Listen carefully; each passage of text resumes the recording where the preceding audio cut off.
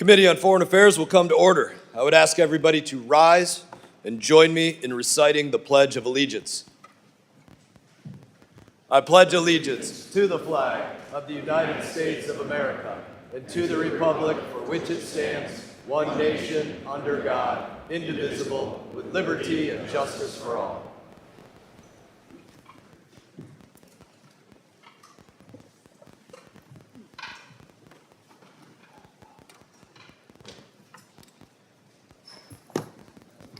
Welcome.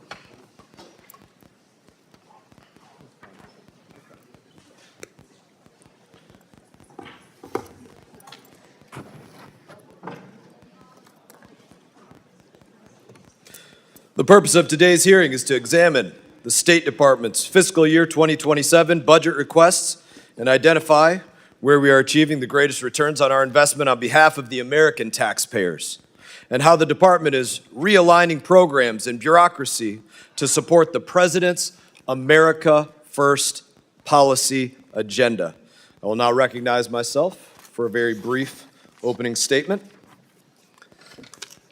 Mr. Secretary, I appreciate you being here today. I know that members are eager to get to their questions, so I'll be very brief. We appreciate your attendance. I can give you a foreshadowing of what you're about to experience. My Democrat colleagues are going to sit up here and say that they haven't heard from the administration. I'm going to thank you for the 30 times just in this Congress that the State Department has briefed the full committee, the subcommittee, roundtables, other times that you all have been here to brief us on a myriad of issues. I want to thank you for the over 20 briefings that you've given to Congress by yourself with General Kane, Director Radcliffe, Secretary Hegseth, and others since the start of Operation Epic Fury. Some of my colleagues in here will say that we are in a war of choice with no real threat to the U.S. I want to say to you, thank you for choosing to kill those who have been attacking and killing us for over 47 years, specifically attacking us over 350 times in the 30 months prior to Operation Epic Fury. Under senile Joe Biden, my colleagues over here voted to say use any and all means to prevent Iran from obtaining a nuclear weapon.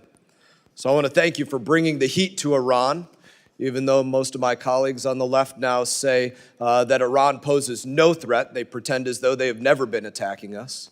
I also want to thank you for the work that you've done to reset the Western Hemisphere. While you've been focused on bettering our relationships in places like Panama, Cuba, Venezuela, throughout the Gulf of America, the Biden and Blinken administration focused on funding drag shows in Ecuador and transgender operas in Colombia. I would say your work is significantly better. So I want to thank you for the substantial change in putting America first in our foreign policy. And with that, I will recognize Ranking Member Meeks for whatever he has to say. Thank you, Secretary Rubio, for being here today. 18 months ago, you inherited the most powerful diplomatic institution in the world, built on 3 pillars that have defined American leadership since World War II. I call them the 3 Ds: diplomacy, dialogue, and development. And in just 18 months, the Trump administration has taken a wrecking ball to all 3. This administration has involved and have invoked a worldview from years past that has left the United States isolated and struggling economically. What you see is a greatest hits album of failed ideas from the last century.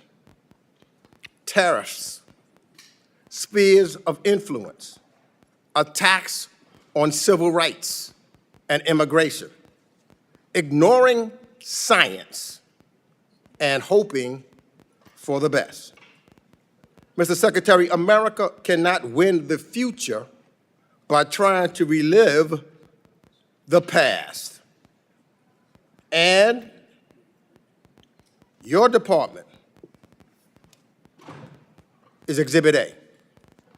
We've seen the systematic dismantling of America's diplomatic corps. Over 100 ambassador posts sit vacant around the world. 1,300 career professionals, people with decades of expertise in energy, counterterrorism, and nuclear nonproliferation have been fired. Efforts to ensure U.S. diplomats represent the diversity of America have been squandered. While China increases its diplomatic presence globally, we have cut ours to the bone. America cannot win the future by retreating and ceding the field. On trade, this administration revived Smoot-Hawley, and we all know how that ended. Trump's tariffs raised costs for American people, harmed small businesses, and alienated our allies. We cannot build a 21st century economy on 20th century failures. Mr. Secretary, after decades of forever war in the Middle East, President Trump promised the American people no new wars, only to send a new generation of troops back to the Middle East. We've traded dialogue for bombs yet again. And where does that leave us today? The Iranian regime still has its missiles, its drones, its proxies, and its nuclear material. There is an Ayatollah still in power, only he's younger. With the IRGC more entrenched and more hardline. The Strait of Hormuz is closed. It wasn't before you started this war. It wasn't before we lost 14 American troops, before American bombs killed 168 Iranian schoolgirls, before Americans were forced to spend over $100 billion on this war. You helped spin the perfect pretext for this war, and then failed to prepare American embassies and citizens when the bombs started falling. Those who have defended and enabled this war share direct responsibility for the economic pain American families are bearing as a result. Our allies knew this war was ill-advised, and that's why they are sitting on the sidelines while Gulf energy infrastructure and American bases take incoming. Trump said America first. Now America's alone. In our hemisphere, talk of reasserting dominance has meant illegally abducting foreign leaders, installing one autocrat in place of another, bombing boats without due process, and blockading civilian populations. That is not American leadership. Those are not American values. That is behavior we built the rules-based order to prevent. The Trump administration's attack on foreign aid and development efforts remain equally destructive and regressive. This administration's policies have directly contributed to famine in South Sudan and have undermined our ability to respond to the latest Ebola outbreak in real time. HIV rates are rising. Mr. Secretary, these cuts have resulted in the avoidable death of hundreds of thousands of children around the world. And we cannot protect Americans by ignoring science or forgetting what ignoring it cost us before. So, Mr. Secretary, on climate and energy, the story is the same. Ranking member's time has expired. Other members of the committee are reminding that opening statements may be submitted for the record. We're pleased to have Secretary of State Marco Rubio before us today. Your full statements will be made a part of the record. I'll ask you to keep your spoken remarks to 5 minutes in order to allow time for member questions. I now recognize Secretary Rubio for your opening statement. Thank you, Mr. Chairman. Thank you, Mr. Ranking Member, and all the members of the committee for having me. I have a written opening statement. I'll submit it. I'll try to cut the 5 minutes in half if I can. Let's just get right to the point. I think that I would characterize the last 16, 17 months at the State Department as two things: a history of tremendous successes combined with ongoing and difficult challenges. And we will always have ongoing and difficult challenges in the world. Let me walk through them one by one. India and Pakistan were on the verge of an all-out war. The State Department and I personally were involved in de-escalating that conflict and bringing it to an end, a war between two nuclear powers. Thailand and Cambodia were involved in a war. Cambodia, a country we haven't normally had close relations with in a very long time. The U.S., the President personally played a pivotal role, not once, but twice, restoring ceasefires and ending that conflict. Obviously, the war in Gaza was brought to an end.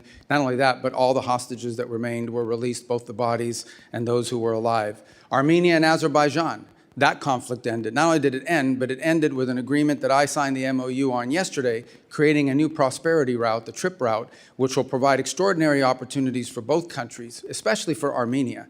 while respecting their sovereignty, to really benefit from that. The Shield of the Americas was stood up. That means over 14 countries in the hemisphere, 14 countries in the hemisphere have signed up to partner with us on counterterrorism, counter-narcotics, and security matters. And we believe that that number will grow over the next few months as elections change leaderships in various countries. We held a rare earths ministerial that was attended by over 30 some odd countries from around the world, all who were signing up for an American-led effort to ensure that critical supplies of rare earth minerals around the world are available for our emerging economies, and we don't remain overly dependent on China. We also announced the Pax Silica proposal, which is growing, but it's at 14 members now. These are 14 countries that are cooperating with one another to protect the supply chains critical to AI and AI development in the future. In Venezuela, we now have a functioning and open embassy. We have people traveling there for the first time. It's not where it needs to be, but it is a long ways from where it was 5 months ago and poses not nearly the threat it once posed to America's national security. We're not satisfied with where it is, but we've come a long way. We are certainly better off than we were 5 months ago.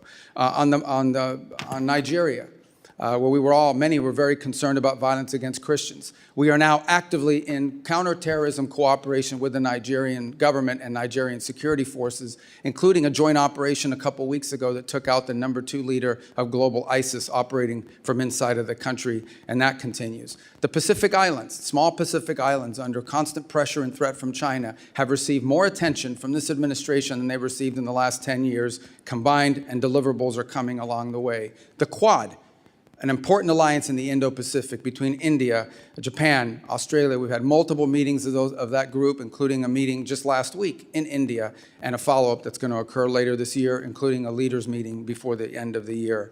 As I speak to you now for the second consecutive day, and for the first time in many, many years, the leaders of the legitimate government of Lebanon and leaders from the government of Israel are seated at the State Department for the second day in a row, and hopefully today we'll produce a joint statement and an action plan on a track for security in that country, independent from Hezbollah, independent from nefarious influence. They had similar meetings last week at the Pentagon at the military level.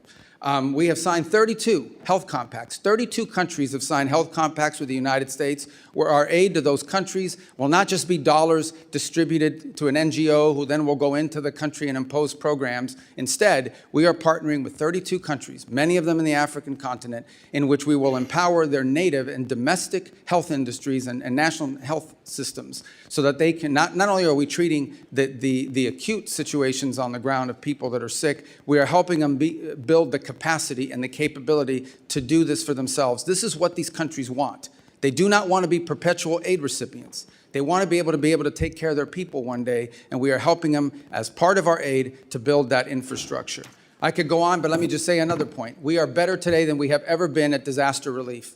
Today, the United States can respond to disasters around the world on a humanitarian basis faster and more effectively than they ever have because of our reorganization. And the proof is our response in Jamaica, our response to 2 typhoons in the Pacific, our ability to quickly deploy within 24 hours and bring aid directly, coordinating with the governments to people, is better than it has ever been because we cut out bureaucracy, we cut out the middleman, and we went right to the point. We still have challenges. On Sudan, remains a very frustrating situation. We remain deeply engaged with the Quad in these negotiations. As many of you are aware, unfortunately, Sudan has turned into a proxy war between multiple countries, and the divisions between the UAE and Saudi Arabia have truly complicated our ability to bring that to an end. What we're focused on there now is identifying 2 cities, or 4 cities, 2 on each side, that will serve as points of distribution for humanitarian aid. But the inability, the real frustrating thing about Sudan is that one side or the other will agree to something, but then they will not comply. But we remain focused on that, and we have people that work on that full time. We even had a donor conference just about a month and a half ago where hundreds of millions of dollars in pledges for not just humanitarian aid, but reconstruction. We're focused on that. It's an ongoing challenge. On DRC and Rwanda, they signed a peace agreement. Unfortunately, compliance has not been good. We've had to impose a few sanctions on the Rwandan side. We are starting to see some compliance. It's moving, not moving fast enough, but we're hoping to see compliance at some point in the middle part of next month in withdrawing the Rwandan troops from there. Of course, we still have the M23 problem that has to be addressed. So this is a host of issues we could go on. Obviously, the ongoing challenges of Iran remain, as I'm sure we'll speak about extensively in your questions today. So I apologize that took 4 minutes and 55 seconds, but I tried to talk as fast as I could. Thank you. Thank you, Secretary Rubio. I now recognize Ranking Member Meeks for 5 minutes of questions. I'm going to ask you to answer my questions quickly because clearly the chairman wants to protect you. That's why he's cutting me off my opening statement. But Secretary, You had 5 minutes. Secretary, you have the honor of serving both the acting National Security Advisor and Secretary of State. In these roles, you've played a central role in advising the President as Commander-in-Chief to launch a war against Iran, and the impacts of this choice have been significant on our allies and partners who immediately have targeted by retaliatory strikes, as well as for Americans here at home. 3 months into this war, gas and food prices are up, inflation is rising, American business owners and farmers are struggling from higher shipping and commodity costs, and yet the President said 2 weeks ago, and I quote, "I don't think about Americans' financial situation." That's a quote that should alarm every American. Americans are also rightfully concerned that while they struggle with affordability due to the war in Iran, the President of the United States is busy day trading on it. He disclosed purchases of stocks in energy and defense companies in the first quarter of this year that were made just as those companies' profits were soaring from the war in Iran. On March 23rd, the same day he reversed his threat to strike Iranian energy, infrastructure, and energy stocks rose. He bought stocks then in Phillips 66, Exxon, and Chevron. Secretary, I have a few questions, and again, given the amount of time that I have, I will ask you to give me yes and no answers. Did you warn President Trump before the war in Iran began that this conflict would drive up costs on gas, food, travel, and shipment? Yeah, I'll yes warn or you no? right now, I don't do yes or no answers. Yeah, So if well, you- I these are only have complex 5 questions. minutes. I know when Well, you so were do the I. senator, you know I about never this did yes or business, no answers and I to know you're people. trying to go out so that you can run out my 5 minutes. That's a simple I'm trying to question. run out your 5 minutes. You're running out your 5 minutes. Did you- I don't do yes or no question. You want to ask me a question, I'll answer I'm your answering. question. You answer my question. It's my time. Did you? Did I what? Yes or no? Did you warn President Trump The president before was the fully- Iran war began that this conflict would drive up costs on gas, food, travel, and shipment? The president, yes or no? The president and the full administration was aware that there would be consequences to action, but the consequences Let of me Iran move having on. a nuclear weapon were worse. Did you warn him? Did you warn him that launching a war in Iran could result in the regime placing a chokehold on the Strait of Hormuz? All the risk factors were understood, but the most important risk I factor just was want to know if Iran you did cannot your have a job. nuclear Did you weapon. warn him? Iran If cannot you have didn't a warn him, nuclear say yes. It's simple. Everyone was aware of what Iran might Did you do in warn him? retaliation. I'm asking you, Secretary. Did you Everyone warn him? was aware. Don't of want to what answer that. Let Iran me ask would you the do. next question. But the worst part Did is that you they warn can't the have a president that launching U.S. strikes against Iran would result in retaliatory attacks on U.S. allies, partners, and Americans living or working in the Middle East? Everyone yes or understood no? what Iran would do in response. Did you warn them? We were prepared for any response that You they warn- came out with. Okay. We knew it. Just want to make sure. But they can't have a nuclear So weapon. you're saying you warned them? Did you warn the president that the personal stock purchases and companies profiting from the war that he launched could present a conflict of interest? I'm not aware of the president's stock purchases. I don't deal with that, and I don't even know what you're saying is true. Well, we know that because it is made public what his stock purchases were. You say so. I don't read the president's right, the so- financial disclosure, but I don't believe that to be true. Well, I think then the president should be more transparent. Secretary Rubio, because these are basic questions that I'm asking you, and to be transparent with the American people. This is what this is all about, the transparency. So, for example, when you go and look at some of your statements that you made in regards to Cuba, I only have 58 seconds left, and I'd love to get it, but you talked about Gaisa, it was controlling the military and what's taking place there, and that they had the opportunity to benefit while the Cuban people are suffering. So what we're seeing here now, the one person that's benefited from this war by his purchase of stocks, him and his friends, they have made billions of dollars while the American people are suffering. You've accused, and I agree, with reference to some folks, what they're doing in Cuba and how they're making money while people suffer. That's what's taking place in the United States of America. The Trump administration and his friends are making billions of dollars while the American people suffer. And they continue to suffer. Breaks my as heart, but gas ranking prices member's time go has up. expired. Representative McCall is recognized. Thank you, Mr. Chairman. Let me thank you for your service. Secretary, I know you're wearing a lot of hats, a lot of responsibilities. I think you're doing an outstanding job. Let me just say, since 1979, a dark veil of terror descended upon the Middle East, and we've had it ever since. And every president since that time has said that a nuclear Iran is not acceptable.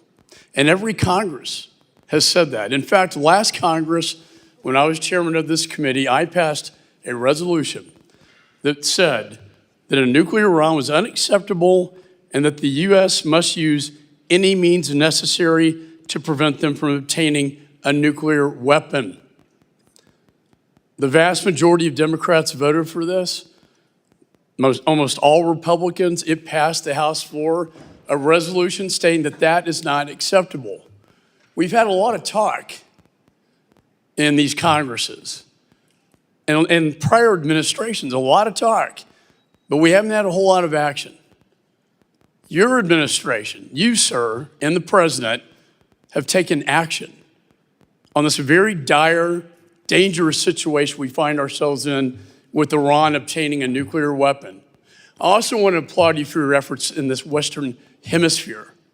A free Venezuela, a free people, possibly one day a free Cuba. When people don't realize Iran is in this hemisphere, and Russia is in this hemisphere, and China is in this hemisphere, this is all kind of tied together in a coherent foreign policy strategy that I see. So I want to give you the time, sir, to respond to that because, again, all talk and no action.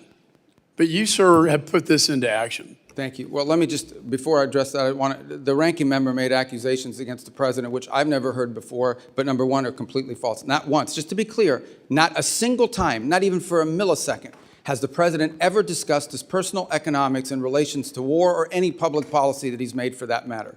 And I've been in every one of his foreign policy meetings for the most part. As to your point, what we need to understand is exactly what you just said. It's not just that we say they can't have a nuclear weapon. Everyone says they can't have a nuclear weapon. The Chinese say they can't have a nuclear weapon. The Russians agree they couldn't have a nuclear weapon. But at a point, you have to do something about it.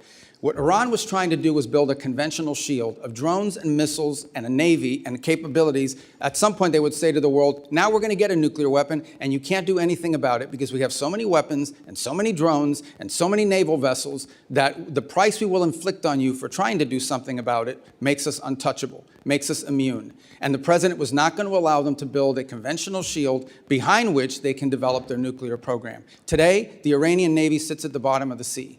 They do not have a Navy. It no longer exists. They have no Air Force either. Their missile launchers have been significantly degraded. Their defense industrial base has suffered upwards of 80 to 90% of attrition. It will take years for them to rebuild it.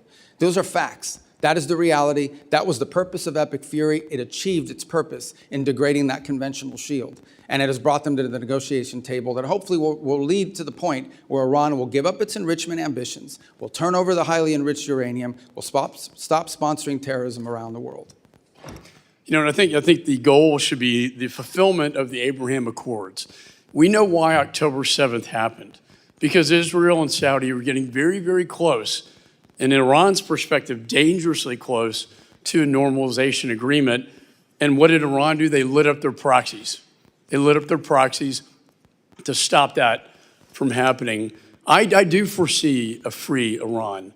I do foresee a free Venezuela and a free Cuba. But you have to start somewhere. And I think we're taking the steps so that future generations will thank us for these actions. Look, and on the point of, we would love to see a change in Iran and that they be governed by people, but that was not the goal of our mission. The goal of our mission was to take away their ability to threaten the region with an overwhelming number of missiles and drones that would basically make them immune to any sort of external pressure. And then they could break out to a nuclear weapon. That was the goal. It achieved that from a military perspective. The reality of it remains that it's not just us. The entire world says they can't have a nuclear weapon, but no one wanted to do anything about it. And I can tell you this, they are not going to have a nuclear weapons program, at least as long as President Trump is in the White House. That's been made clear to everyone in the administration from the very top down. It was the motivation behind these actions, and it's the reason why we engaged the way we did. Well, I want to thank you again in the last 10 seconds for your service. I would hope we could unify as a nation behind this. I would hope our allies would unify behind us on this, because they've all said it as we have said it in the past, and yet it was all talk and no action. Representative's time has expired. Representative Keating is recognized. Chairman, for the record, I ask unanimous consent to submit the President's financial disclosure form, which will detail those dealings that were referred to by the ranking member. Without objection. Secretary, thank you for being here. In conjunction with your job, you're also the National Security Advisor with access to the most sensitive intelligence secrets our countries and other countries have in the world. But before this, you had these two positions. You had a distinguished career as a member and a chair for 5 years of the Senate Intelligence Committee up to last year. And you and Senator Warner are some of the most respected and knowledgeable people at that time and voices in the entire intelligence community, earning the trust of Democrats and Republicans alike, Senator and House members, and other countries. So with all your Intelligence Committee experience, and now as Secretary of State and National Security Advisor, and all those years of experience, have you ever, specifically in the context of the intelligence community, heard the name Bill Pulte? In the context of intelligence? That's what I said. No. No, I have Never heard his name. Okay, thank you for answering that. Well, never even heard his name. Given all your years of experience and your position now, never heard the name. For the record, Bill Pulte is a person Donald Trump has chosen for the acting director of national intelligence with no experience in the intelligence field, whose misuse, widely reported, of confidential information led to the prosecution of the president's political enemies, is now the person in charge of the nation's most closely guarded intelligence when he couldn't even conduct himself appropriately as the federal housing finance director.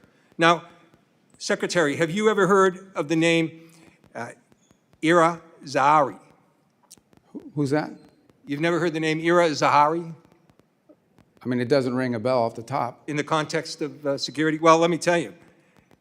Mr. Zahari pleaded guilty for breaking into the Capitol on January 6th through a broken window, wielding a metal rod as a weapon. And Donald Trump appointed him to a team at the Pentagon focused on irregular warfare and, of all things, counterterrorism.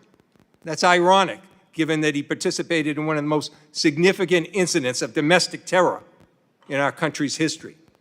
I think it's shameful, the people that are being appointed, and I think it's also shameful, some of the people that have been fired. Now, I want to move to Iran, because given your nuclear and intelligence background, which is extensive and appreciated and respected, I'm sure you're aware that Ukraine, the country at the time with the third largest nuclear arsenal, peacefully turned over their nuclear weapons in conjunction with the Budapest Memorandum, and in exchange for the U.S. commitment to defend Ukraine if it ever came under threat. The U.S. gave their word to Ukraine they would defend them. And I found this amazing. In your opening remarks, as you took us all over the world, and you mentioned 15 different incidents where you have interceded, 15, the top 15. Not once did you mention Ukraine when you were prioritizing the achievement that's there. Now let me go on. Tried to stay under Let 5 me go minutes. on. Oh, you tried to stay, yeah, please. Well, I It's can not answer funny. that. It's not funny, Secretary. Now, What's not funny in is Iran that- now, Well, you don't. in this is- Iran you now, can't even I answer reclaim questions my here. time. I reclaim my time, Mr. Chairman. You He's guys make interrupting these me. statements and no one He can is respond. interrupting me.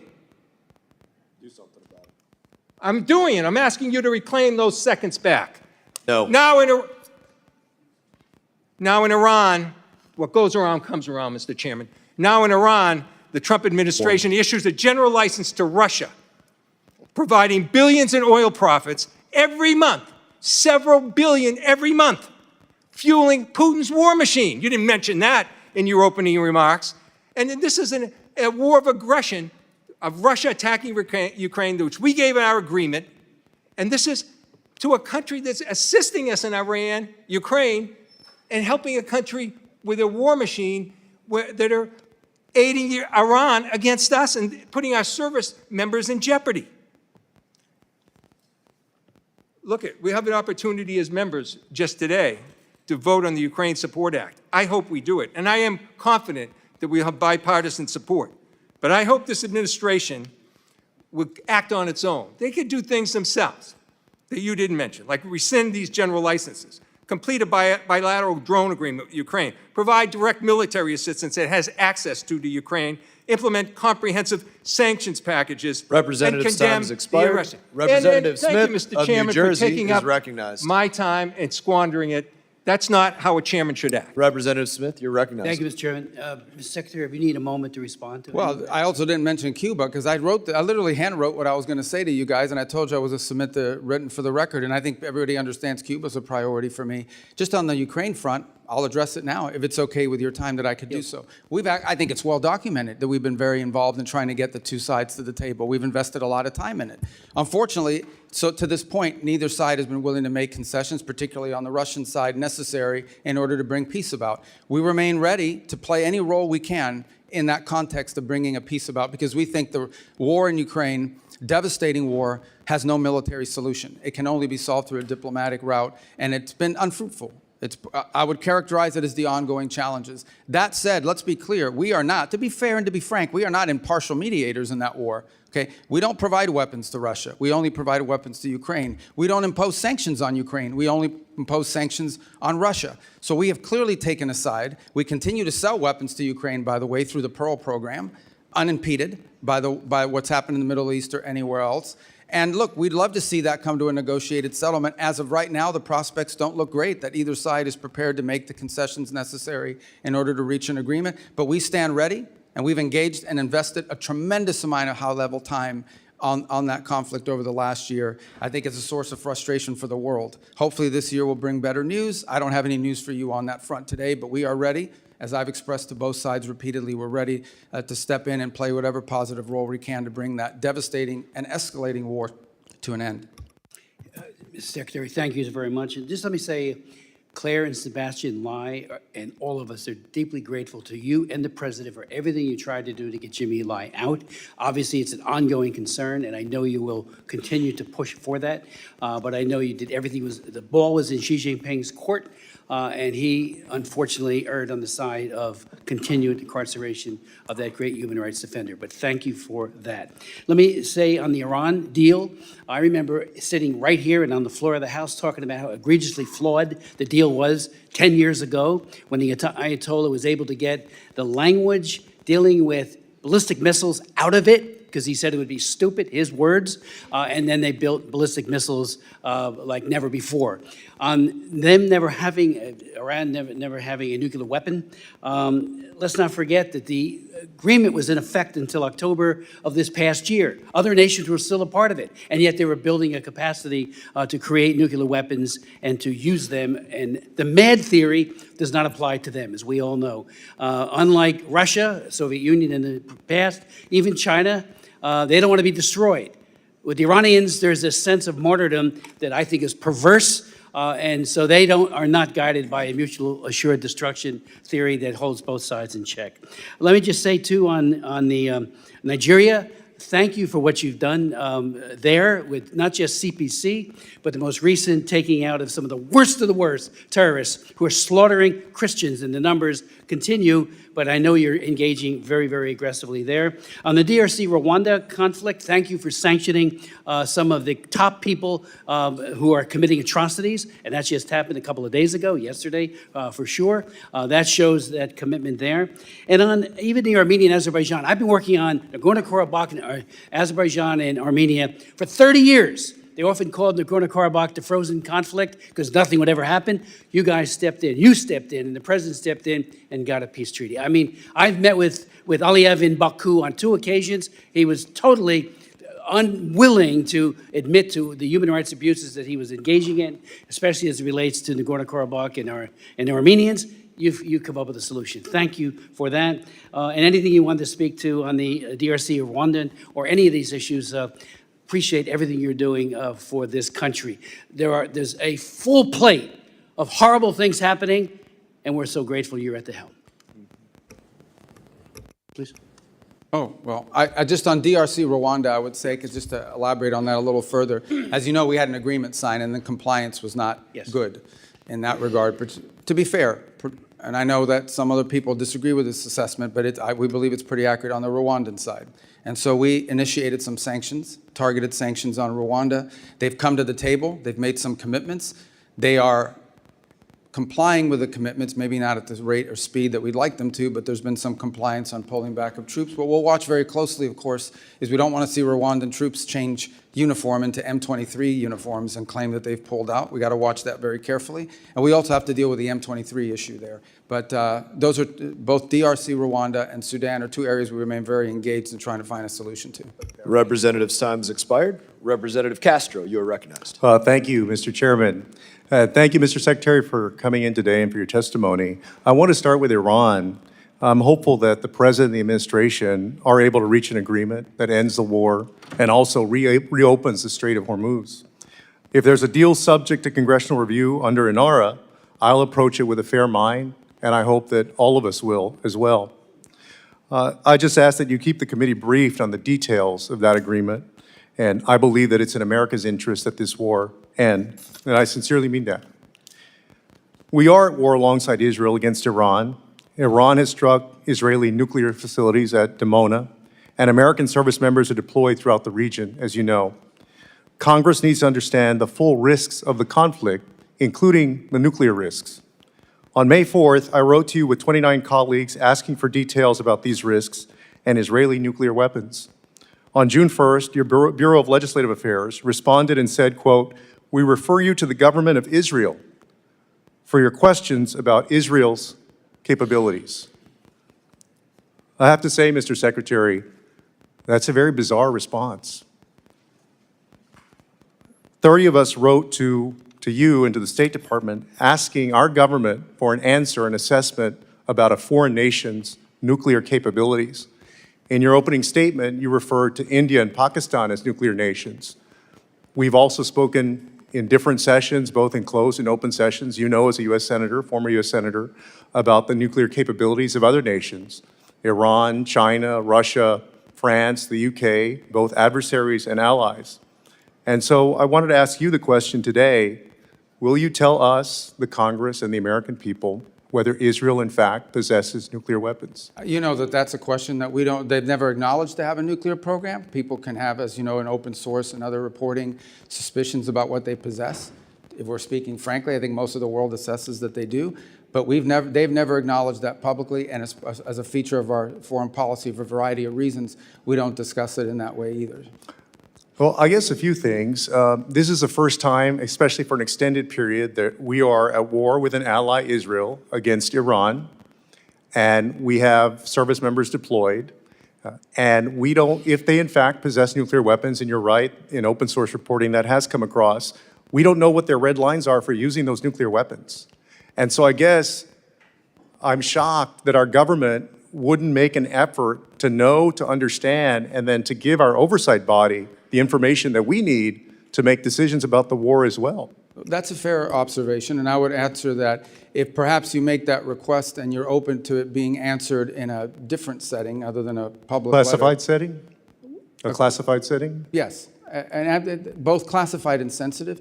And if we could, I think you would get a better response to your question if the context in which it was answered were framed differently than a public letter for a variety of reasons. If we're being mature and grown up here, I mean, foreign policy, and I know that you are, and from the tone of your question, it's clear that it's a serious question.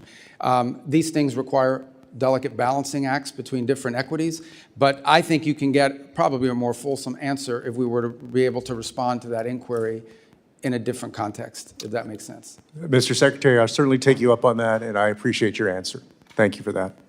I have another question on Lebanon.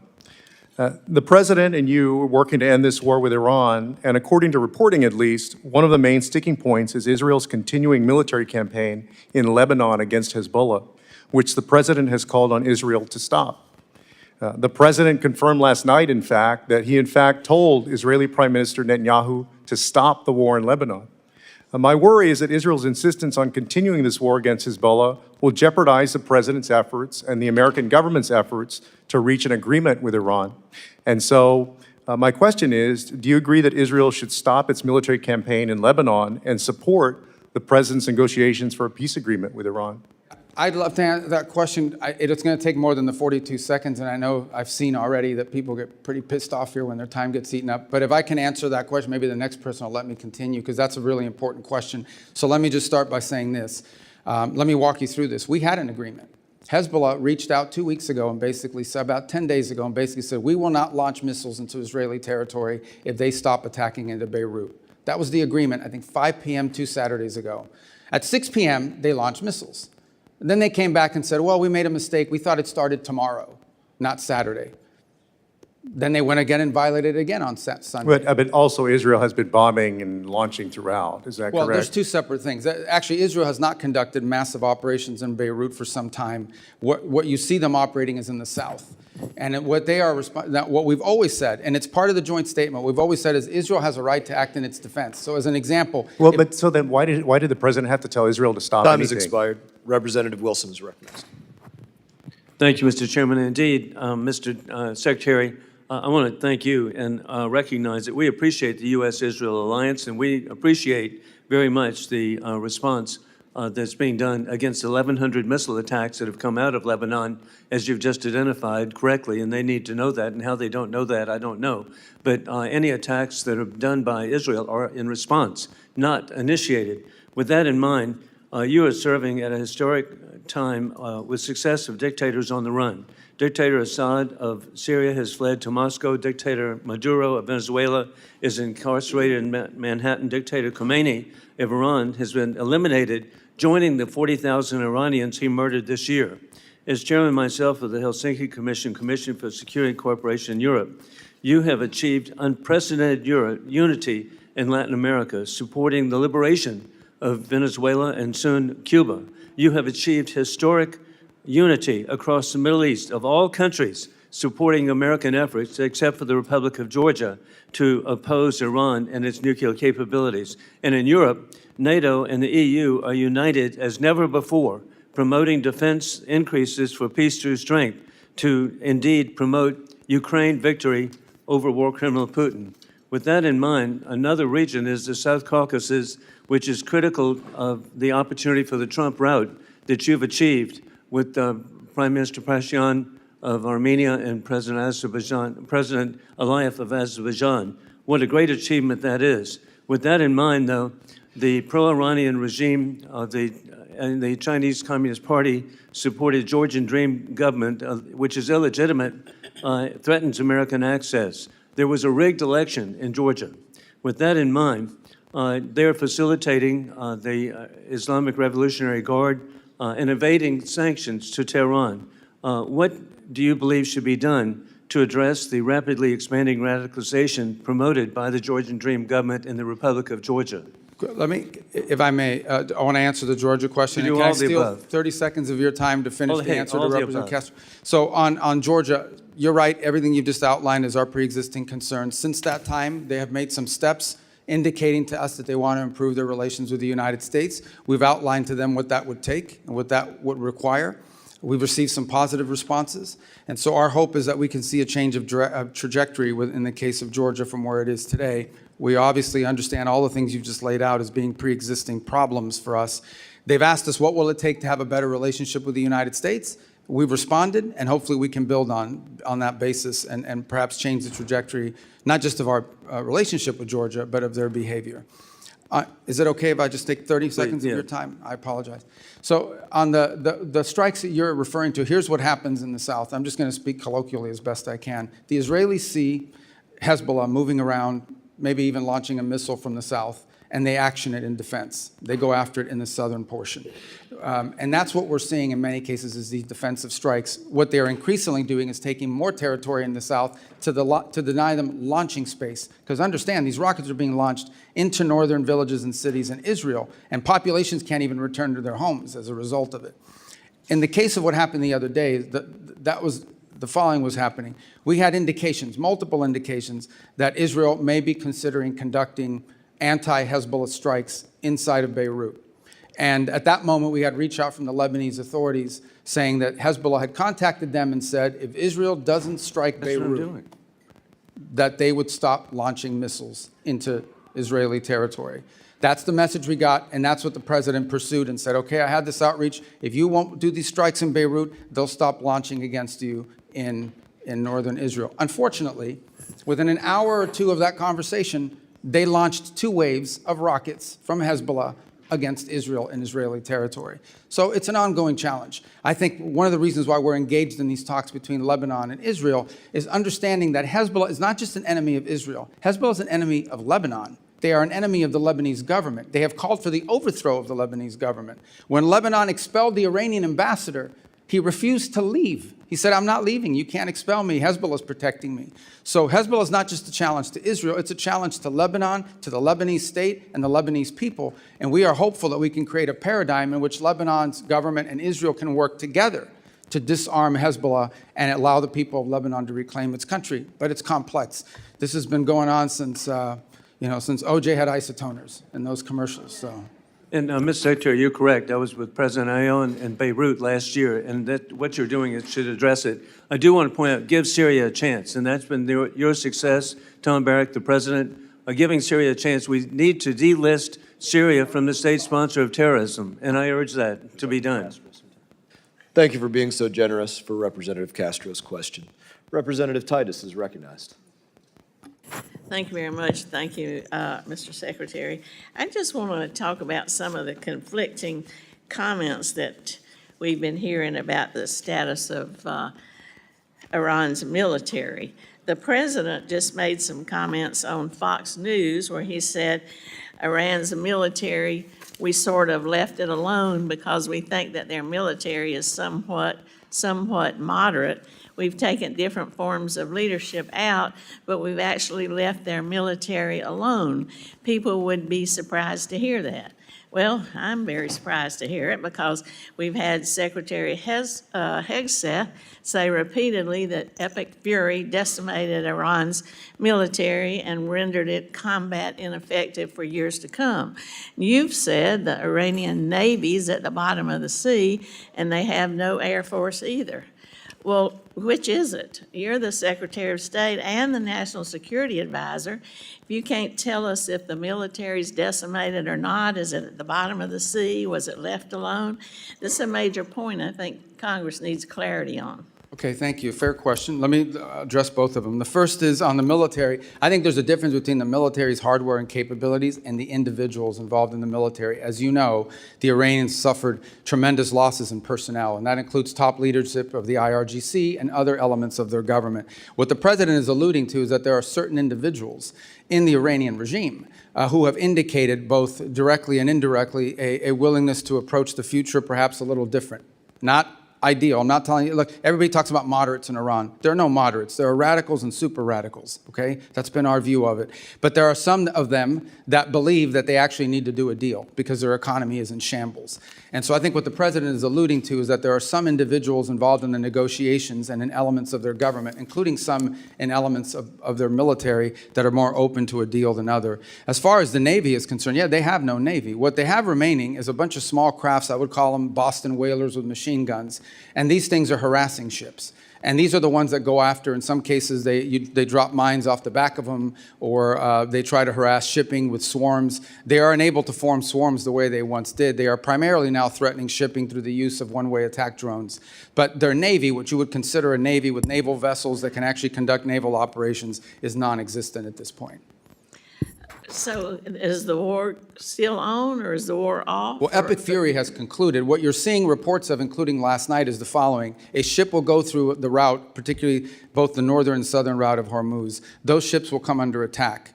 The U.S. will respond to that attack by shooting down those drones that are trying to sink a commercial civilian vessel illegally and unlawfully. At that point, the Iranians will respond to that by targeting some facility in the region in retribution. On occasion, in order to protect our own forces, we don't just strike the drones, we strike the people who launch those drones. These are completely defensive in nature, but they are happening in response to an Iranian action. If they don't shoot at those ships, we don't shoot. But we have to respond. You have a civilian commercial vessel transiting the straits, and they're being targeted by drones. And these drones are not like highly precise. They could hit any part of that ship, and they could create, including an ecological disaster. Well, apparently some kind of military exists that's shooting these drones off. I mean, the military obviously isn't decimated. Well, if it they're- can they're- attack these ships with these drones. Yeah, they still And retain a when you say drone. that what the president was alluding to, the president's not a person who's known for illusions. He just shouts it right out, whatever he's thinking. So I don't think he was alluding to anything, Yeah. as you suggest. Well, drones are, as you know, a challenge in multiple battlefields around the world. It's going to be a tremendous challenge for warfighting in the future because they're cheap. Yeah, I know what drones are. I know you know what they are, but I'm saying that they're cheap and they're Yes, easy. I know, and we're using things that are very expensive to shoot them down. And that needs to change. That said, yes, they still have the capability to, they can't launch as many as they used to, and they can't launch them in the swarms they used to launch them in, Well, let me but they just- still retain that capability. Okay. Well, let me just ask you a quick question about something that Ambassador Barrack said, changing the subject a little bit. He compared Israel to Hezbollah, for one thing. That was a pretty concerning comparison. But also, he said Turkey should join the F-35 program. These comments are inconsistent with law and longstanding policy, and I'm just wondering what your position is as Secretary of State. Can Turkey get F-15s and, F-35s, or not? What if, Yeah. we seem to be helping the bad guys and not the good guys. Well, as I'm sure you're aware, Turkey actually was in the F-35 program. The reason why they can't get them is because they purchased the S-400 system That's right, from the they Russians. still have those, and they're still under mandatory sanctions Correct. because of So as you know, that's governed by statute. okay or not. Well, right now, we don't have that choice because it's governed by statute, both provisions Well, then why of the is our NDAA and the ambassador statute. out there saying that? That Well, I- seems to show Representative's the time has chaos in the- expired. Representative Perry is recognized. Thank you, Mr. Secretary. I would give you an opportunity to answer the ranking member, even though he didn't pose it as a question. But I, as a individual, like many on the dais who have served in uniform, thank you for your actions regarding Iran and this administration's action. But if you want to answer it yes or no, you're welcome to. Who started the war between Iran and America 47 years ago?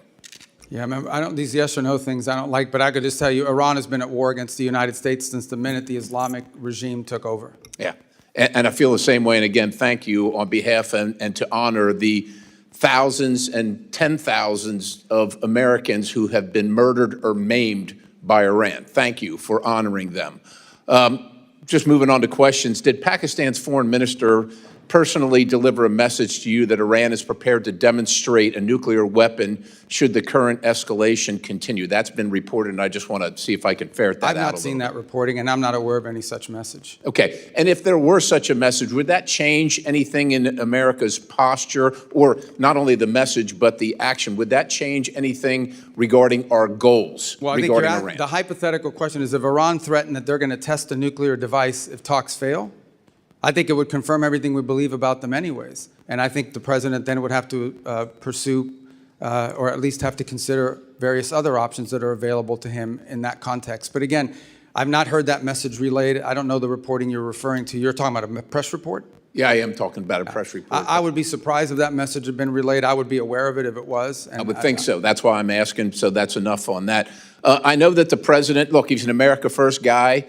He's concerned about every single American citizen, regardless of their party affiliation or their ideology and affordability. The president is concerned about those things. And I shudder to think what Iran would do if they could, armed with nuclear capability and ballistic missile capability coupled with that, seeing what they're doing right now, extorting the world economy without those things.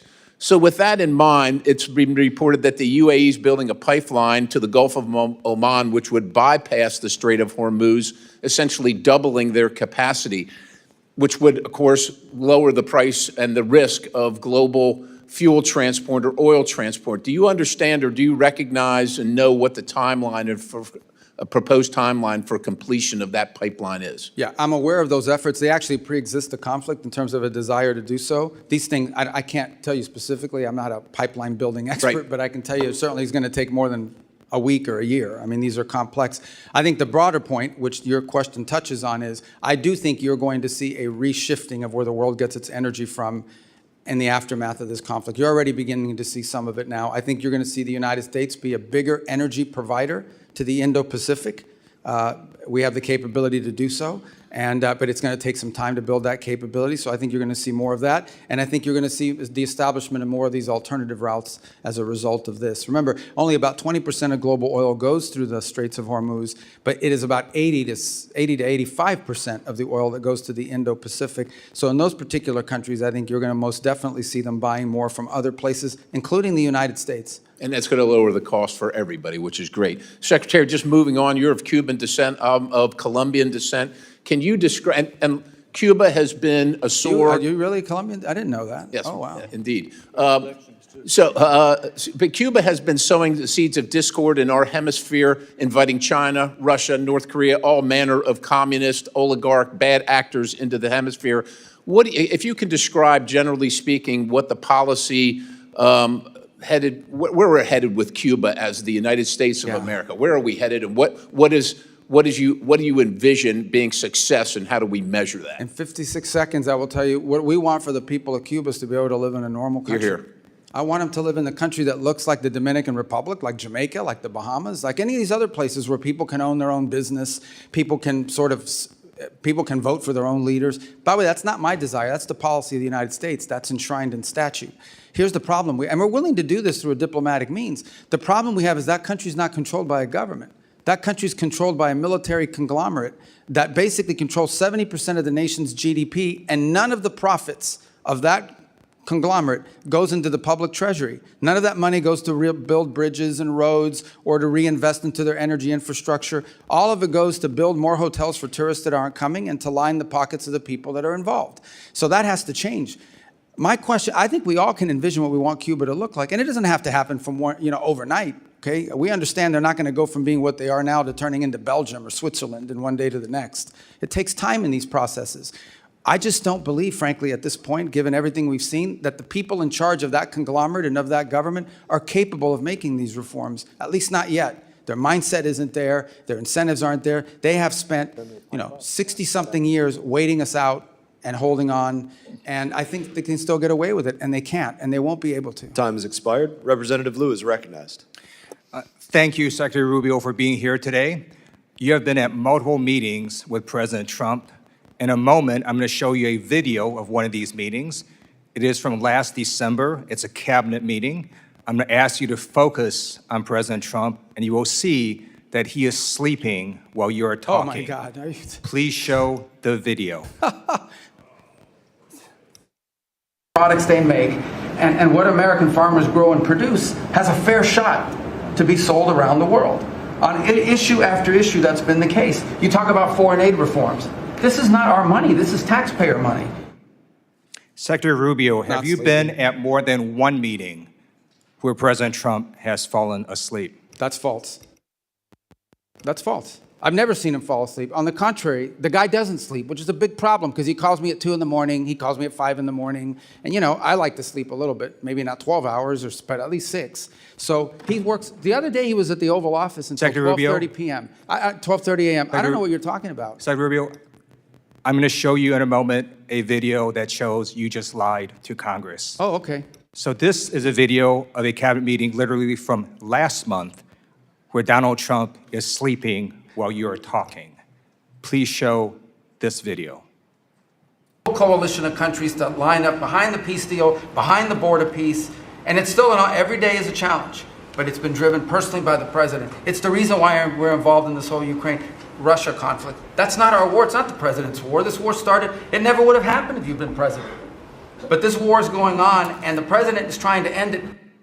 You are literally talking about issues of war and peace, and Donald Trump is sleeping right next to you. No, he's not. If Donald Trump cannot stay awake at these important meetings where the cameras are rolling, imagine what he's like when the cameras are not there. So I'm going to ask you, have you been at classified meetings where Donald Trump has fallen asleep or had trouble staying awake? I've never been at any meeting where and the things you're showing me now, he was not falling asleep. And So- I think so it's you're outrageous lying that I'm before again. the Foreign You're Affairs lying Committee of the United States consistently House of Representatives to asking Congress. questions about sleep. You're This is lying a to joke. Congress, Secretary Rubio. So I'm going to show you another video in a moment. The Show me all president's the videos you inability, want. the president's inability to stay awake on the job has caused other countries to perceive him differently. They mock him. They see he is weak and he is feeble. This is a video of a French news channel talking about Donald Trump falling asleep at a Memorial Day ceremony. Please show this video. Well, Mark, a video that appears to show Donald Trump falling asleep at a Memorial Day ceremony this Monday has been circulating heavily online. And internet users have a lot to say about it. It's also reignited rumors about the state of the US president's health. Now, in the video, social media users say that Trump is fighting sleep whilst he listens to the speech given by Defense Secretary Pete Hegseth, and that his eyes appear to be closed for a large portion of the ceremony. Now, we need to remember here that this is a ceremony to honor and remember those US military personnel who have died while serving in the armed forces. And the idea that Trump was asleep at a somber ceremony like this, well, that has triggered outrage online. Donald Trump's inability to stay awake on the job shows that there's something very wrong with his health or cognitive abilities. And in fact, on a number of occasions, Donald Trump will contradict himself in literally the same meeting or interview. In this video I'm about to show, it shows that Donald Trump says the Iranian military is both destroyed and not destroyed at the same time, something that Dina Titus alluded to. Please show this video.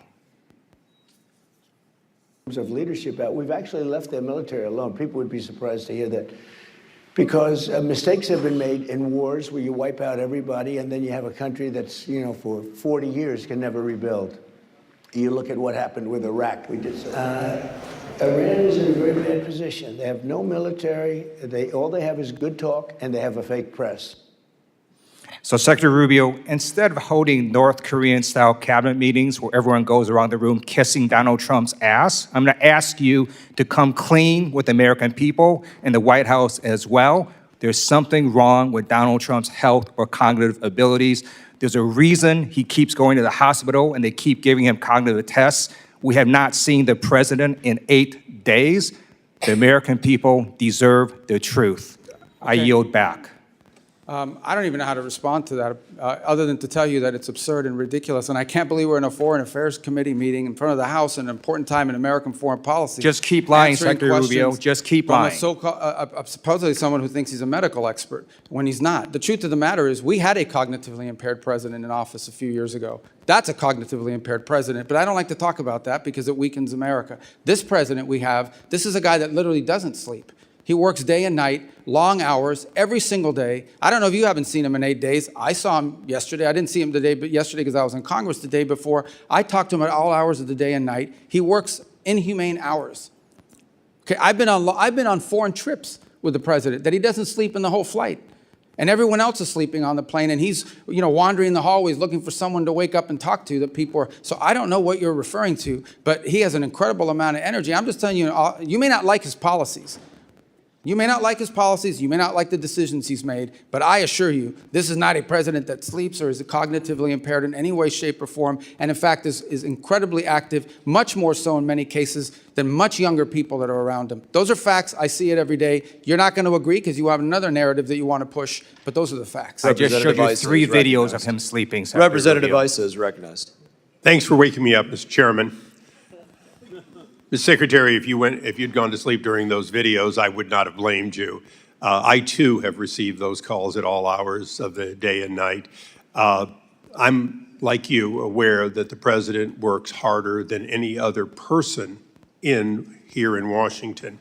But moving along, a number of things have been said that I find just incredible.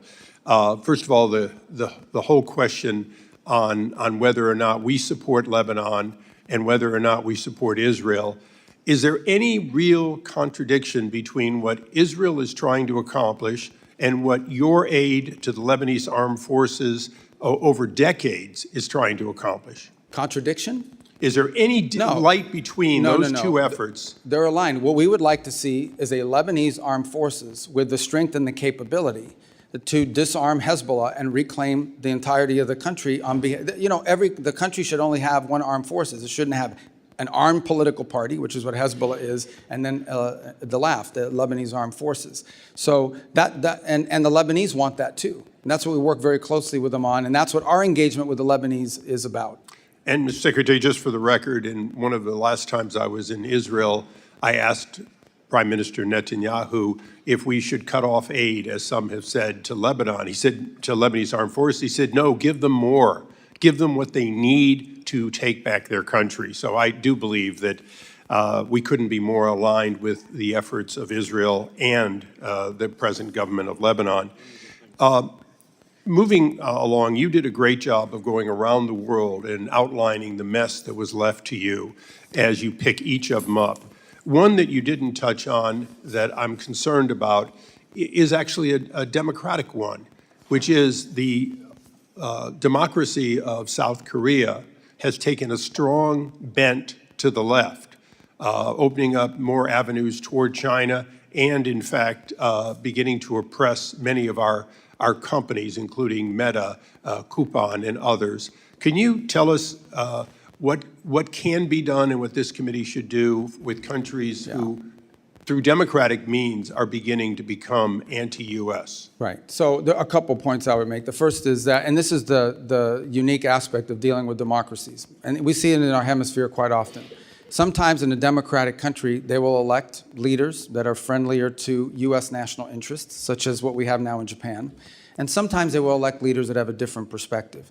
We respect the sovereign choice of the people of that country. That's a legitimate election. That's who they chose. In those instances in which a democracy and their elected leaders are taking positions that run contrary to the national interest of the United States, it doesn't mean we want to overthrow the government or get rid of the government because it's a democratic government. It simply means we have to engage them in the fact that they are doing things that are irritants to our national interests. You point to some of our companies. Our companies aren't just facing challenges and, I would say targeting in South Korea. They're facing it throughout Europe.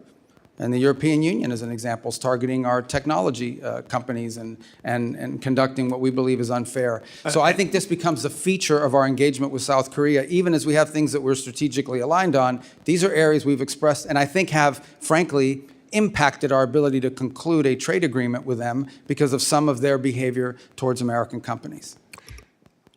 Iran obviously was going to dominate a part of today, and I'd like to close my questioning with a question for you. In 1979, if my math is correct, you were 8 years old when they took our embassy and then lied about it, claimed it was students doing it. That's 47 years ago, has been said many times. Is it fair to say that President Trump, no matter what the people on the other side of the aisle want to say, is not in the 60th or 70th day of action, but in fact in the 47th year of an ongoing war with Iran that has spread to Yemen, to Lebanon, and even to South and Central America? I think I would start, well, absolutely, first of all, with Hezbollah. Hezbollah is an agent of the Iranians, and they've carried out terrorist operations around the world, including the recent anniversary of what they did in Argentina, the Jewish Center. But let's not forget those IEDs that were used to maim and kill our troops in Iraq were all innovated by Soleimani and the IRGC, which strongly supported that. Let's not forget that we have these Iranian proxy militias operating inside of Iraq that as recently as 2 months ago kidnapped an American journalist. And let's not forget that there are people that are both charged and convicted in the United States for participating in Iranian assassination plots against the president and against other former and current government leaders. So we've been facing this from Iran for 47 years in a variety of ways, some more open than others. Thank you. And Mr. Chairman, I ask unanimous consent that the Wall Street Journal article entitled "South Korea Takes a Hard Left Turn Against America" be placed in the record. So ordered. Thank you. I yield back. Without objection. Representative Jacobs is recognized. Thank you, Mr. Chairman. Mr. Secretary, good to see you. I'd like to talk about the war in Iran. Yesterday, in your Senate testimony, you told Senator Booker that the war in Iran is over. this is news to me. It's also news to my 2,500 constituents, Marines, San Diego Marines in the Middle East off the coast of Iran, the other of my constituents who are deployed there, and the thousands more of my constituents who have 48-hour deployment notices whose families are still very concerned. But okay, I will take you at your word. If the war is over, I have a simple question. Who won? First of all, epic fury is over, which is what you would consider the war. That operation is So you agree concluded. it's a war, then? No, those are hostilities. They called it a war. I'm Okay. just responding to the Senator Mr. Booker's Secretary, question. you can change the name of the operation. It doesn't change the fact that the strait is still closed and my service but members that's and not- all of our service members are still in No, but harm's that's way. not The what you war asked me. is not over. But I'm agreeing with you. Okay, fine. We're taking you at your word. The war is over. Who won? Well, first of all, you're not taking me at my word. It's a fact. We're no longer conducting sustained strikes inside of Iran to degrade their military because epic fury is over. The second point is on the question of who won, I can tell you this. We defined victory as destroying their defense industrial base, significantly reducing the number of missile launchers that they possess, significantly reducing their stockpile of drones. And we achieved all of those in addition to destroying what they had left of an Air Force and wiping out their entire conventional Navy. Those are all gone. So I consider that victory, and we did too, and that was the purpose of epic fury. Okay, well, good. Based on the metrics that you just said, okay, there's actually, our intelligence community has said that Iran is reconstituting its military industrial base faster than we had predicted, and analysts assess it still holds roughly 70% of its missile stockpile and 70% of its mobile launchers. The Strait of Hormuz was open before the war. It is now closed. We have lost 14 brave American service members, over 400 are injured, and the Iranian regime remains largely intact, but now with a more hardline leader who has more incentive to try and get a nuclear weapon. So I guess I have to ask you again, Mr. Secretary, does this actually look like winning or losing to you? Well, first of all, I don't know what intelligence assessments you're referring to. We wouldn't discuss intelligence assessments if they were real. You must These have been publicly reported. Well, they're publicly reported. Someone committed a crime, and by the way, is also lying. And this happens all the time. People manipulate intelligence and analysis for purposes of furthering a narrative. On your point about the regime is actually deeply fractured, which is why it takes 7 to 10 days to get an answer from them for anything. Meanwhile, they Fractured, but still intact. well, intact in the sense they can't even reach agreements that they can get back to us. So I don't know how intact that is. What they have is people that are afraid to go into the streets. Their repressive operations have held people back, in addition to the fact they've cut off the internet. But this is a country right now, in this regime, that is facing hyperinflation, a completely devalued currency, hundreds of billions of dollars in damage to their military infrastructure. And frankly, all of the pre-existing problems that Iran had in their economy, which is why people were protesting, are worse, not better. Sure, and but they have to deal with that too. Mr. Secretary, so you're saying we're winning because the Iranian economy has inflation, it's cost them millions of dollars a day in lost revenue, and because it's going to cost them billions of dollars to rebuild. Well, we are having inflation. It's already cost us an estimated $100 billion. Gas prices are up with no end in sight. The average family is paying an extra $450 on gas and could pay an extra $2,000 by the end of the year. The American people are not stupid, Mr. Secretary. We all know that this war is not over. Just last night, the U.S. and Iran exchanged fire again, this time over Karg Island. We still have not reached a deal, despite the president's promise that a deal is right around the corner.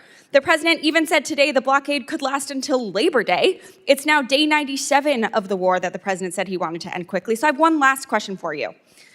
Mr. Secretary, who won the 2020 presidential election? I'm not here to answer a question. We're talking about 2020. This is a foreign affairs committee. Okay, great. You can't answer the question, even though we all know that President Biden won. I don't answer the question because as Secretary of State, I do not participate in domestic This is political not about issues. domestic political issues. certainly This is is. about our democracy. You're asking me to opine, just like I don't do campaign It rallies. seems like I don't you- do because as it's- Secretary of State, we're not supposed to. That's been the long tradition of the department, and you should know that if you've been on this committee for any period of time. And Mr. you're- Secretary, it seems like you have an issue admitting facts. You can't say that the president lost the 2020 election, just like you won't admit President Trump is losing this reckless war of choice, and just like you couldn't admit that the shoes the president bought you were too big. You clearly don't know what winning means, and not because the facts are unclear to you, it's because telling the truth would cost you your job, and the American people are entitled to a Secretary of State who tells them the truth even when the president doesn't want to hear it, and my constituents, our service members, deserve better. Mr. Chairman, I yield back. I don't know what shoes she's talking about. What is she talking about?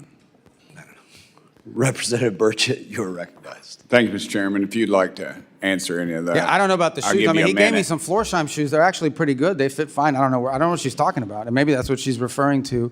Your shoes look very nice today, Mr. Secretary. Well, how can you see them? They're way down here. We're talking about shoes. Are you guys kidding me? I mean, is this the Foreign Affairs Committee or is this like a circus? What is this? I think it's a Let's go. circus, but I appreciate you being here, Mr. Secretary. The United States is NATO's largest financial contributor. Why does NATO consistently ignore our call to share more of the defense burden in Europe? And is it our national interest to continue participating in NATO? Well, I can give you the why, okay? And the why is pretty, and is the following.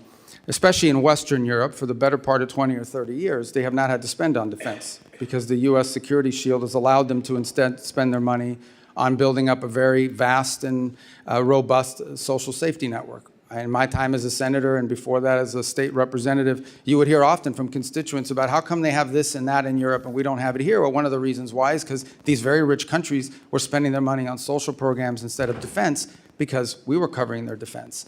That paradigm has to shift. It has to shift for two reasons. The first is these are very wealthy countries that should have the ability to spend more to build up their defenses and need to. And this is not unique to President Trump. Multiple American presidents in both parties have complained about NATO burden sharing. This is just the first president that actually is doing something about it.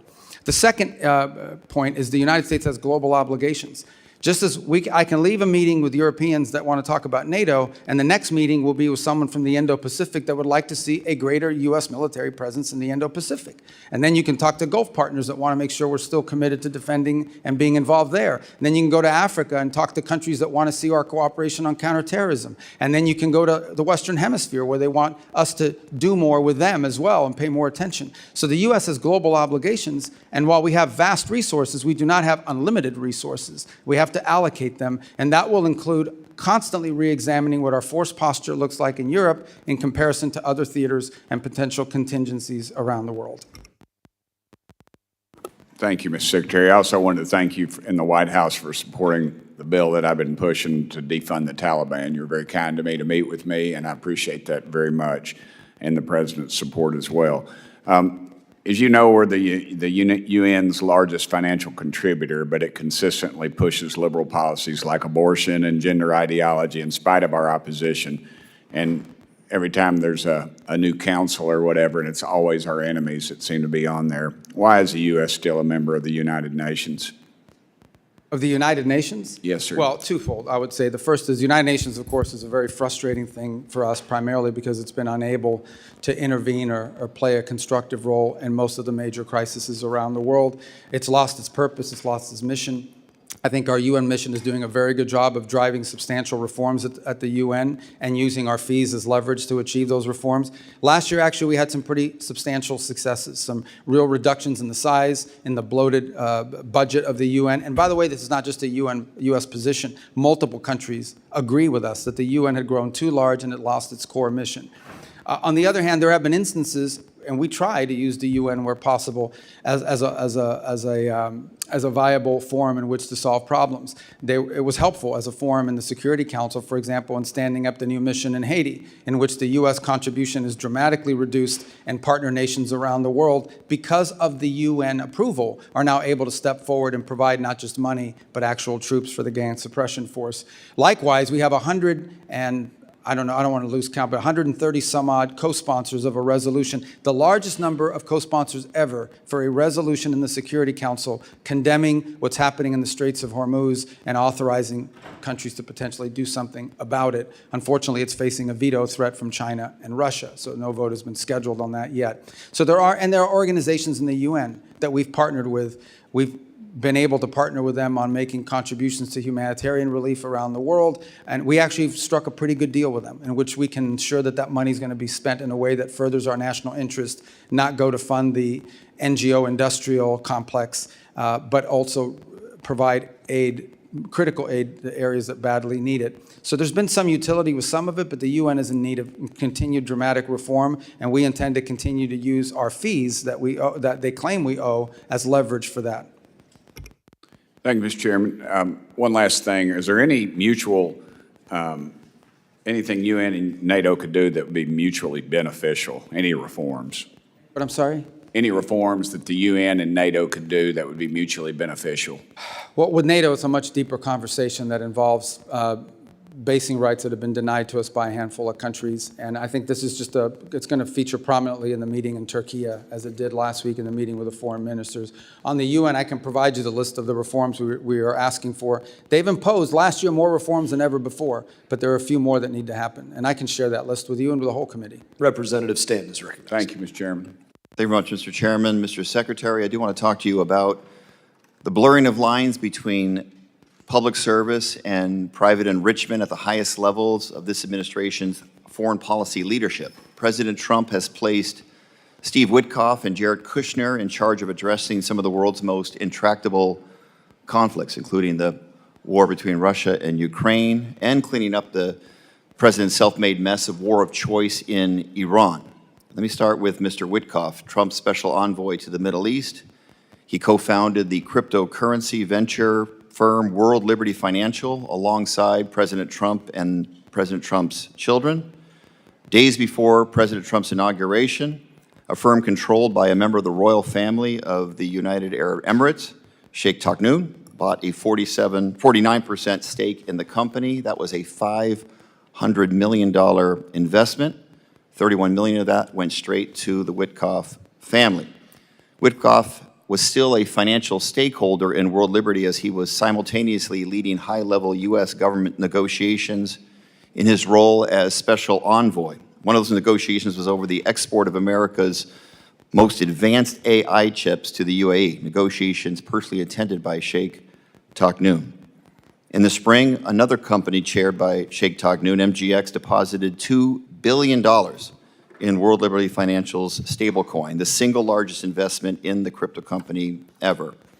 Weeks later, the chip deal was announced despite national security concerns. Secretary Rubio, do you believe that Mr. Witkoff has an unacceptable conflict of interest? I have never seen any evidence that he's made any decisions or advocated for any position that's to his personal benefit. On the contrary, and again, I can't speak to all the things you're saying now because that's not, Mr. Witkoff is an employee of the White House and he undergoes the ethics vetting and the procedures for disclosure that are appropriate to them, not to the State Department. But I would just add, I want to be fair, okay? I've never seen the guy ever say anything to me that makes me think this is personal rather than, the only thing he's ever done is spend his own money. Yeah. I know he has spent his own money at great personal expense to fly around the world on his own airplane, not on the government bill. He has, done it, but everything out of his own pocket. Are you concerned about the appearance of a conflict of interest in Mr. Witkoff? I've never seen anything that leads me to have that concern. Again, you've cited a bunch of things. I'm just not aware of those but I'm just telling you my personal interactions with Mr. Witkoff are of a person who just thinks he's serving the country and is happy to do so, not out of any personal gain, but because he wants to serve the country. As Secretary of State who's in charge of the foreign affairs of the United States, have you spoken to President Trump about any concerns about conflict of interest with Mr. Witkoff? I haven't had to. I've not seen any. Let's talk about Jared Kushner. His private equity firm, Affinity Partners, has raised more than $6 billion since it was founded in 2021, including $1.2 billion just over the last year. Mr. Secretary, are you aware of how much of that $6 billion has been raised from foreign nationals? I don't know anything about it. The answer is 99%. These include sovereign wealth funds operated by Saudi Arabia, UAE, and Qatar. The Saudi Sovereign Wealth Fund is the largest investor in Affinity Partners. In fact, Crown Prince Mohammed bin Salman personally recommended that Saudi Arabia invest in Affinity Partners. The Crown Prince has also personally urged President Trump in multiple phone calls to continue the ongoing war of choice in Iran. Let's put it another way.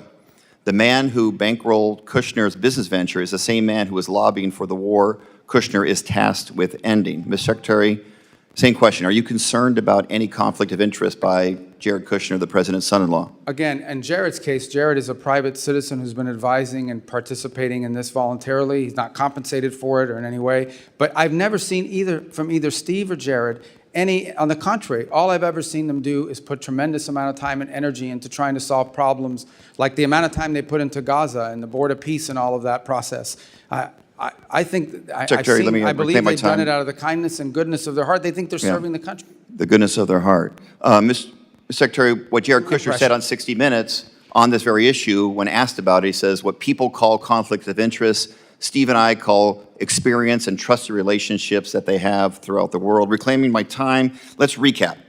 The two men tasked with resolving this country's most sensitive national security issues, including meeting with Iranian negotiators, are profiting off the same countries that they are engaging with. One thing we know for sure, while the Ukraine peace talks are going nowhere and the war of Iran has no end in sight, Witkoff and Kushner are making out like bandits. Meanwhile, a gallon of gas is still hovering about $4.67 in Phoenix, Arizona, that I represent, up nearly 40% from just 18 months ago. The American people are paying more for gas, for groceries, for everything. They're footing the bill while representatives of our government are cashing in. I yield back. Representative Jackson is recognized. Thank you, Mr. Chairman. And thank you, Secretary Rubio, for being here today. Thank you for your work to execute an America First foreign policy that is making America safer, stronger, and more prosperous. From confronting the corruption of the Maduro regime to negotiations with Iran to stabilize the Middle East, you have played a crucial part in spearheading the administration's Peace Through Strength initiative. Secretary Rubio, I want to reiterate what you wrote in your opening statement, that American leadership should always be on behalf of American interest. Thanks to President Trump's historic foreign policy initiatives, the USA has no longer sit idly by as other nations take advantage of American funds and military support.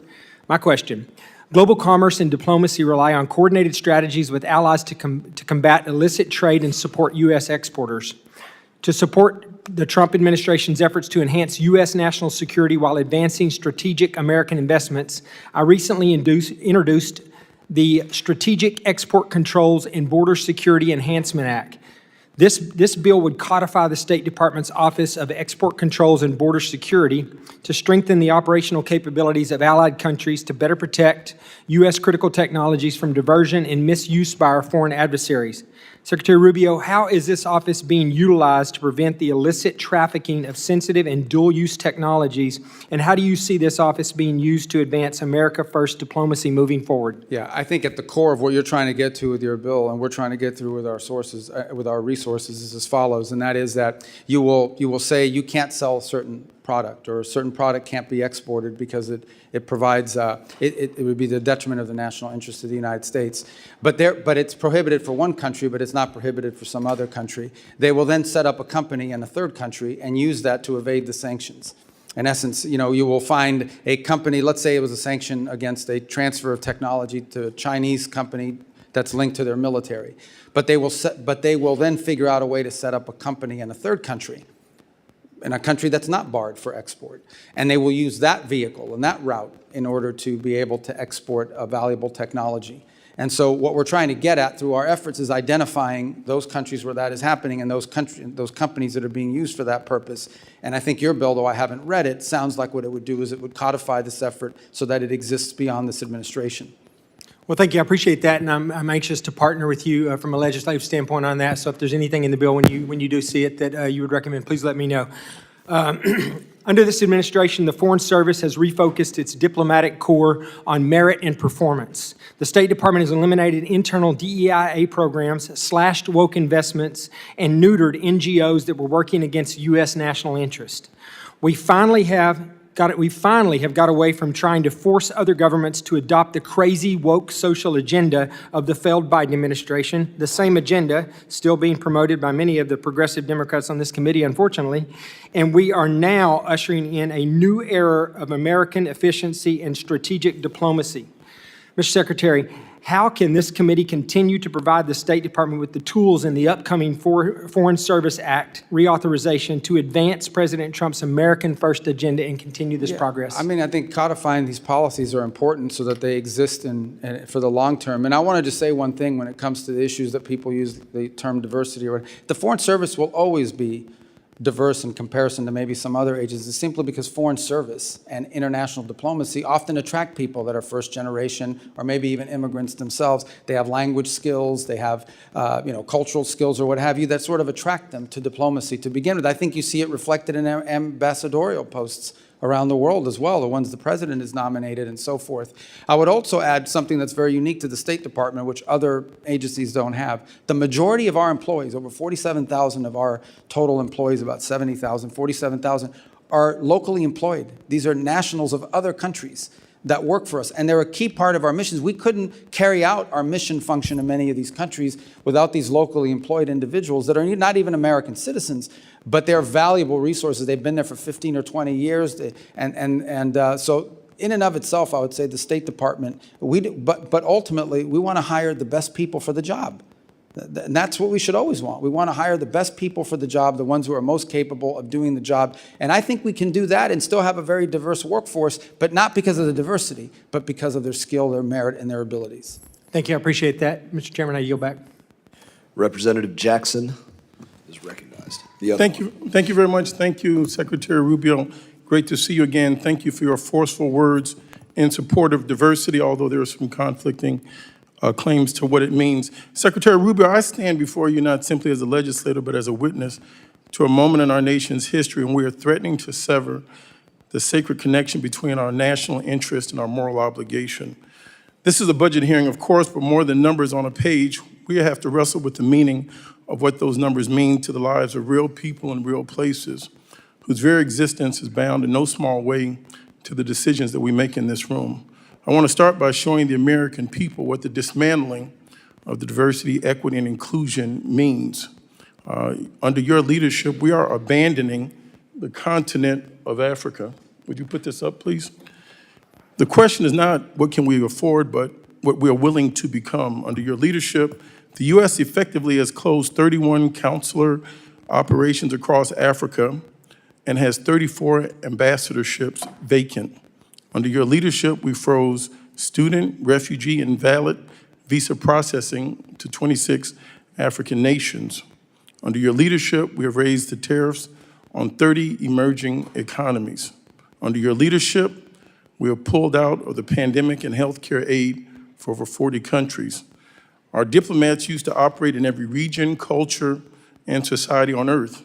A workforce that reflects the diversity of our country is not a political objective. It is indeed, as well as you know, a strategic advantage, as you articulated. Africa and other developing nations are fast-growing and young populations represent one of humanity's greatest opportunities for shared prosperity, climate resilience, and democratic transformation.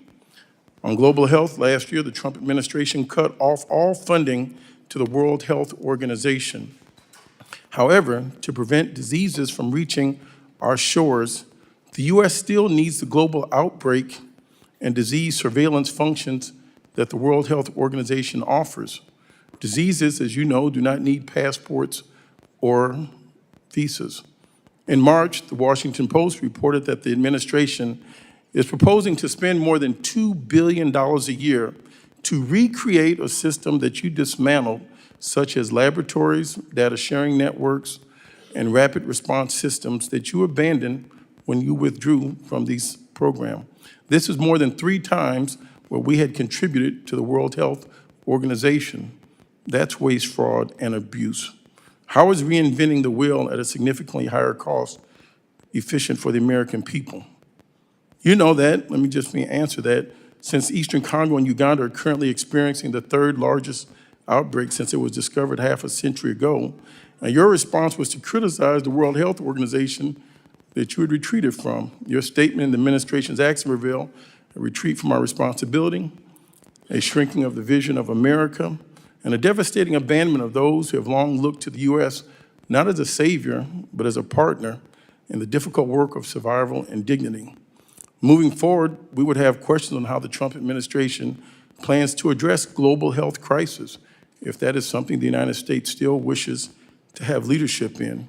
Prior to 2026, U.S. global health was a model for the world. Its initiatives helped contain more than 250 diseases across more than 40 countries. But DOGE and this administration have not told the truth. They told the American people these cuts were necessary. Because I can assure you there is nothing necessary about denying medicine when people are suffering. There's nothing justified in weakening initiatives like PEPFAR and the Global Fund. I'll give you some time, which have stood as shining examples of what this country can achieve when it chooses compassion over indifference. As we look at the HIV crisis, and specifically in Zambia, according to a draft memo that was shared with you, prepared for you by the State Department and African Bureau staff, something that you care about, you considered withholding life-saving assistance to 1.3 million people with HIV in Zambia to force the government to sign a deal giving the U.S. more access to critical minerals. Do you consider it acceptable to use life-saving HIV/AIDS treatment as leverage for economic advantage? And in closing, over the Easter weekend, I was in Cuba doing an oversight to see, and your State Department refused to meet with members of Congress while they were out gallivanting and partying. In closing, I would like to ask you, will you invade Cuba? I yield back. Well, I have 1 second to answer. What do I do? I mean, you guys tell me your rules here. I tried to write down all the Will stuff you said, invade but- Cuba? Well, that's not the only thing you said. What Mr. else? Secretary, I'm going to take my time to ask questions at this time, and I'll give you some time to answer. Okay, because I do want to answer a lot of the points he raised. So my questions are going to bear on this.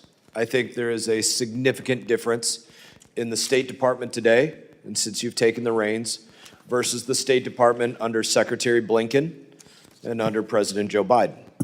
I'd like you to expand upon the changes that have been conducted. I think it's also incumbent for us to speak about things that just not everybody follows these things all day. I spoke about these things a little bit in my opener. The amount of attacks that have come against the United States of America by the hand of Iran, not in 47 years, just in the last 30 months prior to Epic Fury beginning. I referenced over 350 attacks, 200 wounded, multiple Americans dead, to include Specialist Moffett, Specialist Sanders, Specialist Rivers. We have been ongoingly attacked by Iran just recently. And the United States has largely done nothing about it. I think one of the things that's changed about us is that we are not going to be an America that gets attacked and pretends it never happened, ignores it, does nothing. That was a way of the past. So, Secretary Rubio, I'd love for you to discuss this and discuss the questions that were asked previously, and you have 3 minutes and 45 seconds to do so. Okay, good. And I actually think they dovetail because there's a couple points. First of all, it's just absolutely false that we've abandoned the continent of Africa. As I've highlighted multiple times here on the diplomacy front, we are deeply engaged in the DRC and Rwanda peace negotiations. In fact, if it wasn't for us, there wouldn't be any negotiations. We are deeply involved in the Quad effort with Sudan that involves the UAE on one side, Saudi Arabia on the other, and it's deeply complicated that we actually have helped host donor conferences. So we are very involved in all of those issues. As I pointed out earlier, we've been working very cooperatively with the government of Nigeria to go after a common threat, terrorists that want to aim at us but are threatening the nation state there now. And by the way, we're opening new areas of relationship like Equatorial Guinea, which is a country we really hadn't had much interaction with for many years, and now that's begun to flourish, and hopefully we can build upon that. In the case of the consular services, we've consolidated consular operations all over the world. And one of the reasons why is you can do it more efficiently. There are areas where literally the number of either visas that are not accepted or even applicants do not justify having a full-time station. We've done this repeatedly, not just under this administration, but previous administrations have done that. And so consolidation of consular services is not unique to the African continent. We've seen it in Mexico, where we're going to close one consulate because the cost-benefit analysis doesn't add up. On the World Health Organization, they basically covered for China during the COVID pandemic. Openly covered for China, refused to disclose the reality of what was happening soon enough, and didn't put the blame quickly enough on where it belonged. But not just the blame, it didn't allow researchers to be able to begin the work of, it took longer than it should have to develop a vaccine and other things because of their attitude towards that. And we have deep problems with the way the World Health Organization seems to play politics on behalf of some countries, and we pointed that out. Now, let me talk about a couple other things you raised. The Global Fund. The Global Fund is very happy. You should call them. They're very happy with us. They put out multiple statements about the work we're doing with that. We are fully challenge any of his compliant. assertions, Chairman? It's my time. No, but I'm just telling you, the Global Fund, we are, for example, there's a 33% cap on what we give. The rest has to come from other donors. We are at that level right now. And if donors give more, we'll give more. We're committed to that. They're very happy with what we have worked out with the Global Fund.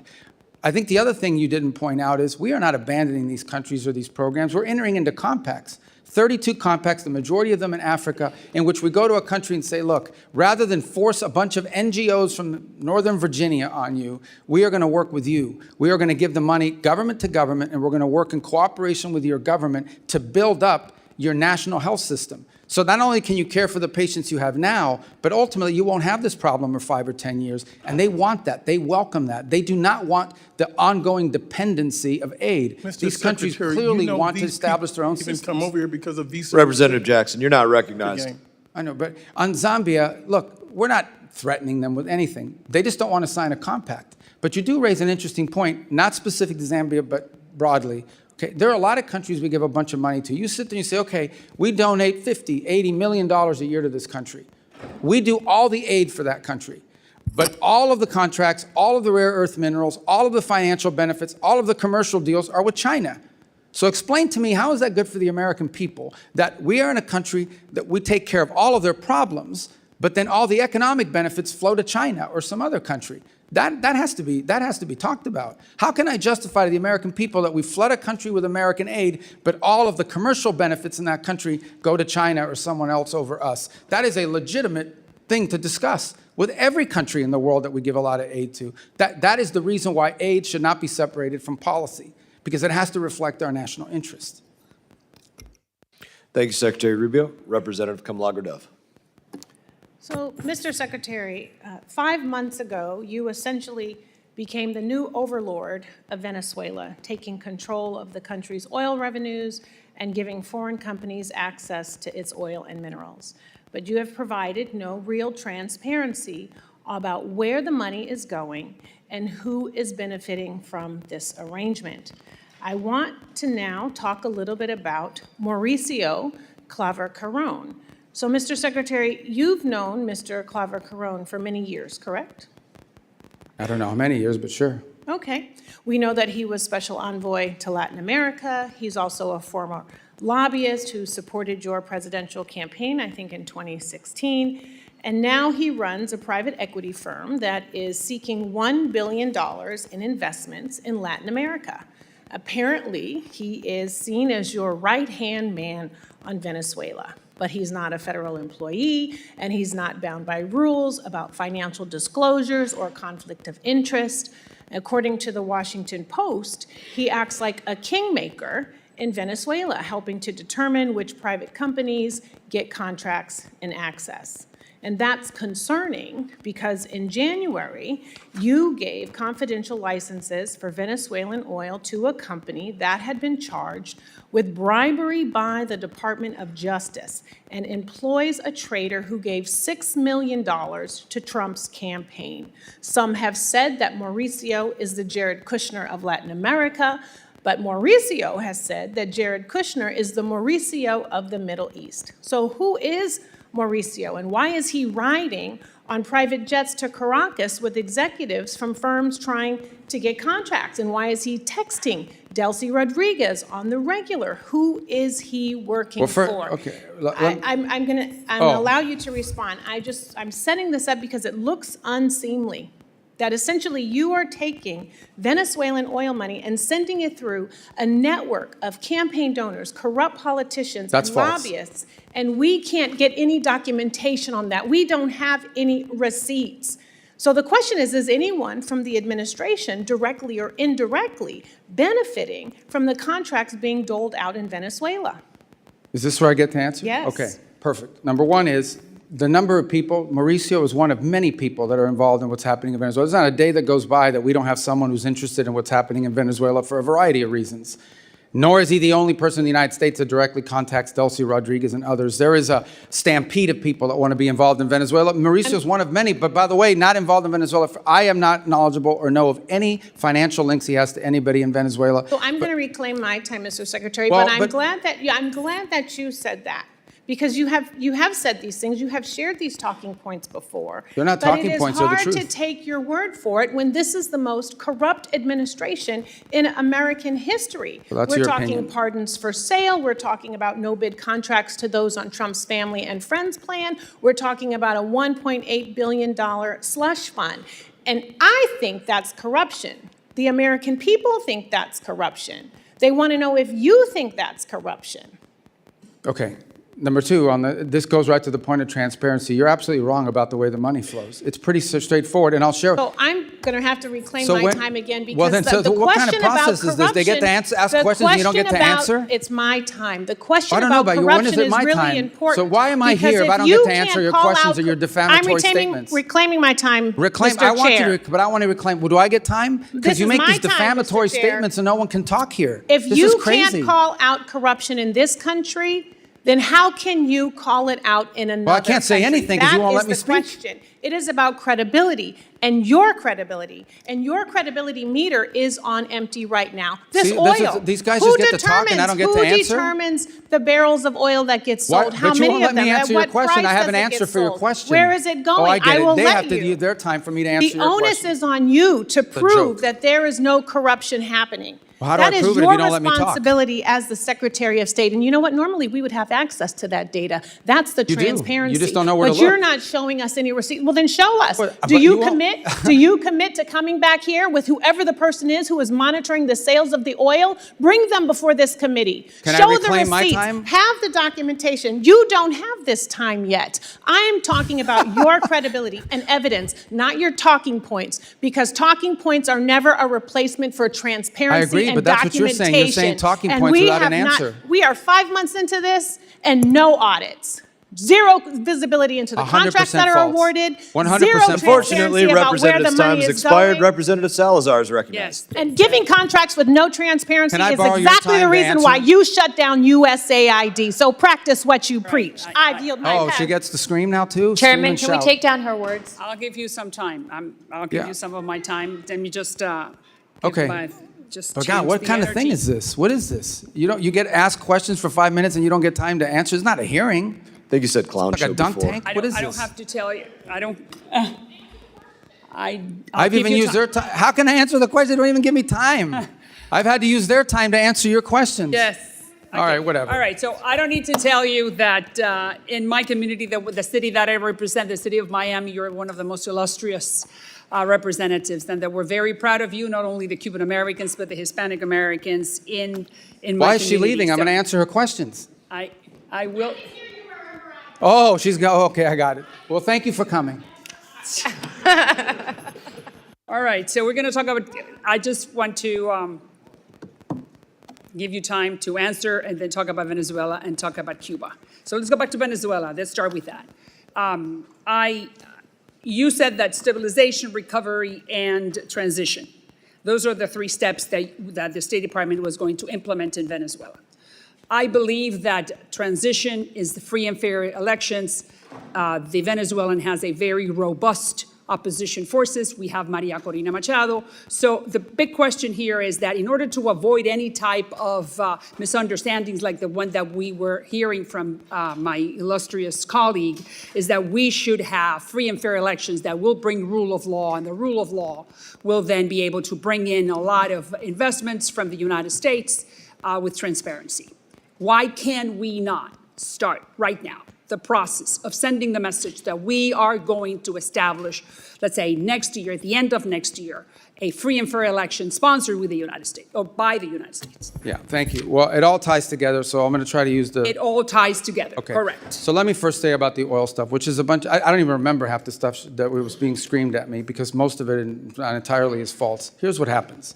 When there are sales of oil from Venezuela, they used to, sell it at a discount because of sanctions, and they had to do all kinds of evasive matters. Now they're able to sell it at market price to great benefit to the Venezuelan people. That money and those proceeds are deposited in a treasury blocked account at Citibank. That account, by the way, is audited by KPMG. KPMG has been hired and paid by the Venezuelan government out of those funds to audit every single expenditure. There is a list that's been agreed to by both sides, the Venezuelan side and the U.S. side, on what the allowable expenditures are for. So, for example, they've used 250... I need to go to 3 other countries, so I'm not sure what the chairman wants to do, but I understand that you're answering her question. Oh, but this is but it's tied to your point because All right. they'll be able to do the other ones quickly thereafter. Again, I know this is outrageous because I have to use your time to answer That's questions when correct, she but I leaves. need to serve the community. I need to Okay. ask you about other countries. So Well, then bottom tell me. line is the money that's spent in Venezuela is audited by KPMG. It only goes to certain determined points, and it doesn't go to the individual benefit of anybody. Those are just false, outrageous statements. can we pivot to free and fair elections? So the second point is on the transition phase, which is the third phase. The second is Correct. stabilization and recovery. Part of the recovery phase is creating the conditions for a free and independent press. You need to have independent press in order to have free and fair elections. We've seen an uptick in that activity. It's not 100% there, but it needs to continue to grow. You need to give space for the political parties to organize and to mobilize, because you can't participate in an election if you haven't had the time to do so. And you need a new electoral commission. We've said that repeatedly. And when that are we needs to happen. starting? Well, we'd like to see it as soon as possible, but the reality, just remember, it's been 5 months, not 5 years, Correct. not 50 months, 5 months. 5 months is not a long time for a country that had gone through what that country went through. But clearly, we need to have a new electoral committee, and ultimately, Venezuela's future is free and fair multi-party elections. Correct. Let's go to Cuba. We know that your office is talking to the Castro family, and you're sending the message that the game is over, that they need to open up the democratic game. We know that, all right? So the question is, what's delaying that process? Well, it's not that it's delaying the process. We've had conversations. We have diplomatic engagements with the Cubans consistently over time, over multiple reasons, and for many reasons over the years. In fact, the CENTCOM was just down at the fence line in Guantanamo, not CENTCOM, SOUTHCOM, over the weekend as well. Our message to them has been very clear. If they want a path in which they can recover their country and But we save understand that they are not Well, that- understanding that. So then correct. what's next? So what can we do in order to make them understand that the game is over? Well, we're not going to allow them to benefit from the game that they've been playing, in which they're stealing money from the Cuban people to the benefit of this conglomerate at the expense of the people of Cuba. What we are offering to do is distribute $100 million in humanitarian aid But to a they're not non-governmental accepting it. organization. Well, now they say they've accepted it, but they're But it creating has to do impediments. through the Catholic Church, and they're not willing And to do others, that Samaritan Purse. We have a whole host of Representative's time has organizations that are prepared to do it. Representative Costa is recognized. Thank you very much, Mr. Chairman and Mr. Secretary of State. Appreciate your presence. A lot of area to cover, but I'm concerned about America's presence and the international arena that we live in today.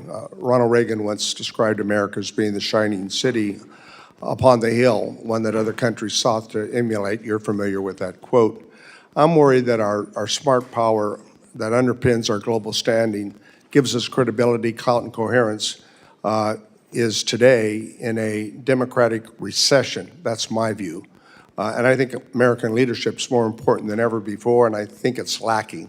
Do you agree that our smart power remains an important tool of our U.S. statecraft? Well, absolutely. And But we're vacating the field. 2/3 of our ambassadorships or posts are empty. Our alliances, we hit our friends with tariffs, berate our partners for not supporting a war that they were not ever brought into in Iran, and only later walk back the plans to withdraw troops from our European allies. On foreign aid, we've scrapped USAID and dismantled our global humanitarian networks. And in the vacuum, as you know, China has fulfilled, come into that breach. I want to talk, we have a deal, this is, I think, a good example.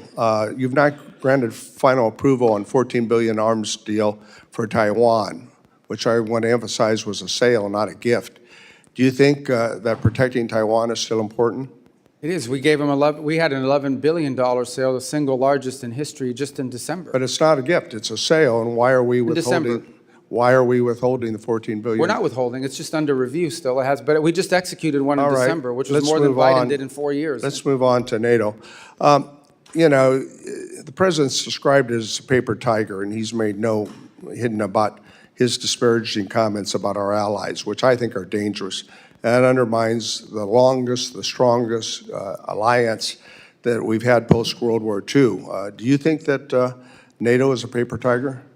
The big what, I'm sorry? Do you think NATO is a paper? I think NATO's in need of deep reform, and part of the Well, reason, but I mean, that reform's taking place. I mean, we can talk about it, and you ought to be able to take some credit for this. Look at Poland's up to 5.0, their GDP for defense. Poland's not the problem.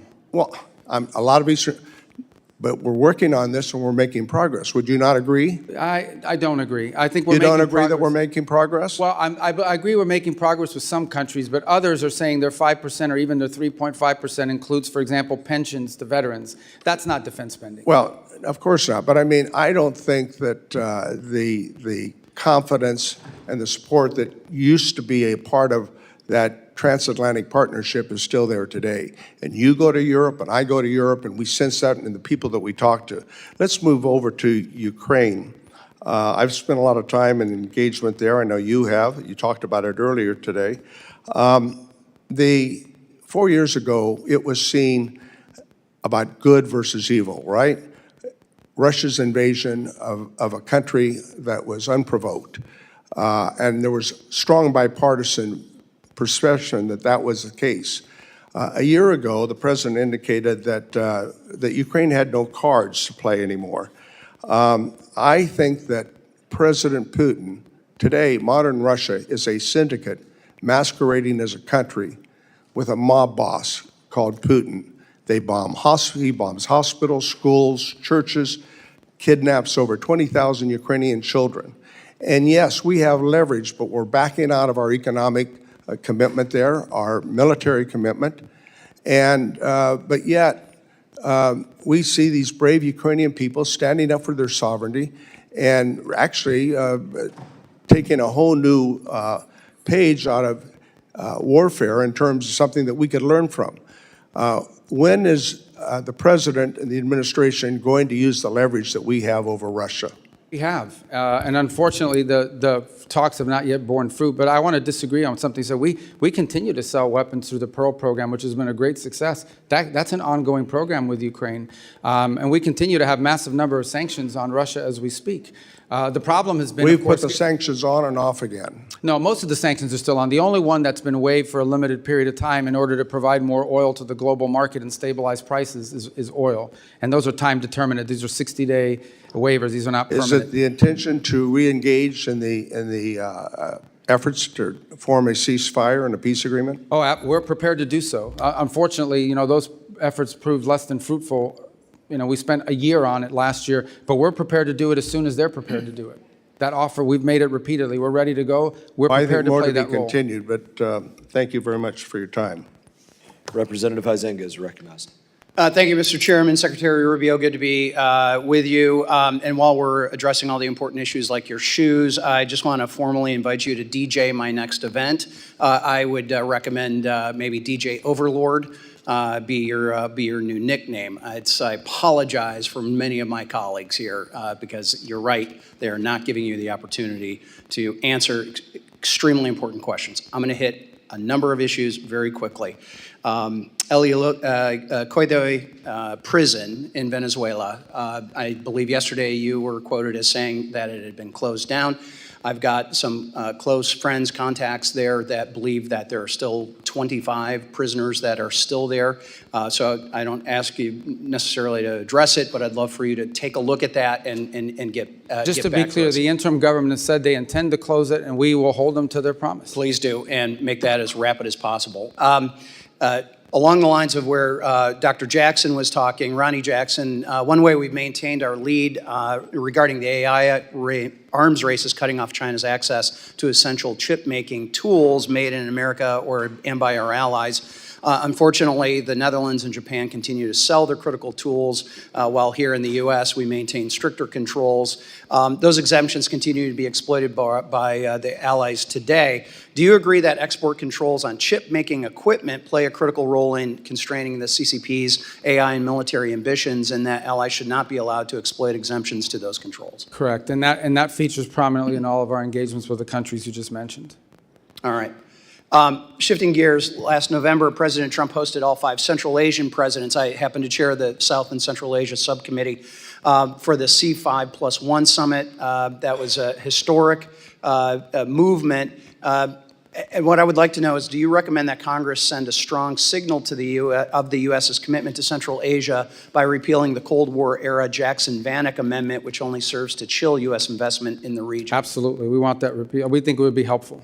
And what would be the positive steps? What are those I think next it would steps? signal that these impediments that have existed in the past and being able to deal with these countries commercially are being removed. So this came up in my confirmation hearing, and I don't know what the holdup has been, because every committee I go to, they ask me why. Everybody seems to agree they want to get rid of it, but no one gets rid of it. So you should. And by the way, we intend to have a C5+1 meeting that I'll be attending at some point this year in the region.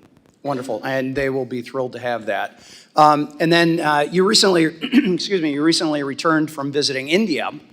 India is a critical economic and security partner for the U.S. across the Indo-Pacific. Could you please share with the committee the outcomes of your recent visit and how the Trump administration is strengthening the partnership while simultaneously addressing longstanding market access issues? Well, so India is an important strategic ally of the United States. We do a lot of things together, and there's tremendous opportunities to do more. The 2 points we focused on are, one, is the hopes that we can wrap up the negotiations on our trade agreement, which we think we're a few weeks away from being able to conclude.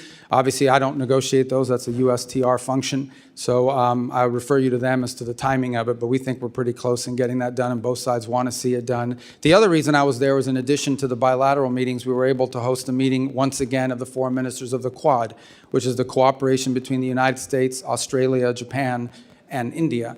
And there are a number of things we're working on, and now we have actionable items that we're beginning to focus on. There'll be a new port facility in the region that we're going to work together on for one of the small Pacific islands. I think that is an important show. Can you name which one? Well, I think we're talking to Fiji right now about the ability to be involved with them. And then the second is, I hope I didn't misspeak on that, but I believe that's the case. And on the second one that we are working together on is Trust me, somebody in the media will hold you accountable. well, we'll get but the second one that I would tell you is that one of the things we've agreed to work on is domain awareness, working together and pooling our resources so we can have domain awareness about what's happening out in the sea. Is there someone out there trying to impede traffic? Is there someone messing with undersea cables? Is there, sanctioned ships that are moving through? This domain awareness is critically important. If we can pool the resources of these 4 countries, it would be a benefit to the region writ large. Thank you. And I'll just leave one last comment. It's been my observation going back to whether it's Russia, Iran, other places that have been bad actors. Sanctions are only as good as your willingness to enforce them. And we are finally seeing this administration, with your advocacy and others, and Treasury, to enforce those sanctions. Anthony Blinken sat there where you are not that long ago, and I had to remind him he had a problem on his hands because I'm vice chair of the Financial Services Committee. There's a number of Financial Services Committee members who are on this committee. We actually write the sanctions, and he basically would come in and say, don't worry your pretty little head about all these confusing sanction-y things. We got a handle on it. You finally do. Thank you. Representative Almo. Secretary Rubio, welcome back. I want to start where we left off last year. You told me, quote, we're going to do more food aid than any country on the planet times 10. That was your promise. But the facts tell a different story. America might still be the world's largest food aid donor, but we certainly don't provide 10 times more food aid than our peers. In fact, under your watch, America's food aid contributions have been cut by more than half to roughly $2 billion. It should be very clear that America's strength has never come solely from our might. It comes from our alliances, our credibility, and our values.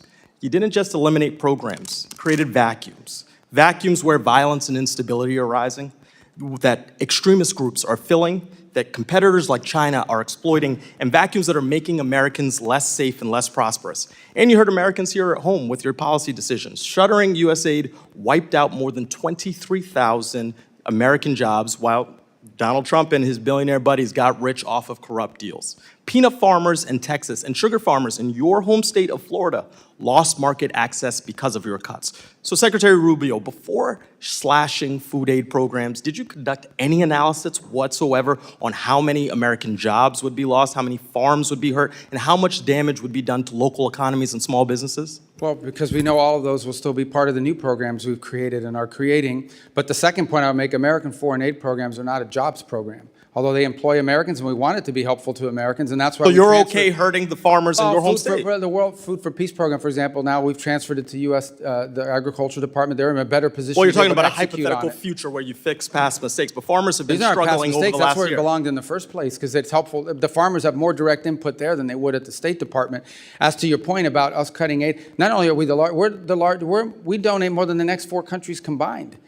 We do more than anybody else. But we went down, and there are consequences. Look, From where I sit. But why are so we fr- in charge fr- of feeding everybody? This I is mean, this is not about charity. This is about our economy and values. I didn't say that you got to do it all, but you can't cut when you know without analysis that bad things are going to happen. We replaced. We have new programs that are actually working better. Well, It's Mr. getting food to Mr. people Secretary, faster. if I may, from where I sit, you, Donald Trump, Elon Musk, you got together, you made these cuts blindly because you did not say that you conducted any analysis. You just said we cut because we have a hypothetical future that we are trying to create, which is not a serious plan. And that's not regard for the economic damage to our farmers, to our small businesses here at home who are feeling that pain. And moreover, you've had lives lost. And I want to get to that point. I want to introduce you to Mary Sunday. She is behind me, and after your food aid cuts decimated the World Food Program's ability to feed the Kenyan refugee camp she lived in, Mary's 7-month-old daughter, Santina, died of malnutrition. This is the only photo Santina's parents have of their daughter. Before Santina died, you looked me in the eye in this room, and you said, "No children are dying on my watch." She was a child. She had a name, a family, a future ahead. Now she's gone. She is one of over 500,000 children who died last year after your administration pulled the plug. Yesterday, I heard your testimony. You said you're seeking outcomes with foreign aid programs, but the outcome that I see is dead kids. So, Mr. Secretary, I want to ask you again, and with a real direct answer, please. Were you lying to Congress when you claimed no children were dying on your watch, or did you simply never bother to calculate the human cost of your decisions? That number you're throwing around is a false number. It's a false number. And not only that, you're equivocating that the death of an individual is responsibility of the United States. There are 500,000 others. No, that's a false. That's a Mr. false Secretary, thing. the numbers are there. No, the numbers are not Here's there. The thing. numbers are You- opinion you of have- experts you who have a got their narrative to contracts share. cut. Mr. Chairman, These I are want to people that enter got into their the record these An articles that show last year alone, over 155,000 children died from malnutrition. Over 126,000 children died from diarrheal diseases. Over 165,000 children died from pneumonia as a result of these cuts. So here's the deal. You promised more food aid, instead there were cuts. You promised America first, and said American workers, who you said aren't a priority for you. You said it's not a jobs program. They lost their jobs. You promised strength. Instead, we have lost influence, credibility, and trust. And you promised children weren't going to die. You said that to me right here.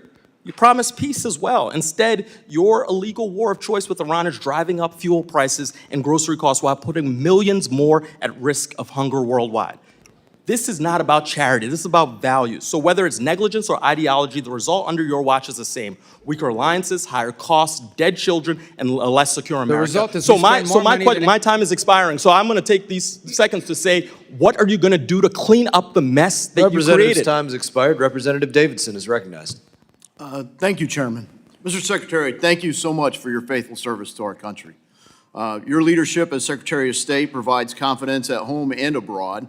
And I would like to highlight that your personal testimony at Charlie Kirk's memorial service and your remarks at this year's Munich Security Conference resonate with me and with many of my constituents, so thank you.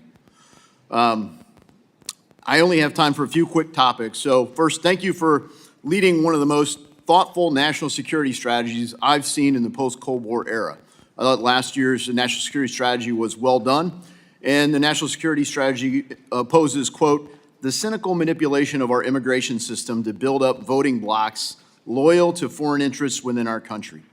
The State Department has also made it clear that we object to the UN's efforts to advocate and facilitate replacement migration across the United States and broader across Western countries. Immigration was a driving issue behind President Trump and Republican electoral victories, and I commend your department for making this a priority. Could you please highlight your approach beginning at our own borders and extended especially through the Western Hemisphere to addressing this as part of the national security strategy? In terms of migration? Yes. Yeah. Look, mass migration is a national security threat to any country that experiences it. It's bad for the transit countries too, by the way, because it fuels and feeds these transnational groups that traffic not just in human beings, they traffic in drugs, they traffic in weapons and anything else you can imagine. So I think one of the biggest threats specific to the Western Hemisphere, but be true throughout the world, is these transnational, they call them criminal groups, they're really transnational terrorist groups, that among many of the things they do is traffic in human beings. So mass migration is not good for any country that has to absorb it, and Europe is now facing the consequences of that, but mass migration is also not good for the migrant. because they're abused along the way, and it's destructive and disruptive to all the countries in the region that have to experience it. So today we do not have a mass migration event, and every country along that route in Central America is grateful for it, because that's less money and that they have to spend and less resources that are being taxed and less of a burden that they're having to carry. Thank you for that. And frankly, thank you for demonstrating that we just needed leadership to apply the laws to secure our own borders with this administration. I'm a former infantry officer. The oath our military swears is similar to the oath we swear in the House or the Senate or for cabinet members. It's to support and defend our Constitution. You know, generally we say, first define the mission, second authorize the mission, and then execute the mission. So I'd like to call your attention to the 2001 AUMF. It was, I think, the 01 AUMF and the 02 AUMF that I thought brought justice to Qasem Soleimani. As you highlighted previously in dialogue today, you know, the IEDs and efforts of the Quds Force killed many Americans in Iraq. And he's, you know, Iran has been the biggest state sponsor of terror. Unfortunately, the 01 AUMF, which still survives, doesn't, it authorizes a war on terror for Al-Qaeda and their affiliates. Hezbollah, Hamas, Houthis, and numerous other proxy forces for Iran aren't affiliates of Al-Qaeda. Would your administration support a modernization of an authorization of military force so that we could have a full authorization to provide full authority for our military to carry out these operations? Yeah, twofold. The first is we haven't asked for one. Obviously, anything that allows or provides congressional support for the president's efforts to take on Hezbollah, Hamas, the threats they pose to the United States and ultimately Iran, it would be a positive, but we haven't asked for it because we believe every operation that's been conducted is well within the law as it exists. Well, Article 1 gives Congress a duty to do something about authorizing force. And I've tried the whole 10 years I've been here to modernize it, so maybe next year will be the magic year. But I think it'd be due that we actually authorize these things because our military needs it. They need to know that the American people have their backs, and particularly when you look at people like the seditious six making threats to our military, I don't want them to have a second thought ever about their cover for the authority for the things we ask them to engage in.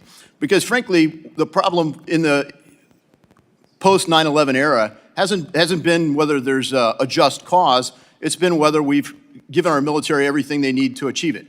They've been tactically brilliant and operationally brilliant, and I'd say that's true even in Iran. But they haven't strategically been able to succeed, and part of that's because the United States hasn't been united behind it. And I guess towards that end, you've stated missions here, we're clearly not united as a country in Iran. So briefly, you know, what authorization do you need to carry out further operations in Iran?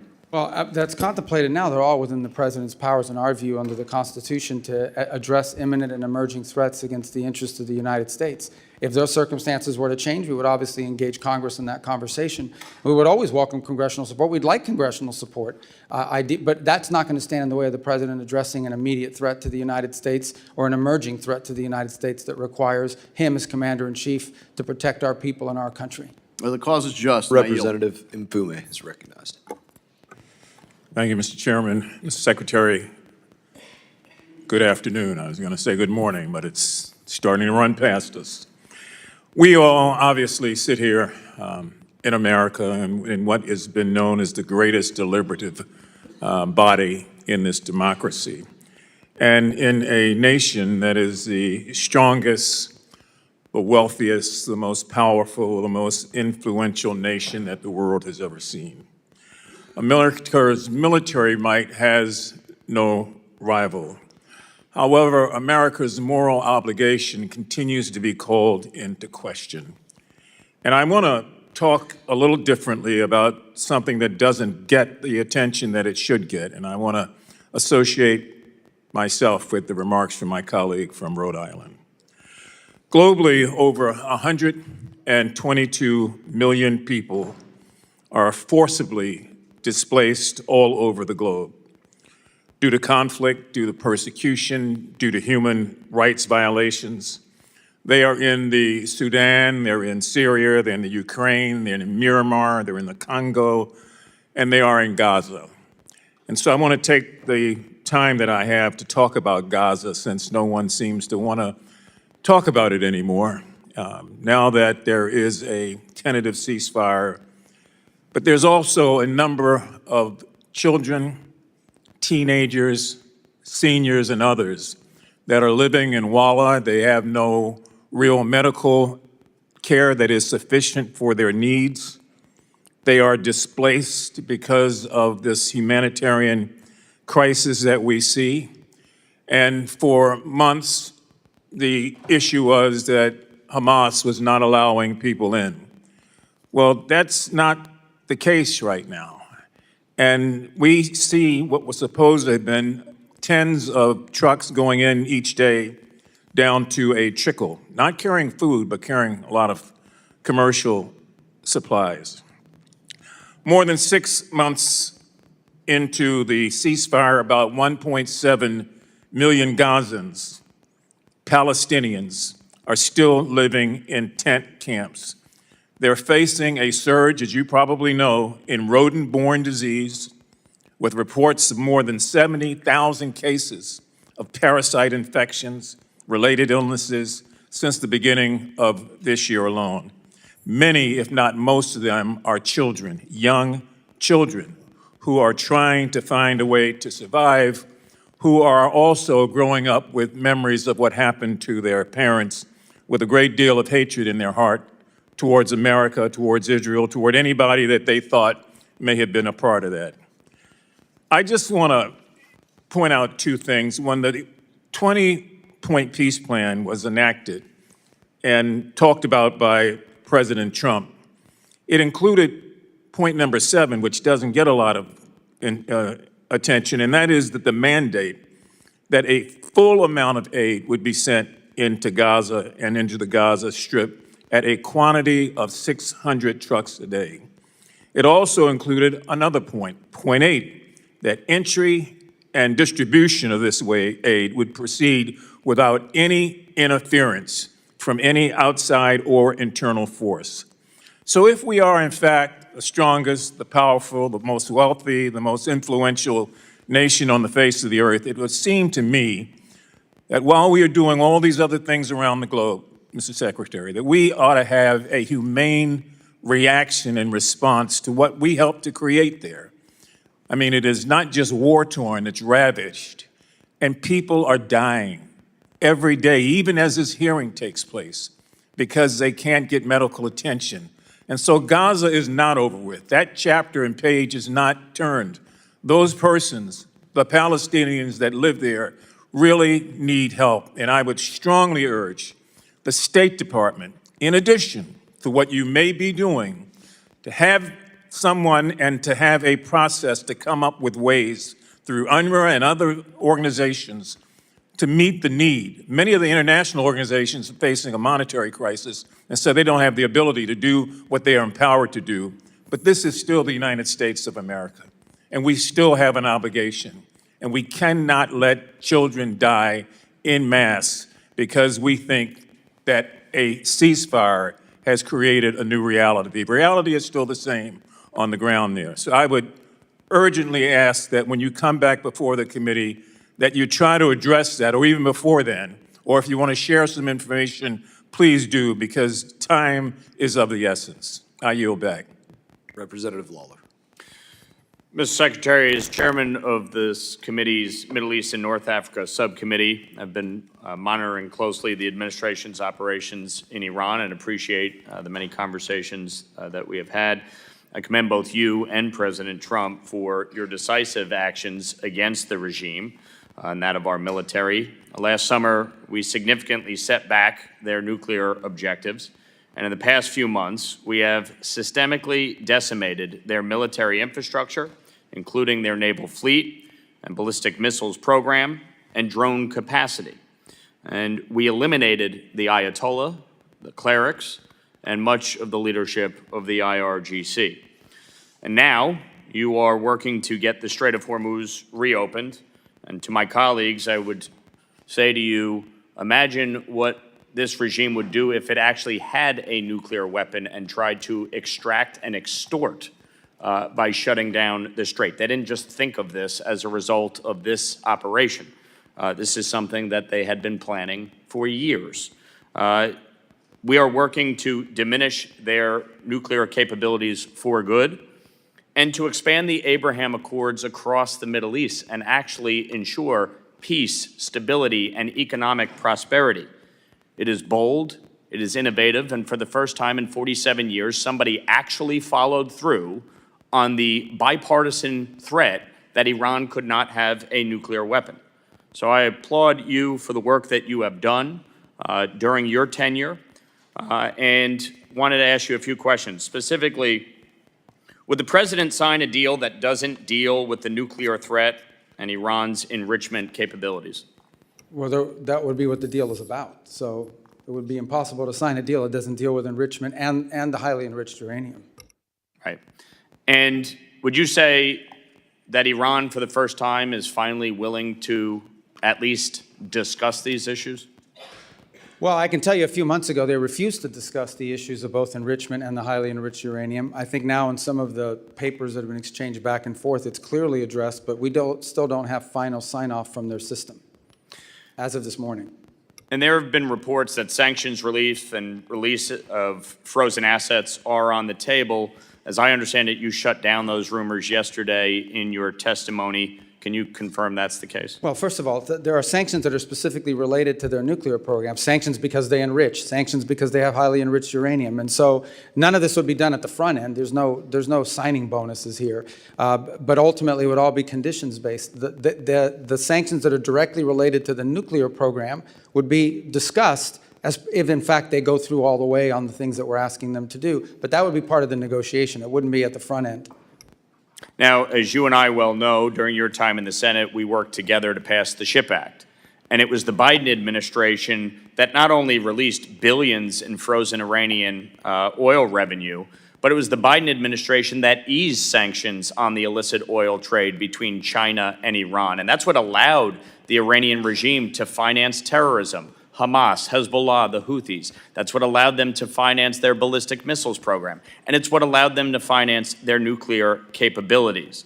So as you look at all of this, the bottom line is, from our perspective, we want the nuclear materials out.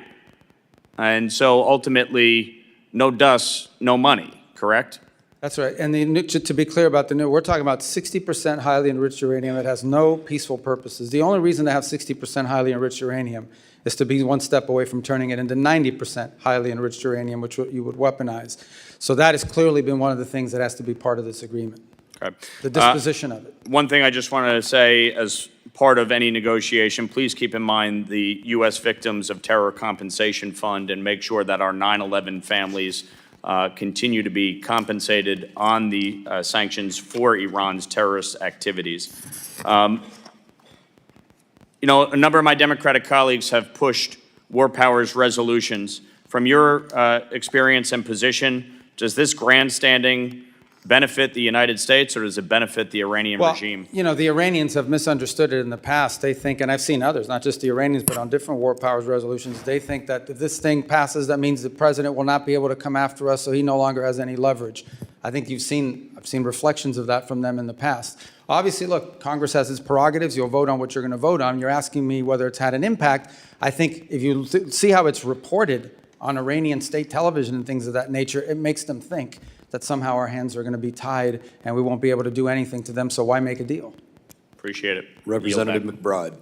Thank you, Mr. Chairman. Thank you, Mr. Secretary, for joining us today. Like you, I attended the Munich Security Conference earlier this year, and in a meeting that I had with several European prime ministers and several of your colleagues within the administration, your colleagues recognized that NATO is both bigger and better funded today than it was 10 years ago. And I am fully willing to admit that that is a byproduct of several factors, including Putin's aggression, previous administrations, and indeed a byproduct of actions by this administration and this president's first term as well. But I want to focus in today on statements and actions that I believe go beyond pressuring and leverage and actually fundamentally undermine the foundation of NATO. On January 21st of this year, in the president's speech in Davos, he said, we, quote, never got anything from NATO. 2 months later, the president said on Truth Social, speaking of NATO, they will do nothing for us. Mr. Secretary, do you share the president's assessment that we, quote, never got anything from NATO? Well, I think what the president was speaking to at that moment, and was what I'll speak to you about now, is one of the reasons why I've been such a strong supporter of NATO is because they allow us to use these bases, because it allows us in a time of contingency, like the one in Germany and others. And for the first time, we see NATO countries denying us the use of their bases, which undermines the purpose for our involvement. These statements, including the one, "we never got anything from NATO," happened before the war in Iran, which falls outside of the Article 5 invocation. It falls outside of a war of defense. Do you share the president's assessment that we, quote, never got anything from NATO? I share the president's assessment that on issues that are a priority to the United States. I'll take that as you disagree with his assessment that we never got anything from NATO, because, Mr. Secretary, let me reclaiming my time, Mr. Chairman. Mr. Secretary, I'm asking very specifically about a specific quote. I'm not asking whether NATO can be better or reformed. I'm asking if we never got anything from NATO. And I want to specifically ask you, Mr. Secretary. Well, why are you asking me if I can't answer? You're not answering the question that I'm asking. You're answering a different question about whether NATO can be better or reformed. And so I'm going to move on, Mr. Secretary. Are you aware that the only time Article 5 has ever been invoked is after 9/11 in defense of the United States? Of course I'm aware of that. Okay. Yeah. And are you aware that more than 1,000 Europeans died in the subsequent war on terror that was invoked after? They participated in the Middle East, correct. And I assume you're aware that the NATO ally that lost more service members per capita is Denmark? Denmark, I thought it was that the UK had suffered more. More per capita. Okay, gotcha. Okay. And I assume you're aware that Greenland is indeed part of Denmark? For now. Okay. Well, I want to focus in on Greenland. I joined the bipartisan bicameral trip to Copenhagen as the administration that you're a part of sought to seize Greenland. In the president's speech at Davos, he said, referring to Greenland, quote, "You need ownership to defend it." Mr. Secretary, does the United States need to own land within NATO to defend it? And the truth be told, we are actually involved in conversations with Greenland and Denmark on the use of Greenland for collective defense for all of us. It's a key part of missile defense, but we're involved in those talks right now. So I think we're in a good place on it now. But I don't want to put stuff out there in the public record that would undermine the conversations we're having with them on it. So specifically, I'm not asking about whether we're going to do more within Greenland for our collective defense. I think all of us share that goal, including Denmark and Greenlandic people. But does the United States need to own land within NATO to defend it? That's what the president said, and that was the justification for those statements and the attempt to seize Greenland several months ago. The president's view is that it's a lot easier to defend it when you have control and complete control of it. We are obviously having conversations with both Denmark and Greenland. They're ongoing on a monthly basis now. I think we'll have pretty good news on it at some point. So I take that as you disagree with the literal words of the president of the United States. And I want to put a finer point. I think he's right. If we owned it, it would be easier to defend it. But that's not what he said. He said you need to own it to defend it, which fundamentally undermines the central tenet of Article 5 of NATO, which states that the parties agree that an armed attack against one or more of them in Europe or North America shall be considered an attack against all of them, and if such an armed attack occurs, each of them will assist the party or parties attacked. So sitting here with, I'm sure, many leaders across Europe within NATO and many leaders beyond, including Vladimir Putin, potentially watching the words and listening to the words that you are saying, can you reassure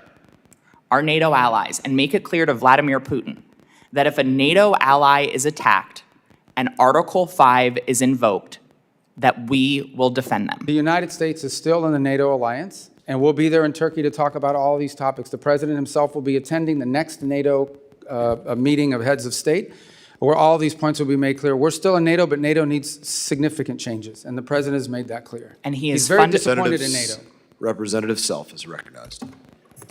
Thank you, Mr. Chairman. Thank you, Mr. Secretary, for being here. I want to continue on NATO, but first of all, would you like 30 seconds to respond to the last questioning? Well, thank you. The bottom line is the United States, look, with the NATO, I've been a strong supporter personally in the Senate and otherwise of NATO, and I still see the utility in it. The problem with NATO, as I want to point out, is those bases that we have in the region is one of the reasons I used to argue why NATO was so important, is it allowed the U.S. to project power and have power in case of contingencies. And we had a contingency, and we had countries in NATO that said, no, you can't use our bases, particularly Spain. Now, I want to be fair. There were other countries that have been extraordinarily cooperative in what they've helped us to do, some publicly and some privately. But I think the president's irritation with NATO is that in a time of conflict and crisis where the United States had a need, you had members of this alliance who are constantly asking us to get involved in European matters, like Ukraine and things of this nature, who in our time were actually telling us, no, your tankers can't use our airbase. No, you can't use it to refuel. No, you can't use it for logistical support. And he's very what kind of alliance is that? I think the other thing that's concerning is that apart from NATO, you have this European effort to stand up some sort of a military force, some of which may trigger actions that would then lead to an Article 5 invocation. That's a separate topic, but one that also needs to be discussed. So I think the next meeting of NATO in Turkey in July is probably the most important meeting in NATO's history, because there are some things here that need to be cleared up and fixed. Thank you, Mr. Secretary. I chair the European subcommittee on this committee. I was in Europe for 8 years on active duty to include European Command and the NATO-shaped military headquarters.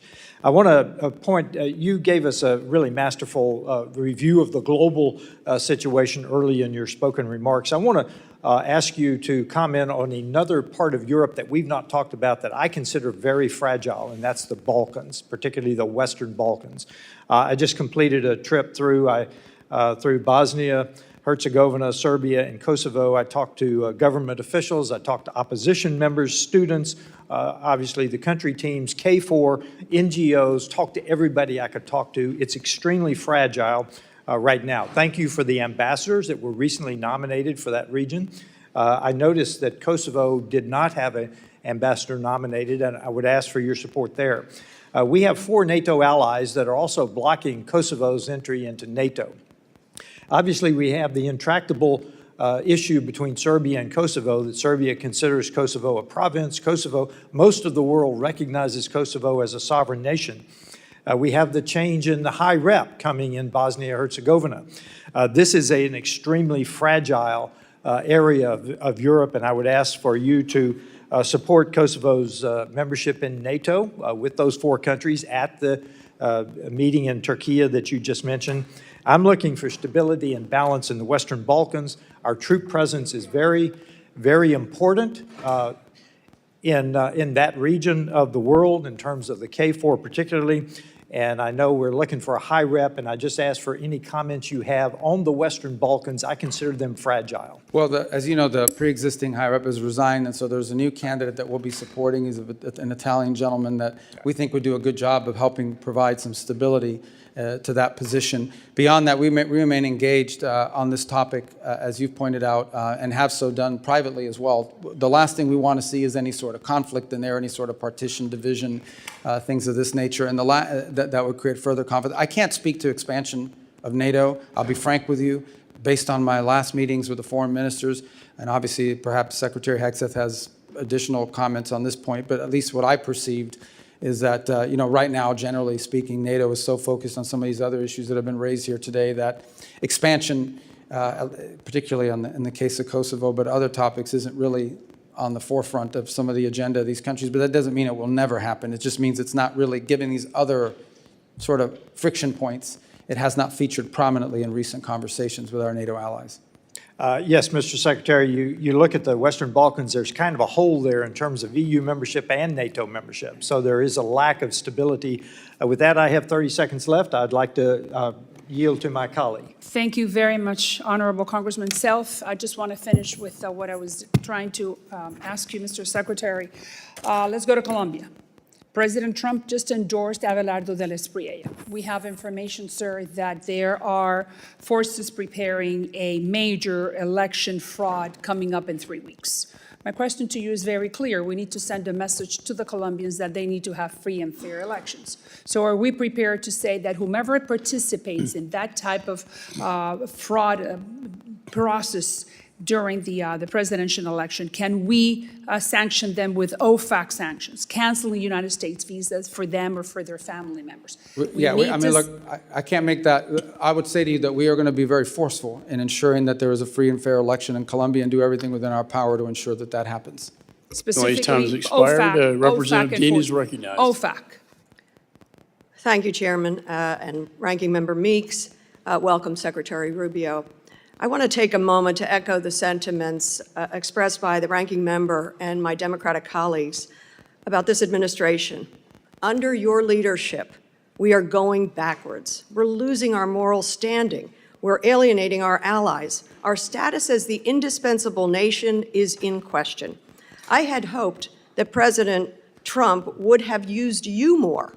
I had hoped he would have used diplomatic tools more instead of family deal makers.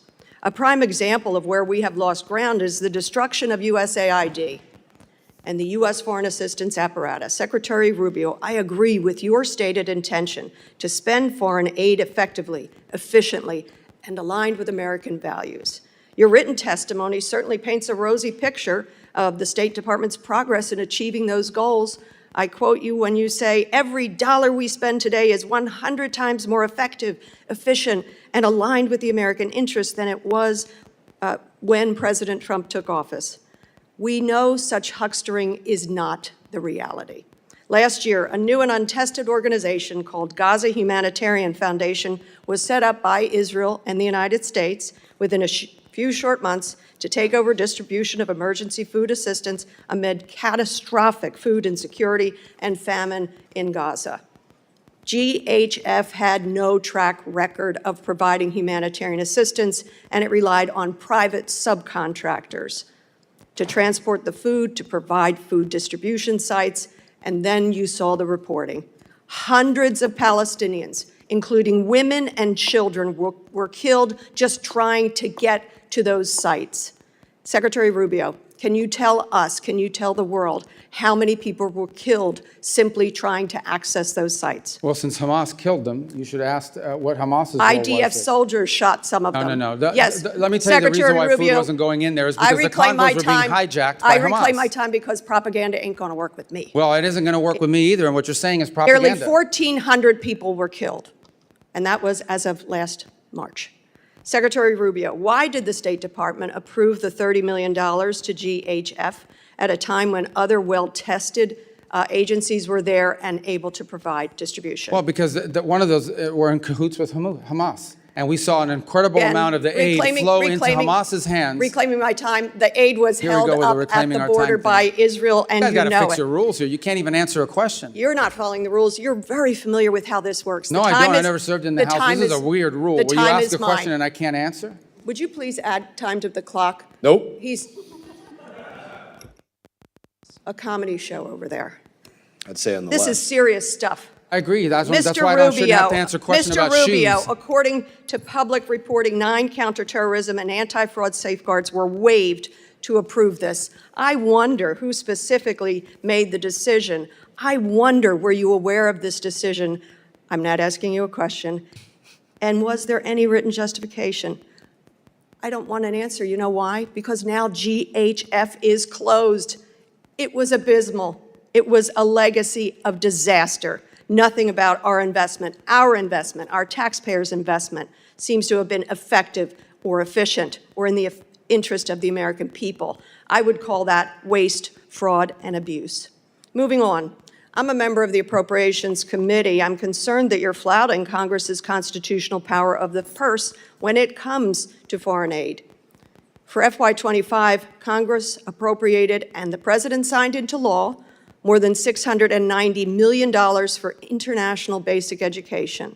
I don't need to tell you that investing in basic education is critical for empowering children, creating economic opportunity. It's also had a long-time bipartisan support.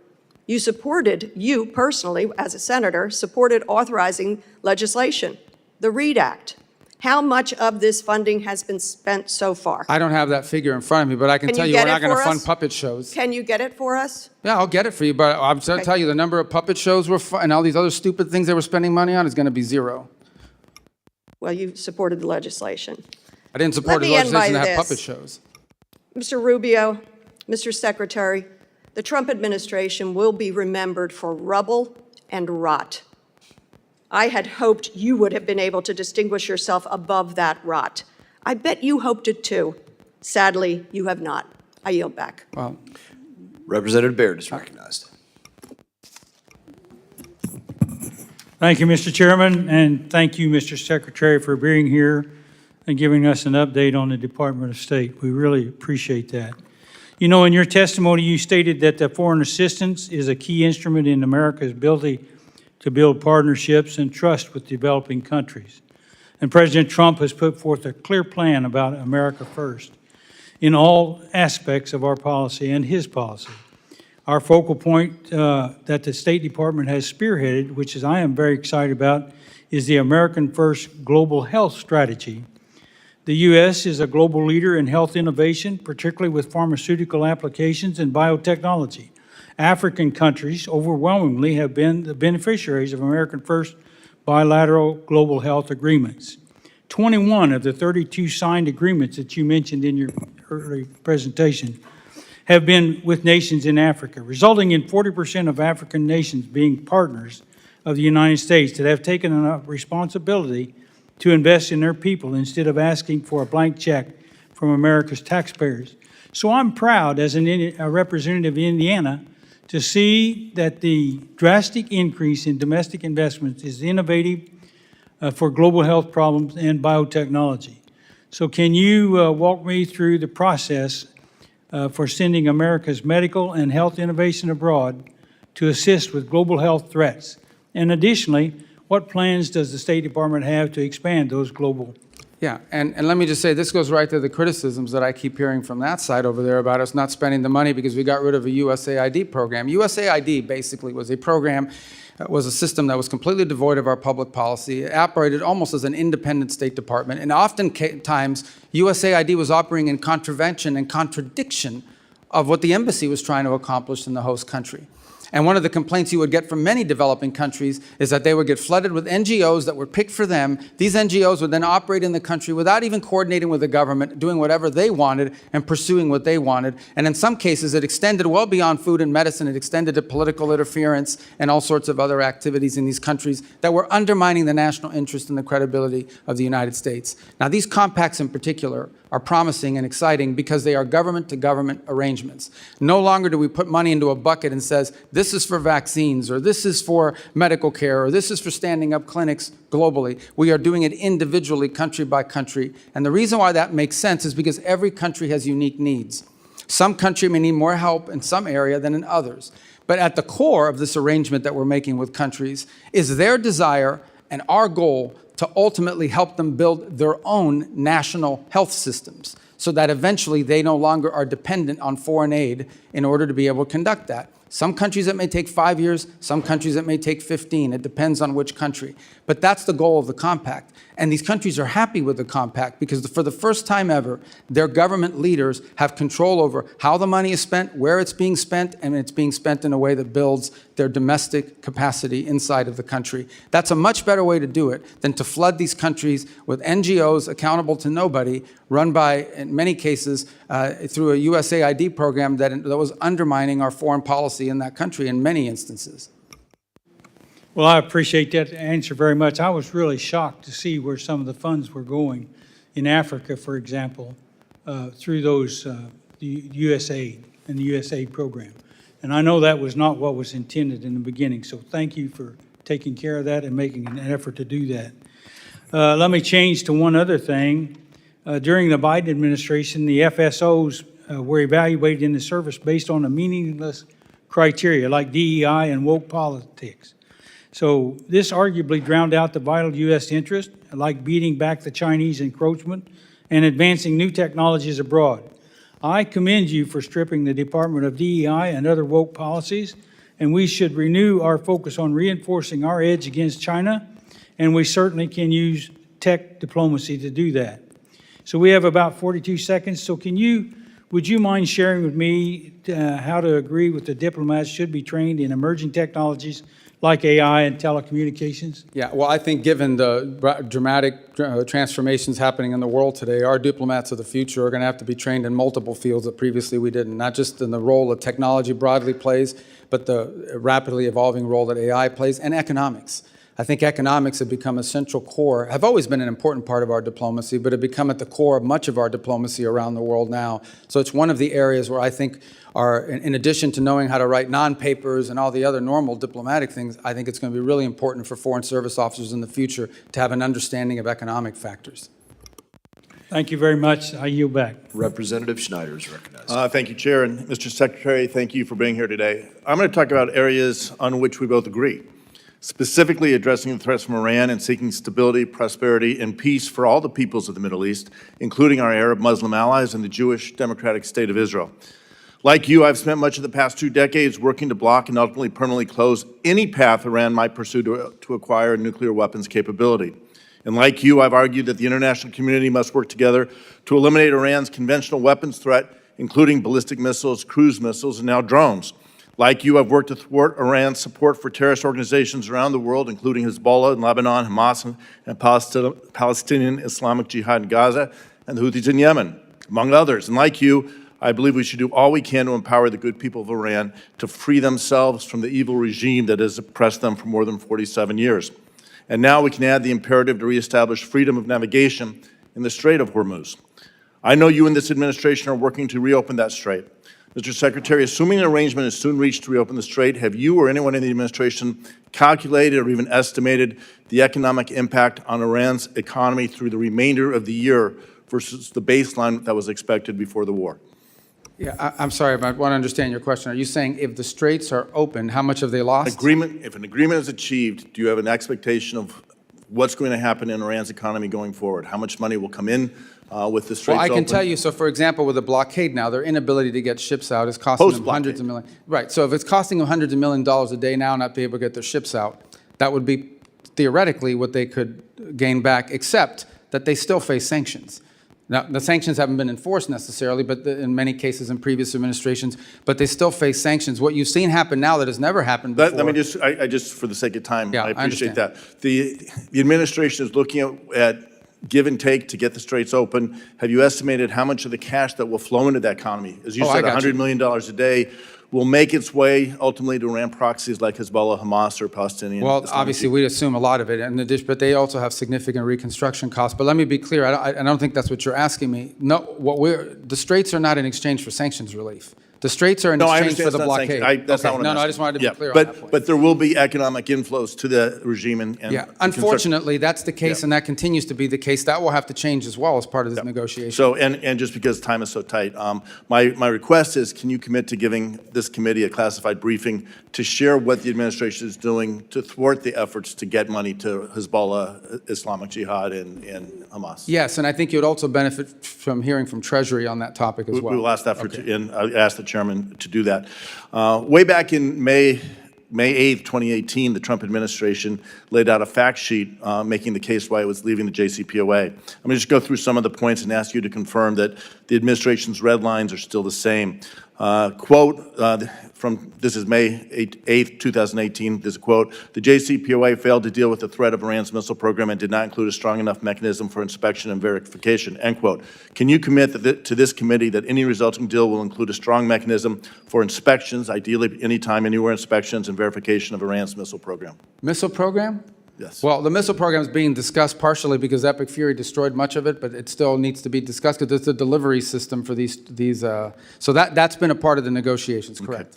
Again, quoting from the May 8th document, the JCPOA foolishly gave the Iranian regime a windfall of cash and access to international financial system for trade and investment, end quote. Can you commit to this committee that any resulting deal will not foolishly give the Iranian regime a windfall of cash and access to the international financial system for trade and investment? Yes, because they're not going to get any sanctions relief of any kind unless they get rid of enrichment and they get rid of the highly enriched uranium. Thank you.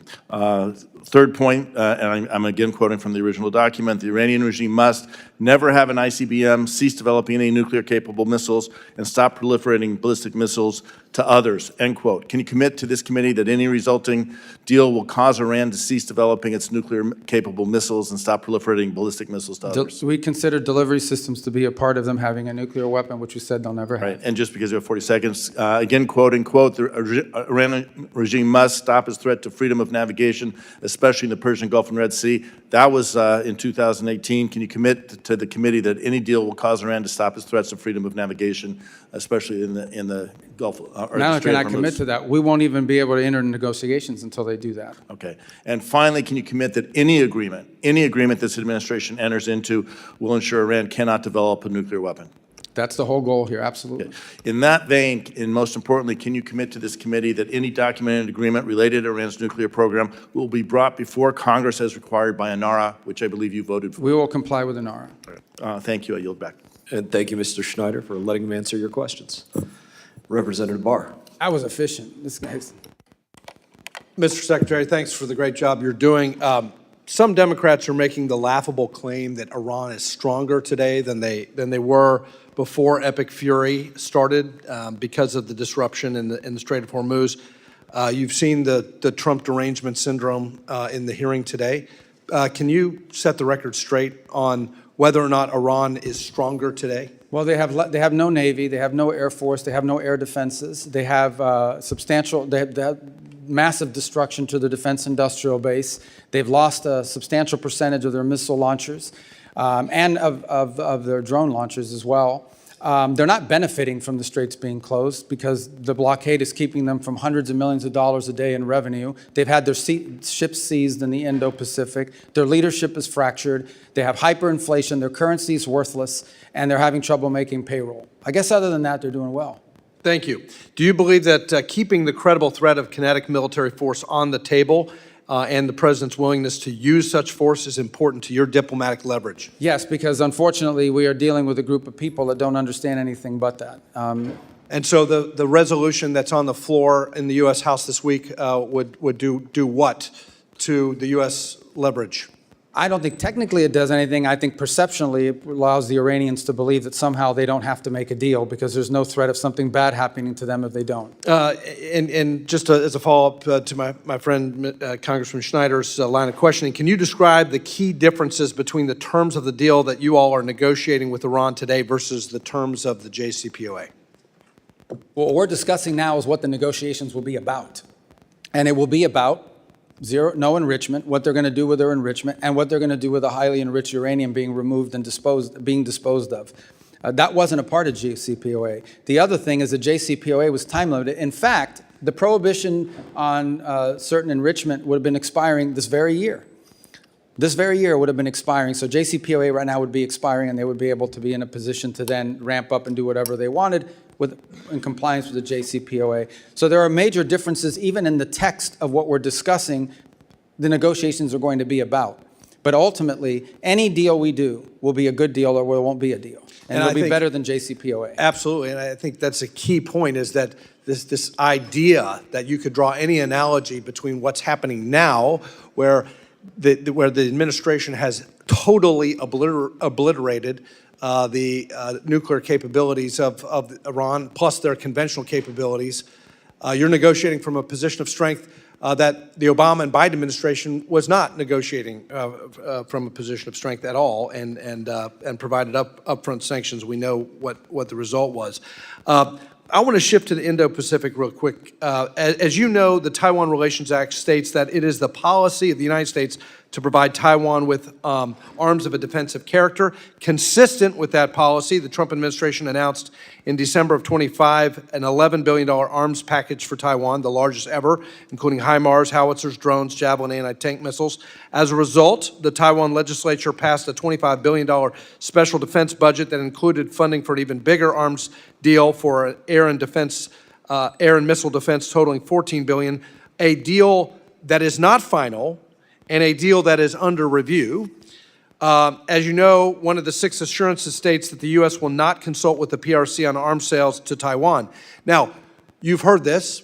Critics of the administration have alleged, the media has alleged, as a result of the Beijing summit, that President Trump's recent meetings with Chinese leader Xi in Beijing not only paused Taiwan arms sales, that's their term, paused arms sales, but also violated the assurance that the U.S. will not consult with the PRC directly. Can you clear the air on this? First of all, the $11 million in December was the single largest arms sales ever to Taiwan. It was more than happened cumulatively under 4 years of President Biden. And in fact, I recall that for 6 years, President Obama offered zero to Taiwan during his presidency. So it was such a big deal, by the way, that the Chinese reacted to it with really hyper activity in terms of military exercises around Taiwan. We don't consult with the Chinese on these arms sales. We're aware of their position. They talk about it all the time, and I don't need to tell you, it wouldn't be breaking news that they're not in favor of these arms sales. They raise it, but they are not negotiated, and they're not consulted. That second deal, the $14 million one that's currently under review, and that would not be unusual for something So of that that's not a magnitude. pause. That's not a pause. That's under review, and we've already done an $11 billion deal. Just did one in December. Right. So I think the mischaracterization of this as a pause doesn't reflect the administration's commitment that they've already made on the $11 billion deal. I yield back. Yeah, correct. Representative Barra is recognized. Thank you, Mr. Chairman. Thank you, Secretary, for being here. I'll admit that I was hesitant and skeptical and did not support the actions that took place in Venezuela. I also will admit that thus far it's working out better than I would have expected. And long-term stability, if we can create a better life for the Venezuelan people, is a good thing. If we can reduce that threat in our hemisphere, that's a good thing as well. To the line of questioning that Ms. Kamala-Gordeev asked, I think it would go a long way. You mentioned that there's a KPMG audit of the Venezuelan funds, how the revenue is being used, how it's being reinvested in Venezuela. Would you publicly commit to providing that audit to this committee? And again, I think it would go a long way to... It's an ongoing audit, so it's not a once-a-year audit. It's on every expenditure. Every single disbursement is audited by KPMG. I would also add one more point. There's a second layer of control here, and that is Citibank itself, because they hold the account. They also do the Know Your Customer regulations on it, which, by the way, has slowed down the disbursement in ways that have been problematic. Would you but commit nonetheless to necessary. providing all that information Yeah, to the committee? no, so absolutely, we can and take a that's look why at we're it? doing the audit. We want people to see that it's not being stolen or pilfered. We think that's part of this recovery is so critical. Again, I think that would go a long way to assuaging some of the concerns. I'm going to follow, Mr. Barr is a co-chair with me on the Taiwan caucus, and some of his line of questioning. I was going to ask you yes or no questions, but I'll ask a series of questions I think that go along with his line of questioning. Some of the comments that the president's made recently have created a little bit of ambiguity. But again, what you just suggested, nothing's changed in our relationship. In the Taiwan Relations Act, it states that the United States will make available to Taiwan such defense articles and defense services as may be necessary. The 6 assurances states that the United States does not agree to consult with the People's Republic of China regarding arms sales to Taiwan. The Taiwan's Relations Act, the 3 joint communiques, the 6 assurances have guided our one China policy for decades. And again, I think in your previous statements, nothing has changed with our commitment to upholding the U.S. one China policy. Is that correct? Our policy on Taiwan has not changed. Oh, great, thank you. Switching over to something that the administration's put a lot of focus on is our critical minerals, rare earths, developing our own capacity. I was supportive of the Mineral Security Partnership, now the FORGE Act, working with our allies, super important. Work with Congresswoman Kim on the Dominance Act, which passed out of this committee, which I believe will be coming to the floor on suspension, hopefully on Monday. I think this is a strong bipartisan piece of legislation that supports a lot of the goals of the administration. It does, create redundancy and, not a reliance on China. It does help build refining capacity. It helps reinvigorate a workforce. There's a bipartisan companion bill in the Senate. I do think this would go a long way to achieving national security goals for the United States and is a good piece of legislation, and certainly would want you to take a look at that. I will, and to be more consistent on this topic, on the critical minerals, literally every engagement we have, every country in the world is now discovering they have critical minerals and rare earths, even though they're not that rare. That's the mining part of it. The second part of it, as you know, is the processing and refining. We need to have that capability built too, and we're trying to create these global alliances to do that so that we're not overly dependent on these one source, particularly China. Right, and third piece of questioning, I recently was in Korea meeting with the new Korean president lots of conversations taking place with the Koreans. One area we did talk about was, our commitment to being the nuclear deterrent for the peninsula and so forth. Has anything changed there? No, our posture there remains the same. And in fact, we have new partnerships that we're trying to, now we're not trying to trigger a crisis there. We're not trying to trigger a war or anything problematic. But, at the mill-to-mill level, we have very strong relations with Korea. Great. Also, have been talking to Australians, paying close attention to AUKUS. Again, our commitments to AUKUS, to that partnership, which is critical to our geopolitical security in the region, that commitment stays firm. Correct. And not only that, with Australia is also part of the Quad that we have with Japan and India. They were at our meeting last week. We have a lot we're working on together with them and seek to expand it. Great. And you mentioned that the Quad expects to have a leaders summit. I know that's been delayed a couple times. Do we expect the leaders to We are be hoping to meeting? be able to do one this year, maybe on the sidelines of another global gathering in the region, but nonetheless a meeting. Not a standalone, but as part of, where they're all going to be at the same time. It would be easier. We're working on getting that scheduled. Great. Representative Fine. Well, thank you, Mr. Chairman. Mr. Secretary, I firmly believe God puts us where he wants us to be, and I'm grateful every day he's put you where you are. So thank you for all the hard work that you're doing. I want to read you a couple statements and see if you agree with them. I suspect that you will. The first statement is, heaven forbid Iran were to ever obtain a nuclear weapon. Do you agree with that, I presume? Yeah, I would use even stronger language. Yeah, okay. Second one would be, Iran must never be allowed to obtain a nuclear weapon. Would you agree with that? Baseline policy. Okay. And then the third is, the Iranian regime must not gain nuclear weapons. Would you agree with that? These are statements, these are actual quotes from 3 members on the other side of the aisle who today gave you a whole lot of grief about what you're doing and what the president is doing to make sure those statements don't come to pass. Representatives Meeks, Liu, and Sherman. So my question to you is, what changed? I mean, why would people say they must never be allowed to have a nuclear weapon, and then when we're actually doing what is necessary to make sure they don't, all of a sudden, there's a very different tone as they ask you questions? Yeah, I would say that the notion that they shouldn't have a nuclear weapon is widely held, and not just widely held by members of Congress. It's widely held by countries around the world. In fact, I don't know a single country in the world that says it would be a good idea for Iran to have a nuclear weapon. I think what's changed, or where the difference comes in, is, okay, what are you going to do about it? You ultimately have to do something about it. And when we saw that they were building up this conventional shield behind which they were going to hide their nuclear program and hold it immune from action, we had to address it. And that's what the president did with Epic Fury. So that was the difference. The difference is we actually did something about it, something that multiple administrations have held as their position. It was the Biden administration's position. It was the Obama administration's position. But this president actually did something about it. And many countries around the world aren't willing to do anything about it except complain or sign on to some letter somewhere. But we actually did something about it, because if we had not done so, in about a year, Iran would have had a conventional shield. And they could have been able to threaten not just the region, but parts of Europe. And they would have said, if you come after us in our nuclear program, we will impose costs on you you cannot bear. So now you have to let us have a nuclear weapon. We were never going to let them have that conventional shield.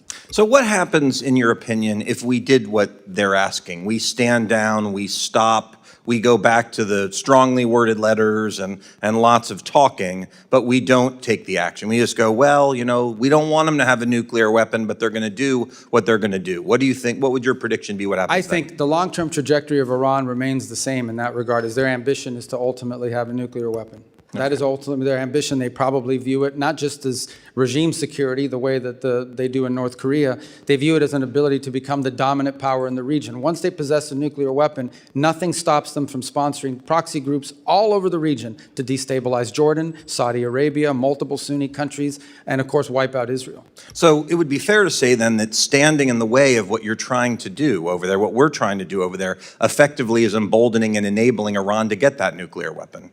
Well, ultimately, anytime they don't fit, the only reason they would not go for a nuclear weapon is because they're forced not to.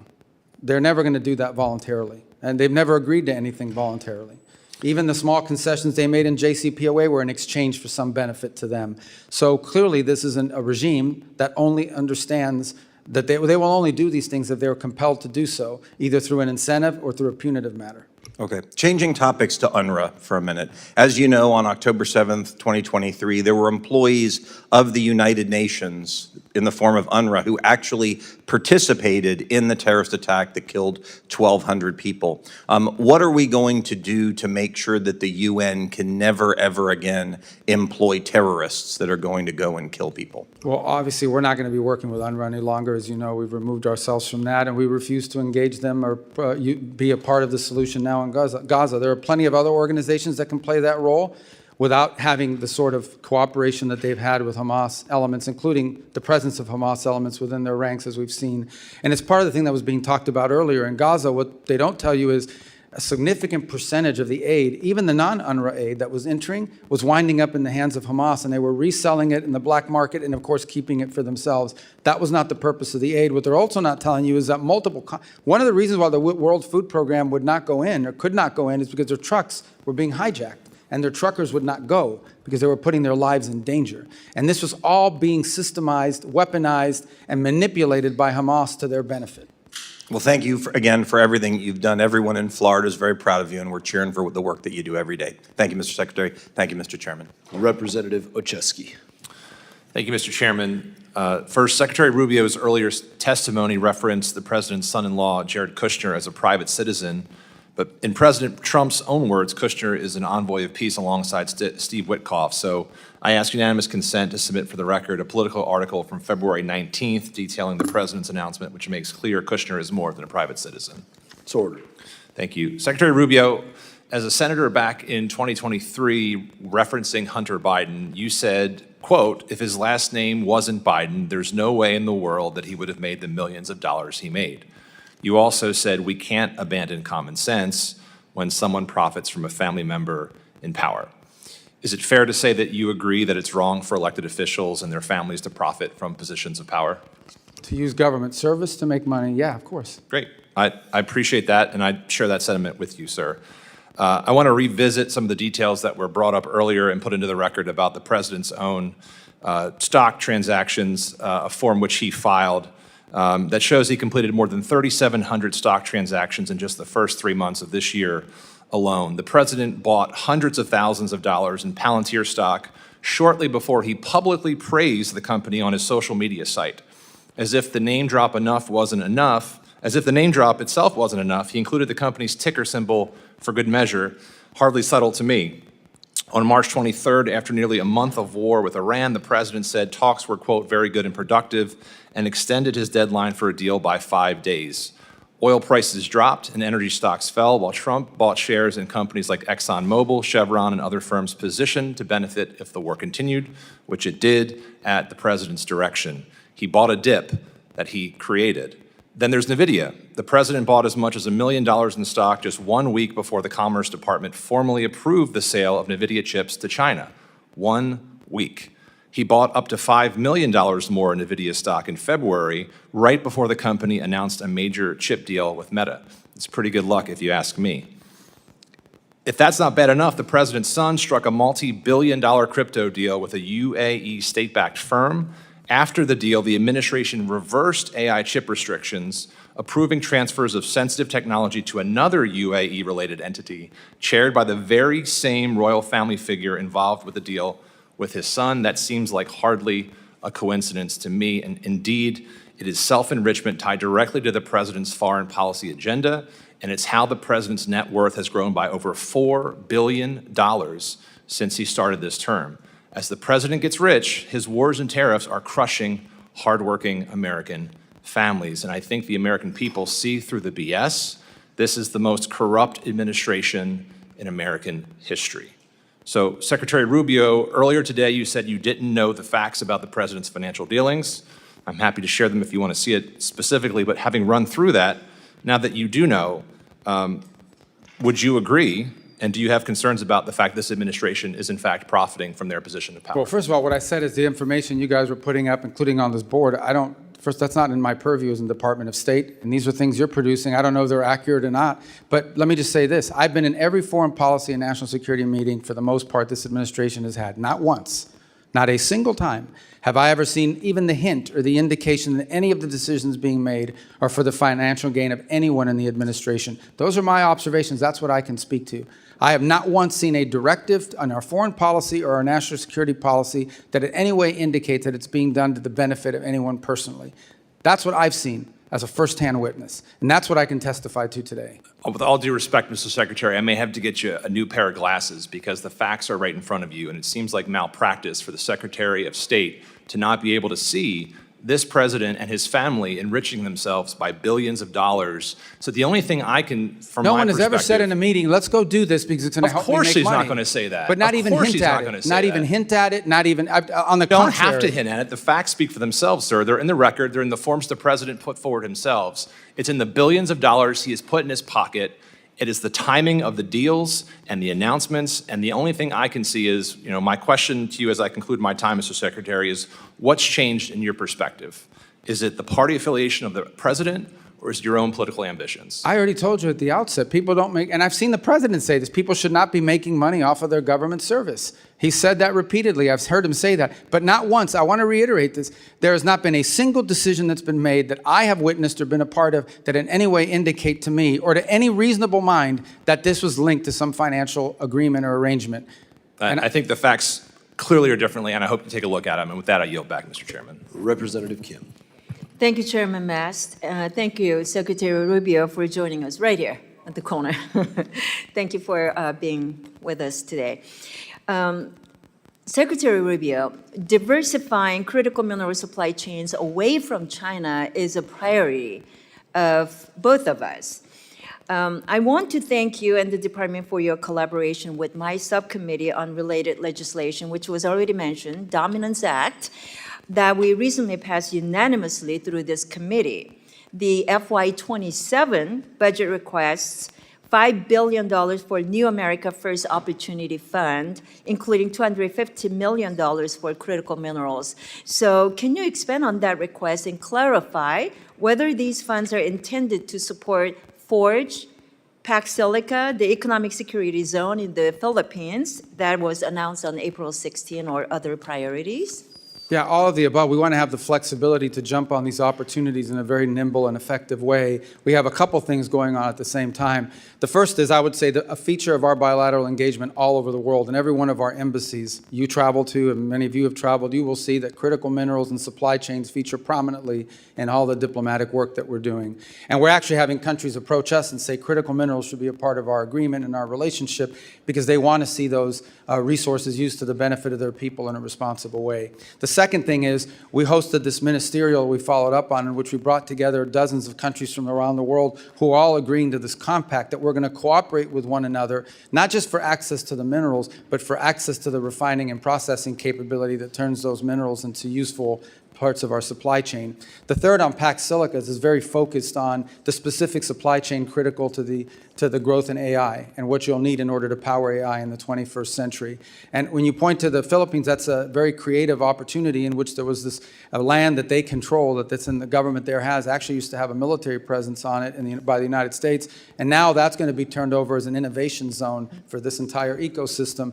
And we want to be nimble enough to be able to jump on these opportunities. Sometimes present themselves outside the regular, earmark process or the regular financing process, appropriations process of Congress. We don't want good opportunities to pass us by because our competitors around the world are much more nimble and able to move much quicker, and we've lost opportunities in the past because of that. Thank you very much. This is exactly why we appreciate working with the administration and the priorities in this breaking that critical mineral supply chain from China. So thank you.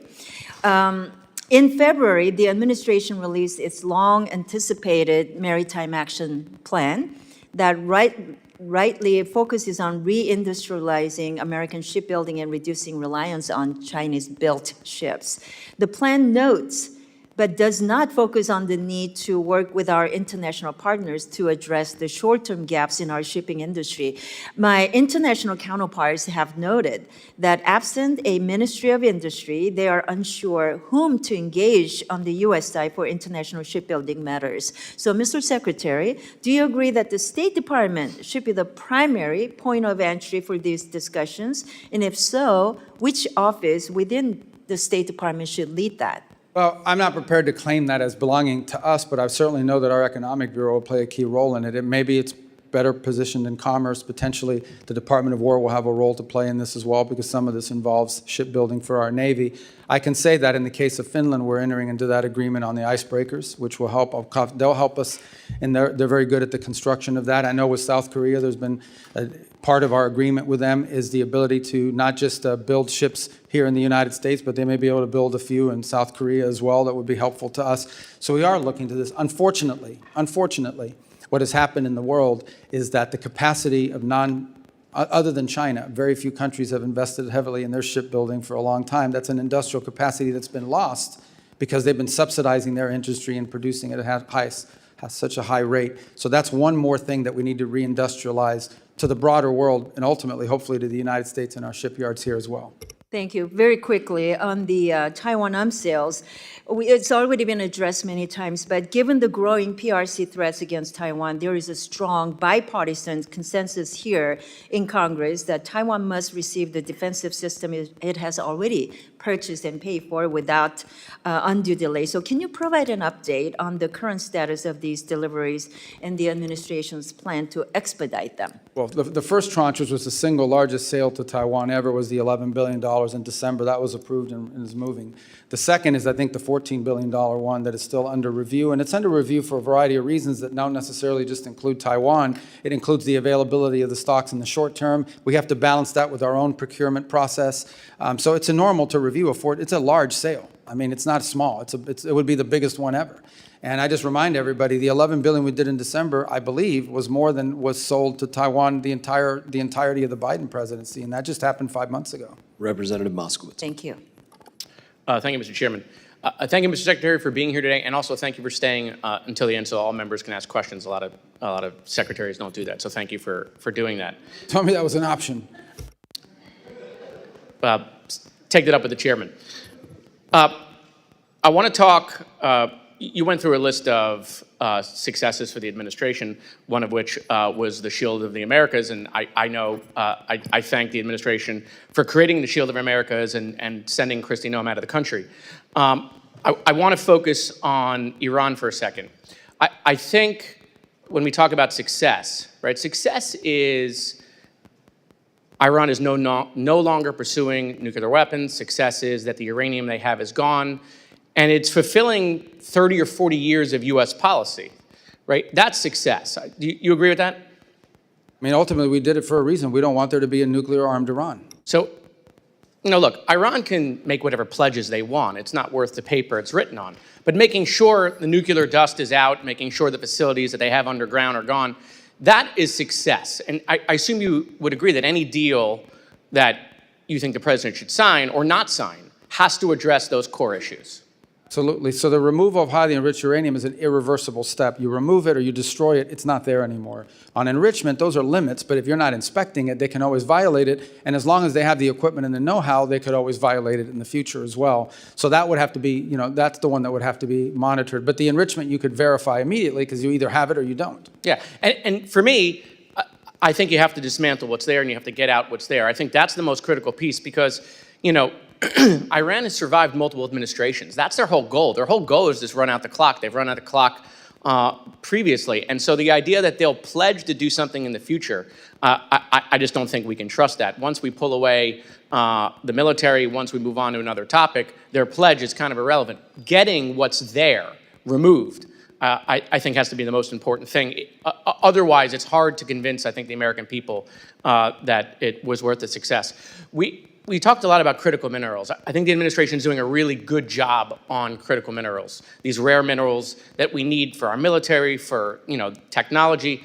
but I don't think the American people understand how important it really is and what China is doing around the world. I mean, do you think the administration could do a slightly better job on educating the American people why this is so important and why they should care about that? Yeah, I think we all need to do a better job. And I started talking about this issue when I was in the U.S. Senate, but frankly, it's not sexy. You know, I mean, you have to explain it to people because they have to understand that you can build the greatest car in the world. You can build the greatest plane in the world. You can build the greatest weapons system in the world, and you can build the greatest technology and infrastructure in the world. If it's missing one little thing, one chip, one element that you need to build it, if it's missing that, the whole thing doesn't work. You can't do it. Yeah. I think back to the magnets that are critical to the cars, and when the Chinese cut us off and the world off of those magnets that they were producing for cars, no, I wasn't even that conversant in the issue before it happened. So I think there are vulnerabilities like that. We've mapped out those vulnerabilities. I would agree. I think this is going to require a sustained public campaign to tell people when we talk about critical minerals, what we're actually talking about and why it's important. And I think that's right. And I think people don't understand exactly the long game that China is playing. And I think it's important for U.S. foreign policy around the world. Mr. Secretary, you know, the war in Gaza is all over my algorithm, all over my feed every day. But you know what's not on my algorithm or anyone else's algorithm here or the kids in college?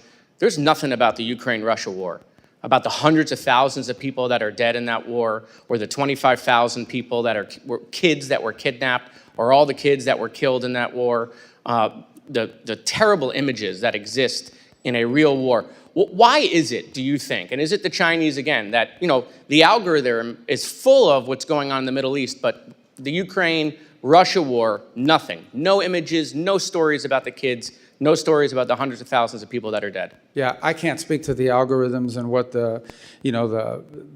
those systems are doing with regard to that. I can tell you that in addition to what you've just mentioned, I do think that, this is my observation, this war has now lasted longer than the Second World War.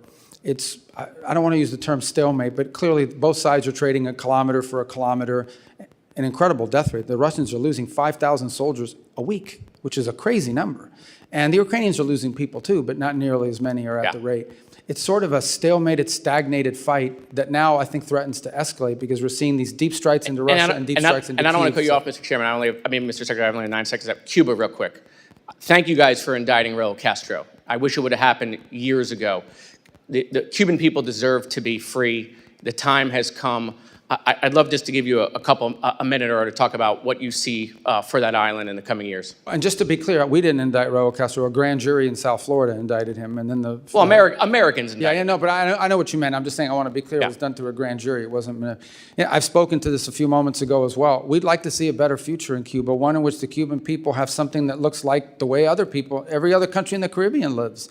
The impediment there, unfortunately, is this military conglomerate that controls 70% of their GDP, and none of its revenue translates to the Treasury and therefore doesn't translate to the benefit of the Cuban people. So we're open to an arrangement that allows that process to begin. They're the ones that have been recalcitrant. In the meantime, we're prepared to provide humanitarian assistance to the people of Cuba so long as it's distributed by non-governmental organizations that are trusted, like Samaritan's Purse, Caritas through the Catholic Church, the UN, others. But it can't be stolen and wind up in the Gaesa dollar stores. That can't happen.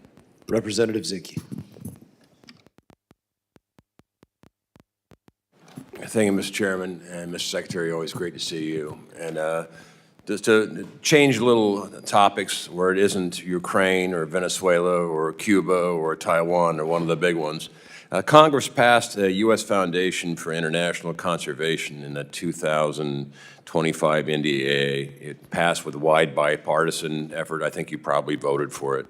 But as you recall, what it was really an effort to have a public-private partnership to remove anti-poaching and cut off the funds for terrorist organizations in Africa, primarily, and you know the list.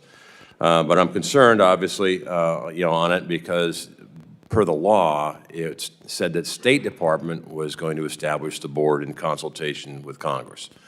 Before, and the money's already been allotted, there's a lot of money in there, and I just recently came back from Africa, and it's happening every day that the poaching activities are again funding the terrorist organizations who are going out.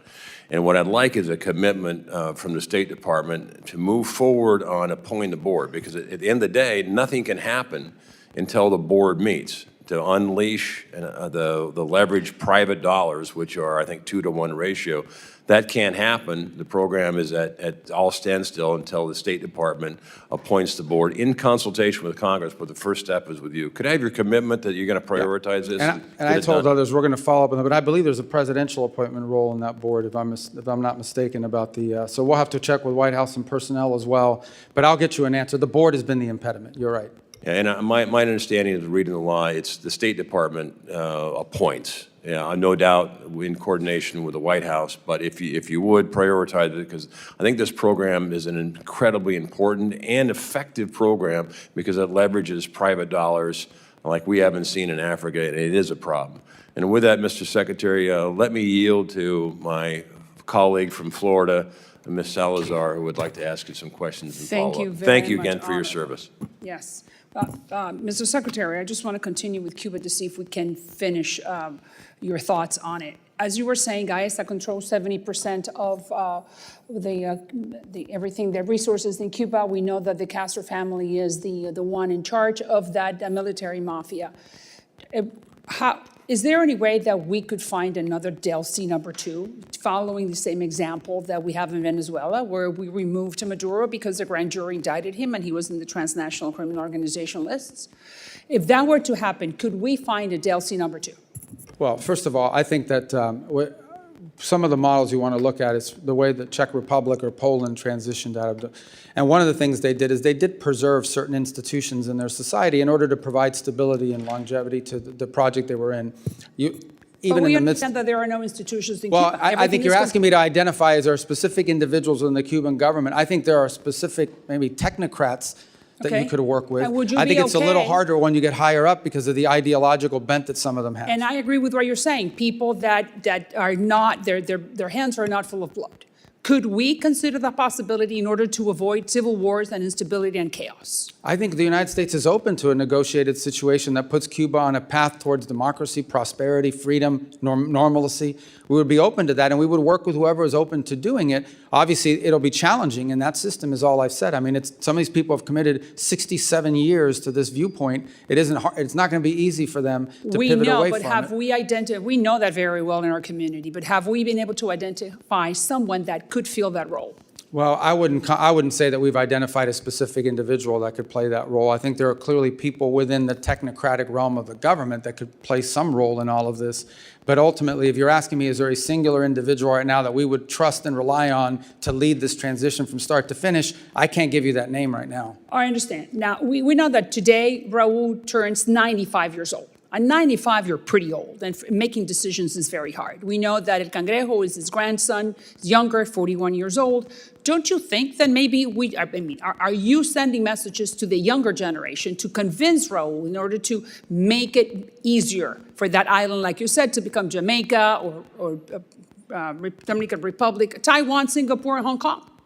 Yeah, I think that there are clearly individuals within the apparatus of power in that country that understand that what they have now is not sustainable and needs to be fixed. But they don't have power, do they? They cannot make decisions. Even if they have power, they don't know how to do it, or they don't have enough power because so much of it has to be consensus built internally. But there are clearly people that are aware that what they have now is not sustainable. Thank you, Mr. Secretary. Representative Johnson. Thank you so much, Mr. Chairman. Mr. Secretary, thank you for being here. I know that my colleagues have addressed the Iran and affordability of energy prices with you during this hearing already. Being from Texas, obviously energy is a big issue in our state, and I've heard repeatedly on the, I just want you to know, I've heard repeatedly on the campaign trail and then from just my constituents in general, just how much the rise of gas prices is really hurting our economy. And I just want to express my concern that the administration did not properly analyze the effect of this war on gas prices, the effect of this war on the economy, the effect of this war on affordability. And I hope that you will take that into consideration as you make your further decisions, because it's very concerning. It's really hurting a lot of people at home. I'd like to focus my time with you on Afghan allies. I don't think that topic's been really brought up much today. The Trump administration continues to treat our Afghan allies with dishonor, in my opinion. In my district, Mohammed Nazir Paktawali who fought alongside U.S. Special Forces in Afghanistan, died in ICE custody after participating in the Afghan evac program. The United States brought him and his family here to this country. He was wrongfully detained and was, as a 41-year-old man, was dead 24 hours later. I'm very concerned what's happening with our Afghan allies and what we're doing in this country. Under your leadership, U.S. State Department dismantled the Office of Coordinator for Afghan Relocation Efforts and halted the visa processing for Afghan allies, abandoning thousands of our allies that are here. In my opinion, it's dishonorable and it's damaging. America will face fights tomorrow, and thanks to the Trump administration's treachery to this community, we may face them alone. I don't know how this administration can expect citizens from other countries to rise up and stand with us at great personal peril to themselves, based on a promise that we'll take care of them when they see how we have failed our promises to those from Afghanistan. Since you've been forgotten what this country stands for, I'd like to remind you of your own words from your own 2016 presidential campaign. Wherever freedom and human rights spread, partners of our nation are born. But whenever foreign policy comes unhinged from its moral purpose, it weakens global stability and forms cracks in our national resolve. I believe that this is what's happening with Afghanistan, sir. What is your plan to deal with our Afghan allies, with the brave men and women that stood alongside our military, that are here in this country? Is your plan to return them to the Taliban? No, but that's not anyone's plan. I think the plan is to find a third safe country where they can go to that they're comfortable and choosing voluntarily to go there, and we're looking for more and more countries to step forward and assume it. As you know, the issues you raise are also tied into the broader migratory decisions that have been made by this administration. We're operating under an executive order right now that does not allow any Afghans into the country after the aftermath of the National Guard attack against the National Guard here in Washington, D.C. a year ago. And then there are also other DHS determinations. Our role, we continue to process the folks that are applying so that their paperwork is in order, but ultimately we don't want them stranded forever in where they are. We want them to be able to go to somewhere that's not Afghanistan, that they choose to want to go to and that are welcoming of them. And we actively are engaging countries around the world. There are 3 or 4 that have already spoken to us about their willingness to do it. Obviously, they're not going to take 1,000, but we might be able to get 300 here, 400 here, places where they feel comfortable going to and that are assuming and welcoming to them. We're not returning them to the Taliban. We understand that would not be the outcome we want to see. Right. I do think that the position of the United States to now, by bringing these families to our country after they honorably served our country, alongside our men and women, and now to say, now get out, we don't want you anymore, based on one isolated incident is morally reprehensible. It does a disservice to them, and it's wrong, and it's bad policy. Mr. Chairman, I'd like to ask unanimous consent to enter the record on April 21st, the New York Times article, Trump is said to be in talks to send Afghans who aided with U.S. forces to the Congo. Mr. Secretary, is it the policy of this government to send these Afghan folks to the Congo? That's just one country. The policy of the United States is to find multiple countries, and they would be able to choose which one they want to go to of the options that they're presented. And that was based on a leak of an internal document. That was just one country that expressed interest, but there are multiple others that have as well. And so are they going to be forced to go to the country? What if they don't want to go to the Congo? What if they don't want to go to Afghanistan? What is their option? No, we don't want to force any. That's why I'm saying we want to have multiple countries so they can choose. Here are the 5 or 6 countries that will let you go. Which one of them do you want to go to? It's not to force them, it's to give them options about places they can relocate. Representative Biggs. Thank you, Mr. Chairman. And Secretary Rubio, thank you for your service. This country finally has a Secretary of State who puts America first, and I'm very proud to stand with you. In February of 2025, the State Department eliminated nearly $60 billion from over 4,000 ongoing grants and another $54 billion in multi-year USAID awards. Money that was on autopilot, flying out the door every single year with zero accountability to the American people. Programs that spent $70,000 on a DEI musical in Ireland, $2.5 million on electric vehicles in Vietnam, and $6 million on tourism development in Egypt. That is waste, and that is fraud, and that is abuse of the American taxpayer dollars, plain and simple.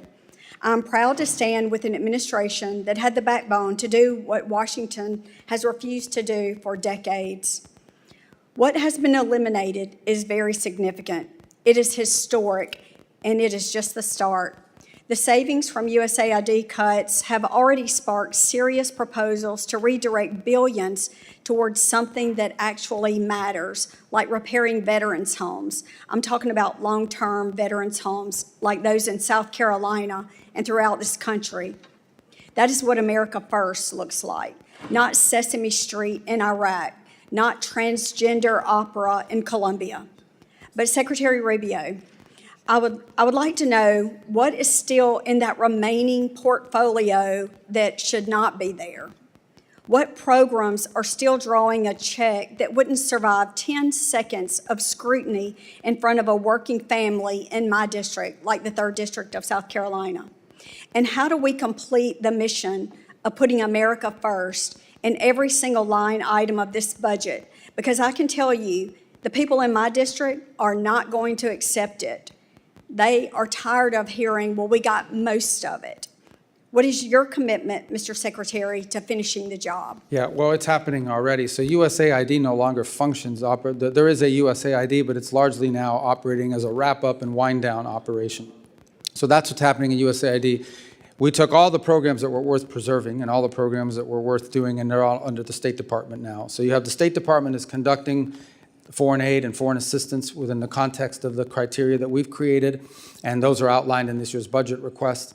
And then there are legacy programs that we did not bring over to the state that are still at USAID, some of which may not be operating any longer but are tied up in litigation. They claim that they're owed money. They got a judge trying to get us to pay them, or if not, there's wind down costs in unwrapping those programs. They're not active programs, but some of them are under active litigation because the NGO is suing the government and a judge is saying, well, you may have to pay them, so make sure you preserve the money until I rule on it. So those may take years to clear out. They're not active programs, but they're involved in litigation. But those are under the USAID portfolio, not under state. And I no longer am the acting official at USAID, and that's being run through the Office of Management and Budget. Well, thank you so much. I appreciate the work and the efforts that you're doing, and I know our taxpayers in my district do. And with that, Mr. Chairman, I yield back. Secretary Rubio, they've called our votes, but we have this last row of individuals to your left. Do you think we have time to work through them? Yeah, we can't. I have to go to the Senate in a little while, but I'll talk fast. Thank you. Representative Moylan. Thank you, Mr. Chairman. Secretary, thank you very much. We've been talking regularly. I appreciate all your interest into the Indo-PACOM. And last time we were out here at the hearing, we spoke about the importance of establishing a passport issuance office in Guam. And as you know, residents in Guam must have their passports issued from Honolulu, which creates a huge barriers in emergency situations. So I want to thank you again, your staff, for working with us on this issue. And can you briefly say, touch on where we're at with this process of establishing the passport issuance office in Guam, please?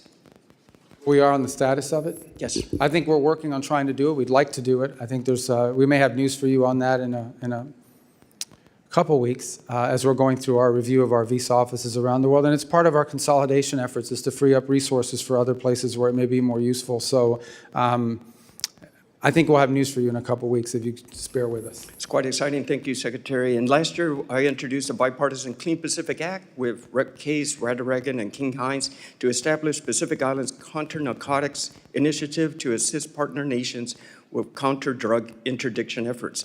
This year's budget request contains strong support for INCLE and outlines the strategic priority disrupting U.S. inbound illicit drug flows, especially fentanyl, meth, and cocaine, and expanding U.S. advantage and access in regions critical to the national security like Indo-PACOM. Can you speak how the State Department is working with partner nations in the Pacific to combat narcotic trafficking in the region? Absolutely, and our Department of War partners and our DHS partners are also involved in that effort. And it involves two things. Number one is allowing us, in some cases, to cooperate with them, to work alongside them in this work. And the other is building their domestic capacity so they can have better awareness. Some of it is domain awareness, radar systems. In other cases, we're providing that to them, the intelligence that they need to action. The third is training and equipping, which obviously is a key part of being able to take on these groups. The challenge with these transnational groups is that in some cases, they have more money and better weapons than the actual host government. It's been a problem in place after place. But as you've seen more recently, Guatemala's now entered an agreement with us. We're cooperating very closely with Ecuador. El Salvador has been there from the beginning. We're hopeful that we can increase our cooperation under the new administration in Honduras. So I think we've made good progress in that regard.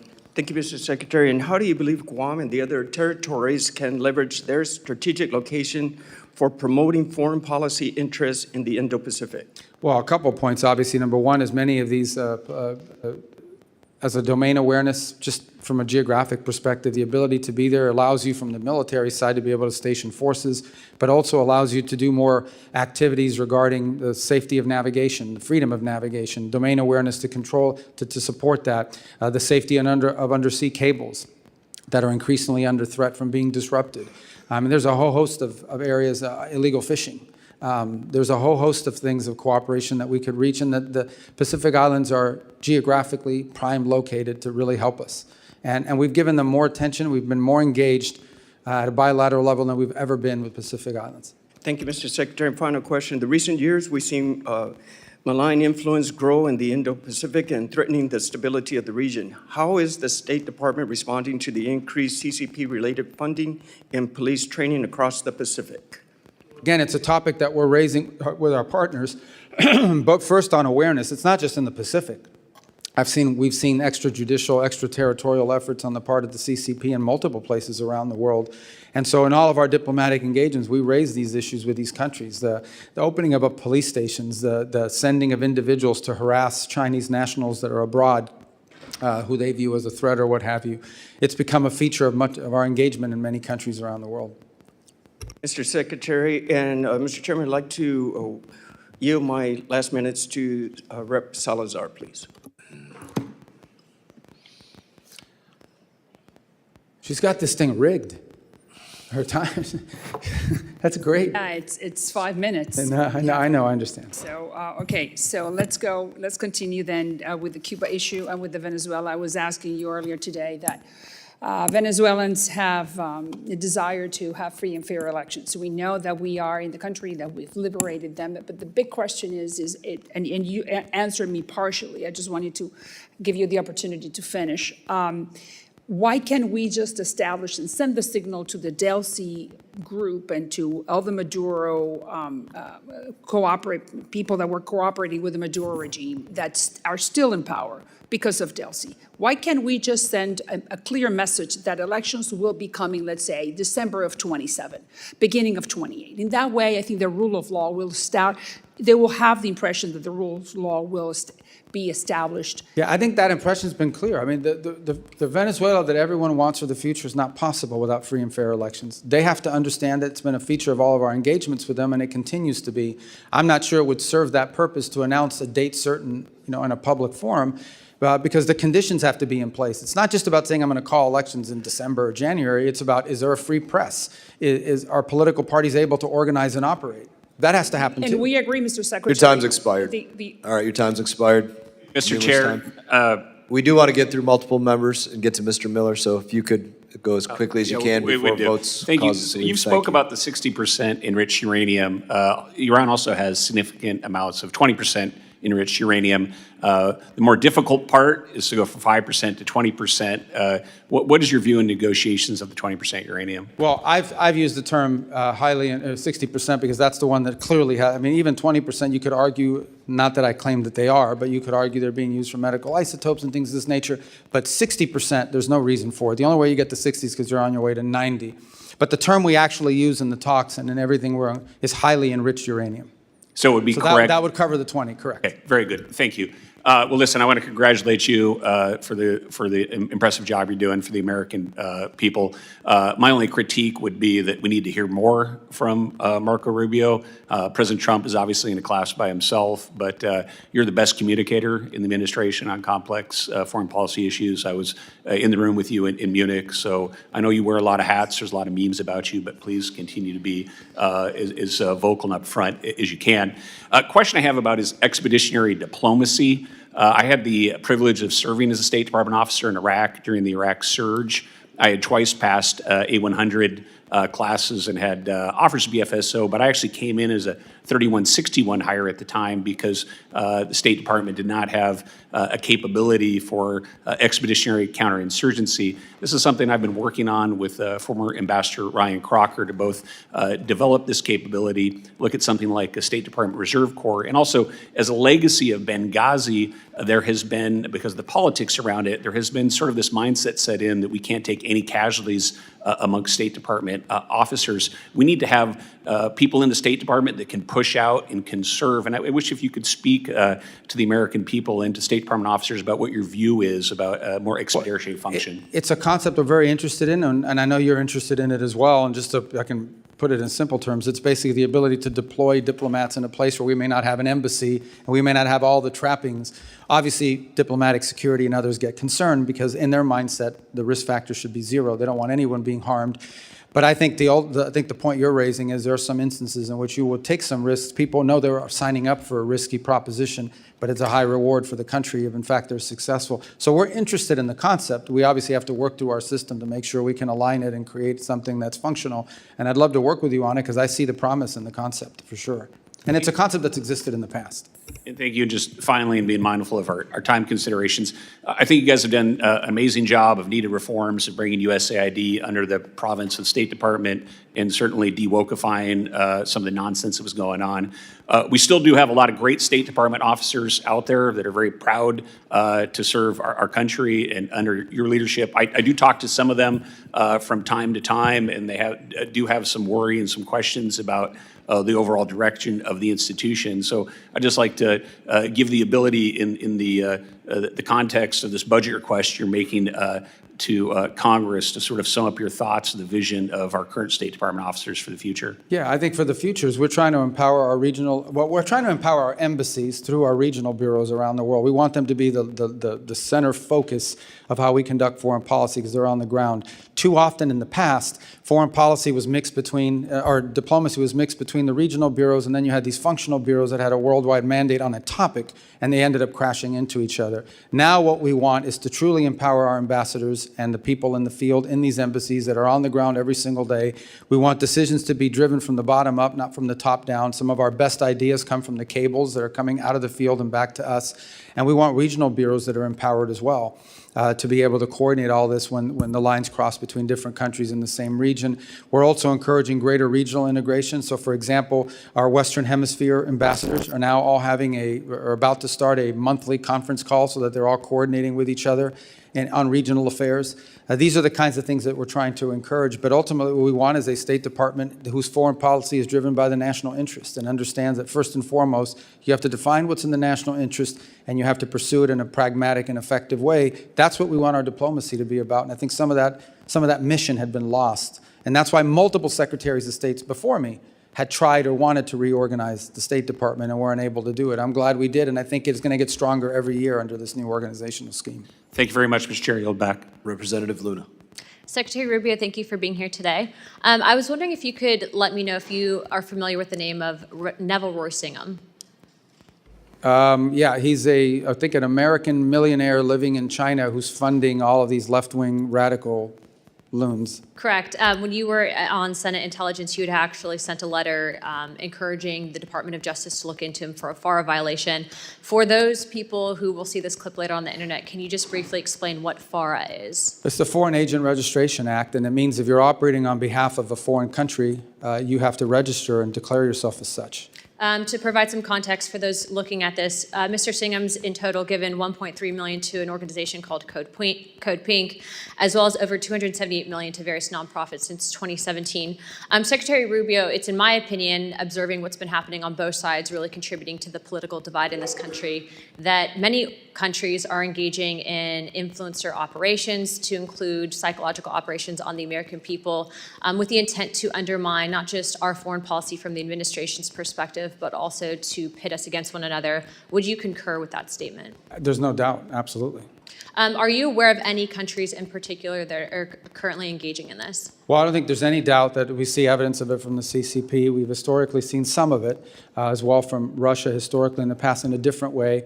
I think you're starting to see some of it from Cuba, and I think some of these are linked with one another. In fact, that group that you just mentioned actually traveled to Cuba, stayed at a very fancy and expensive hotel that is sanctioned, and I think are now being looked at by the appropriate officials to see if they violated U.S. law in the trips that they're taking. But there's no doubt that when you have people showing up with pre-printed signs 24 hours after Nicolas Maduro was arrested and extradited to the United States, that's not an organic movement. Someone's paying for that. I think one of those organizations would be the National Network on Cuba, which is a pro-communist, anti-American organization comprised of dozens of member organizations to include Code Pink, the Communist Party USA, Democrat Socialists of America, Socialist Worker Parties, and various organizations to include Armed Queers of Salt Lake City, which Tyler Robinson, the individual who murdered our friend Charlie Kirk, has loose ties to an association with at the time of the assassination. I just want to point out that from my perspective and in talking with you personally, I can see that you are very much of the mindset of peace through strength, but also pursuing peace first before you hit people with a big stick. So I appreciate that perspective because it is refreshing and not common in Washington, D.C. But with that being said, I heard a lot of talk today on Russia specifically. I understand that peace talks are very much so alive and well, and that the United States, for the first time ever, at least with this administration and you heading the head of the as the Secretary of State, have been instrumental in those talks. I would like to, though, ask you, for the first time in 20 years, recently, we had the Russian Duma come here to meet with members of Congress. What is the end result when Congress fails to open up dialogue and at least maintains communications with another superpower like Russia? Well, I think there's two things to discuss. One is the war in Ukraine, which we'd like to see end through a negotiated settlement. And separate from that is a bilateral relationship with a country that possesses, if not the largest, the second largest nuclear arsenal in the world. At a minimum, we have to have relations and conversations with Russians. We just do, whether we like what they're doing or not, because given those factors that I just pointed to. I've had multiple conversations with the Foreign Minister Lavrov, and we have to, because that's mature diplomacy and it's important. It's the same with China. We have to have communication with them, and there are issues in our bilateral relations that have nothing to do with Ukraine. So now, I think our relations with them will be friendlier and easier to pursue once the war in Ukraine is wrapped up, and we've made that point in this engagement. But I think what we've learned, and certainly I think has been affirmed to us in the last year and a half, is you're much better off having someone to talk to on the other side than not. And this is a president who's willing to meet with and talk to anybody. He doesn't view talks and engaging a foreign counterpart as a concession, the way it's been treated in the past. Sometimes it leads to something, sometimes it leads to nothing, and sometimes that vehicle of communication proves incredibly valuable in a potential conflict or crisis. I'd like to end by saying this. I completely agree with you. I think that it is our job and responsibility in Congress to maintain open dialogue and discussion. But I do think that you guys will be successful in this peace deal. And so I want to be the first to congratulate you on that, because I think that sometimes in this instance, having the courage to step up and do the right thing and lead by example is a big thing. So with that, Chairman, I yield the rest of my time. Representative Miller. Thank you, Mr. Chairman. Mr. Secretary, it's good to see you. You were the first person I worked for when I started in politics, and this is very unique for me. But first and foremost, I just want to say thank you for the job that you've been doing. People back home, they comment on your stability, your bearing, and how you represent our country on the world stage.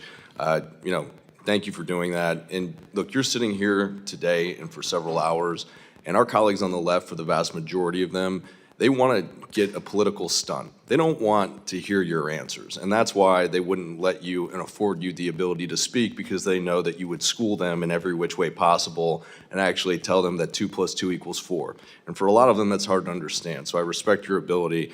But look, you have been asked a ton of tough questions. This is your time, if you would like it. I know you have spoken a lot today, but if there is anything that you would like to correct the record on, by any of our colleagues on the left or even on the right that may have misspoken, I'd like to give you this time if you would like it. And just one last thing. When you're done with all of this, if you could come to Cleveland, Ohio, I know it's not where you're from, but the Cleveland Browns could use a really good coach. And so with all the different hats you've been wearing, maybe you could take us to a Super Bowl. But at that point, I leave the rest to you, sir. Well, I don't claim I can lead that to Super Bowl, but I wish them luck in Cleveland on that. Look, I thank you for the opportunity. I think we've covered almost everything, and thank you for giving me the opportunity to do that. Unfortunately, I have to be in the Senate here in just a few minutes, and they get really mad if you're late. But I just want to touch off by saying, look, every element of our foreign policy and everything we do, including aid, is now synergized, and it's about the national interest. And I do think it's important to point out and continue to point out, we are the most generous country in the world. By far, we give way more money than anybody else does to all of these things. Other countries who are very rich, powerful countries should step up too if they want to join in helping. There's no evidence that that's the case. We've seen a little bit of an increase among some countries, but it's not just us, the Canadians, the UK, other European countries have cut back in their expenditures as well on foreign aid, not timed with us. It just happens to be they have those domestic considerations to take into account. This is the most generous country in the world. This year alone, there will be millions of people around the world that will receive food and medicine and medical care and in a way that furthers our national interest, but is also good for them. And we do that more than anyone on the planet. Foreign aid and what this country does to help people around the world is something we should be proud of, but it has to be done the right way. We can't be spending money on things that don't further the national interest, and we can't be spending money on things that waste the taxpayer dollars, and we can't be spending money on social experiments around the world that further the aims of an ideological movement in the United States. That's not what foreign aid is ever supposed to have been about, and that's what we're going to get it back to. On foreign policy, we're going to be pragmatic, but we're going to be principled at the same time. We have to understand that when it comes to foreign policy, oftentimes you're not given the choice between the clearly good one and the clearly bad one. Sometimes you're given two bad choices, and you're trying to figure out which one of these two bad choices is the least harmful to the country. In the end, at the end of the day, foreign relations between countries is about one thing, the national interest. I expect that every time I meet with a foreign minister of another country, that foreign minister is going to push for what is in the interest of their country. I need to push for what's in the interest of ours. Not what's in the interest of the world, not so what's in the interest of ours. In those cases where our where our national interests align, that's where cooperation happens. That's where alliances are formed. In those instances where our interests don't align, that's where you hope that diplomacy and cooperation can find a way through. But in the end, our foreign policy must always be about what is best for America before anything else. This is not a novel concept. It is a classic concept and one that was lost for a long time in American foreign policy, and I'm happy and honored to be a part of trying to restore it.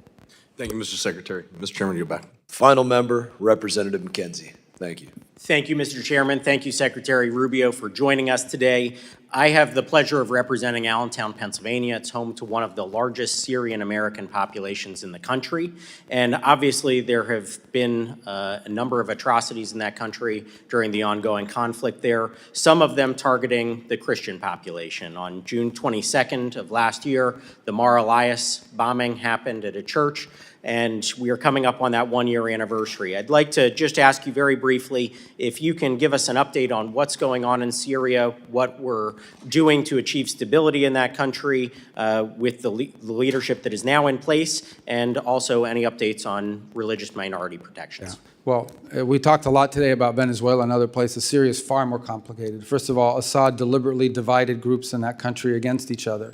And some of those frictions and some of those resentments exist. It wasn't always the case in Syria. It's one of the few places in the Middle East where you actually had Sunni, Shia, Christian, Druze, and other communities living, and Kurds living alongside one another. But Assad, and especially during the Civil War period, pitted these groups against each other. So in many cases, when you're seeing these atrocities, what you're seeing is some unit of some fighting group from one side going after and seeking retribution against a group and another. And it's a real challenge. I think you've seen a diminution in this, but nonetheless it exists, and it's already happened too much. The second is, the core here, and our goal is to have a nationalistic government in Damascus that seeks not to expand power or not to turn Syria into a base of operations for a foreign power, but to build a Syrian state that's inclusive of all of the elements in it. That's what we have engaged with the interim government there on. That's what we've given them and tried to give them every opportunity possible to succeed. We've had some successes. As an example, when we had some fighting break out, especially in the Northeast, and we had these ISIS prisons. This is an underreported story, but we had these ISIS prisoners there. They agreed and were very cooperative in getting those prisoners transferred out of Syria and into Iraqi prisons before there would be a jailbreak that could threaten them and also threaten the region.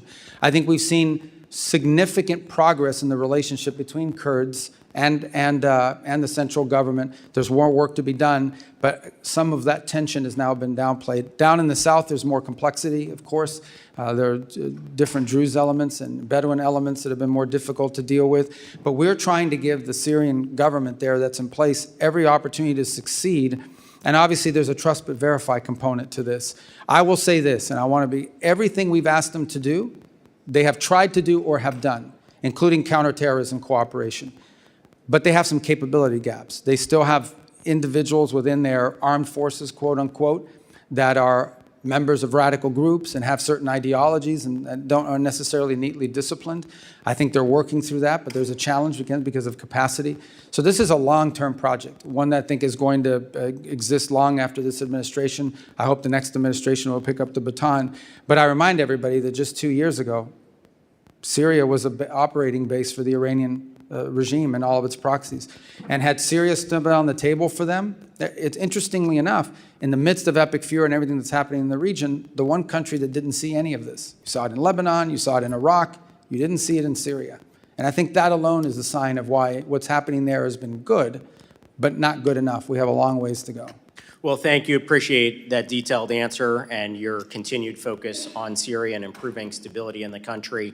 The Syrians I know and the Syrian Americans say that they don't see those differences along religious lines. That is, as you pointed out, divisions that were created by somebody else. So what we can do to heal those divisions, protect religious minorities in the country, and ultimately get back to a stable and safe Syria for all those individuals is We agree great goal. 100%. The future that the government in place now claims to want is impossible unless every element of Syrian society is incorporated in power sharing and has a voice and influence over its own future, and of course isn't being killed. Thank you again and look forward to working with you as we move forward. I yield back. Mr. Secretary, I thank you for your valuable testimony today. Members may have some more questions for you. They will have 5 days to submit statements, questions, and extraneous materials for the record, subject to length limitations. And without objection, this committee stands adjourned.